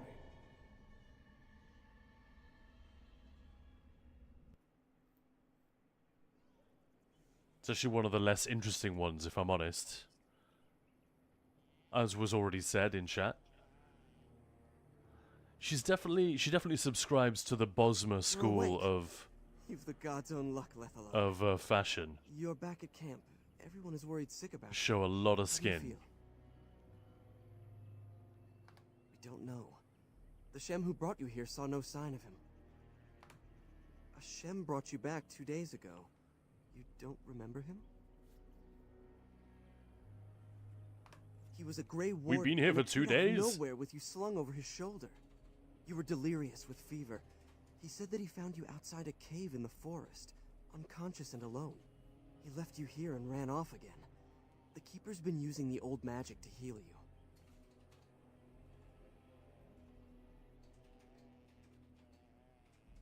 She wants to talk to you too. Stay here, I'll get her. Yeah, I won't spoil any of the other origin stories, but they are really, really good. They're often very, very interesting. I know not what dark power held you, but it nearly. But we're gonna got the press life the from you. fast forward button, I It was think. difficult even for my magic to keep you alive. Yeah, Duncan thought there may have been darkspawn creatures. I just wanted to show you guys an intro story, but because we have such limited time with all these games, I do you always feel well prep. enough to show us the way? Yeah, yeah. I let's am do that. ordering the clan to go quickly for Tamlin's life. So I am gonna spin ahead to a save that I made earlier. I can't switch character apparently.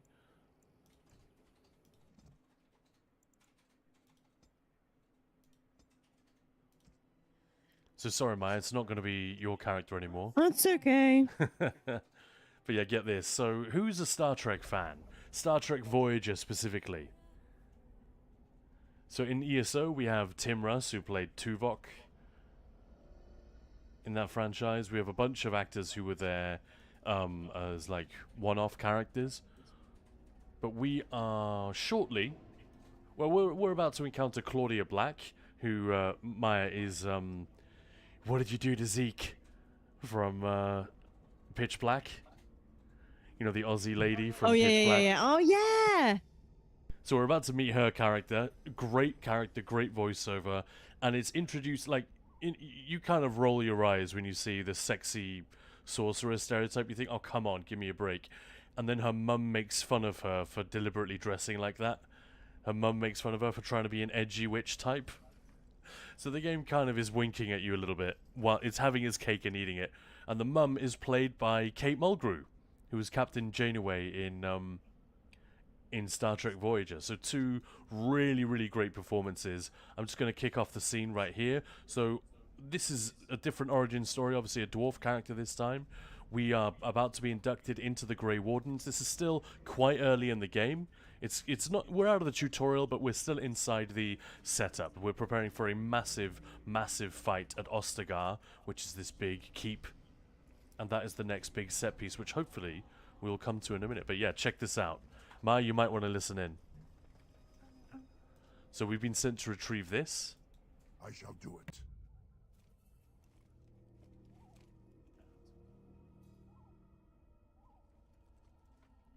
Well, well. What have we here? Her outfit is ludicrous. Are you a vulture, I wonder? A scavenger, poking amidst a corpse whose bones were long since cleaned?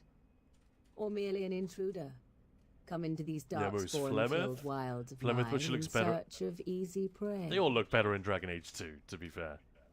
Yeah, Claudia Black was in Farscape. What say you? My wife. Scavenger or intruder? It's an amazingly confident performance, I feel like. This ought to be a character that you just cannot take seriously, even for a second. You know? It's just a random, generic sexpot character. But, yeah, I'm neither. 'Tis a tower no longer. The wilds have obviously claimed this desiccated corpse. I have watched your progress for some time. Where do they go, I wondered? Why are they here? And now you disturb ashes none have touched for so long. Why is that? Don't answer her. She looks chastened, and that means others may be nearby. Oh, you fear barbarians will swoop down upon you. Yes, swooping is bad. She's a witch of the wild, she is. She'll turn us into toads. The blonde guy, if you haven't of played the the game before, is Alistair. Such idle I think that might be one of the most fancies, underrated characters in Have video you game no history. minds of your Just own? from a writing Either. standpoint. Dwarf, you have nothing to fear from any witch. Tell me your name, and I shall tell you mine. Let us be civilized. You can call me Duran. And you may call me Morrigan, if you wish. Shall I guess your purpose? You sought something in that chest? Something that is here no longer? Here no longer. You stole them, didn't you? You're some kind of sneaky witch thief. He's basically Chandler from Friends, but moved into a fantasy RPG setting. Those documents are Grey Warden property. It's again, it's an example of the writers at BioWare thinking, not I who removed them. what are the type of characters that we are not means supposed to nothing see, here any longer if you that wish. aren't supposed to exist in this setting, but could work really well if we just write them properly?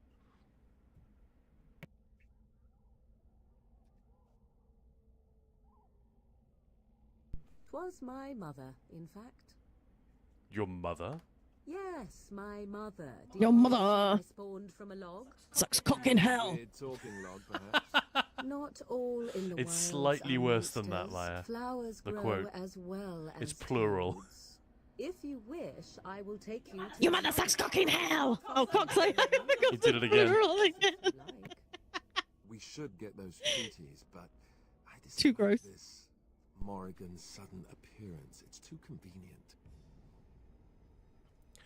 Yeah, there's a great line in this exchange where he's like, "She'll turn us into a frog," and or something, and then he comes back, he circles back to that moment in the conversation later. And says, "Yeah, she'll get she'd get you all interested and gets you to follow her back to her place, and then suddenly, zap, frog time." Like, it's very contemporary kind of sarcastic wit. And that's that's why I mentioned the Chandler character from Friends. That type of funny guy who's keeping everyone at a distance with their humor. It's totally that. That's Alistair. And because he's a bit of a goody-goody and real sarcastic, and he's kind of vanilla looking, as the blonde. He's literally a white knight with blonde hair. He's not the most appealing character initially. A lot of people are just like, they either sort of write him off or they don't like him. But I think it's a genius character from a writing standpoint, especially. The voiceover is obviously really good as well. Let's go. She'll put us all in the pot, she will. Just you watch. If the pot's warmer than this forest, it'd be a nice change. Follow me then, if it pleases you. There's a lot of humor. It's not easy to do humor in fantasy storytelling, I feel Greetings, like. BioWare pretty good at it. I bring before you 4 Here we Grey go, Maya. Wardens who... I see them, girl. Much as I expected. Are we supposed to believe you were expecting us? You are required to do nothing, least of all believe. Shut one's eyes tight or open one's arms wide. You guys recognize Either the way, voice? One's a fool. She's a witch, I tell you. We shouldn't be talking to her. Quiet, Dareth. If she's really a witch, do you want to make her mad? There's The witch, I tell you. Ah. Sadly irrelevant to the larger scheme of I things. see, Moose. That was but supposed it to is be a not Borat I who voice. decides. Fair enough. Believe what you will. And what of you? Does your dwarven mind give you a different viewpoint? What do you believe? She's amazing.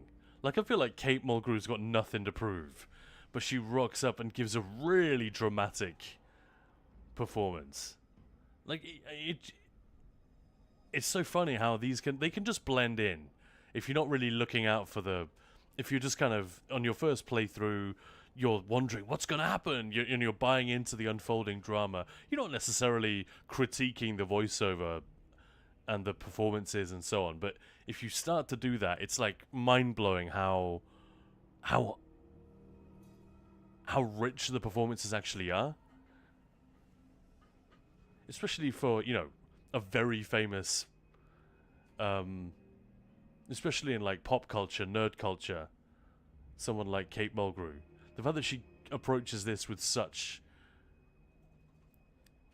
I don't know, enthusiasm, if that's the right word. She really fucking goes for it, I guess is what I'm saying.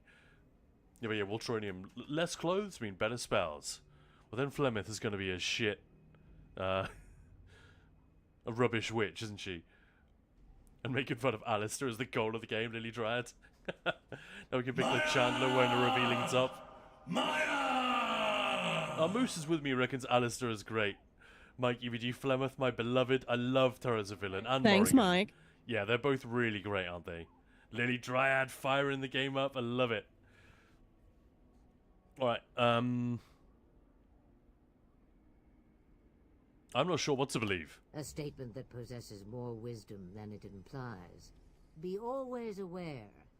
Or is it oblivious? I can never remember. So much about you is uncertain, and yet I believe. Do I? What? It seems I do. So this is a dreaded Witch of the Wilds. Witch of the Wilds, huh? Morrigan must have told you that. She fancies such tales, though she would never admit it. Oh, how she dances under the moon. What do you think of the voiceover, Maya? Come to listen to your wild tales, Mother. True. They came for their treaties, yes? And before you begin barking... I mean, who is that? The lady in the... Long ago, I have Yeah, the one with the grey hair is Kate Mulgrew. Oh, you protected them. Fucking hell, she sounds... Take them to your Grey Wardens and tell them this Blight's threat is greater. I mean, yeah, it's obviously her. But it's fun when you just sort of not think about it. Yeah, she's doing a voice, right? Yeah, Which is right, and that's so weird! And you know, Starfleet captains don't typically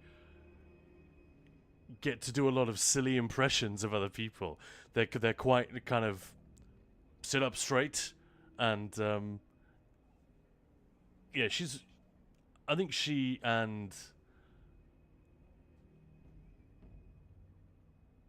it's actually tough because Starfleet captains tend to be really, really great roles and really well acted. But she's up there for me. She's definitely one of the best. Oh yeah. She's the greatest. If you guys are kind of into Trek or you're open to it and you haven't seen Voyager, it's not my favorite of the You shows. haven't seen The Last of Me, sorry. Yeah, it is worth watching pretty much just for her. I mean, there are loads of great actors in it actually, but holy crap, Kate Mulgrew is amazing in that show.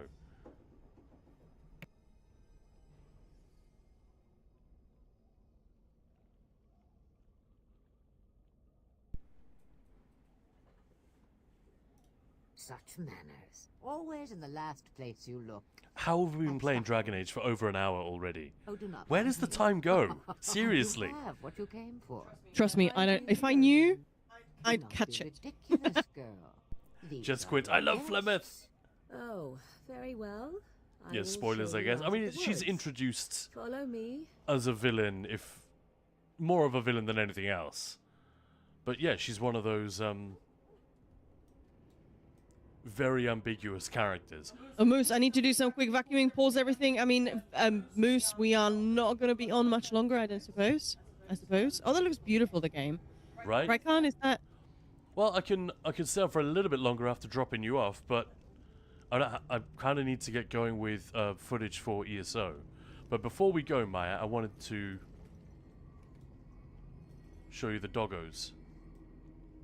So where's the one? There's a sick doggo that we need to treat. There we go. Let's do that real quick. The Mabari's stable for now, but not improving. Unless I get that herb I told you about, there's not much hope. So the Wood Elf actors from ESO need to listen to this guy. This is how you do a Cockney accent. Or, you know, a fantasy Cockney accent. Nothing to do with fantasy cocks, Moose. Don't even go there. Let me see. That's what I was thinking. Exactly it. Wonderful. Give me a moment and I'll make this into an ointment. I mean, I think the secret is they just hired a British actor. I'm sure he'd thank you himself if he could. It's not that complicated. How long before there's an improvement? Or actually, what will happen to him? Let's give him a day or two to recover. Why not come back after the battle? Perhaps we can see about imprinting him on you. Maybe. It's likely he understands you're responsible for curing him. Mabari are at least as smart as your average tax collector. Come back after the battle. Mabari are at least as smart as your average tax collector. Anyway, let's see if we can talk to him. We can't actually talk to him, but you see him. Look, he gets to be your dog later, and it's complete. Looks like Ted.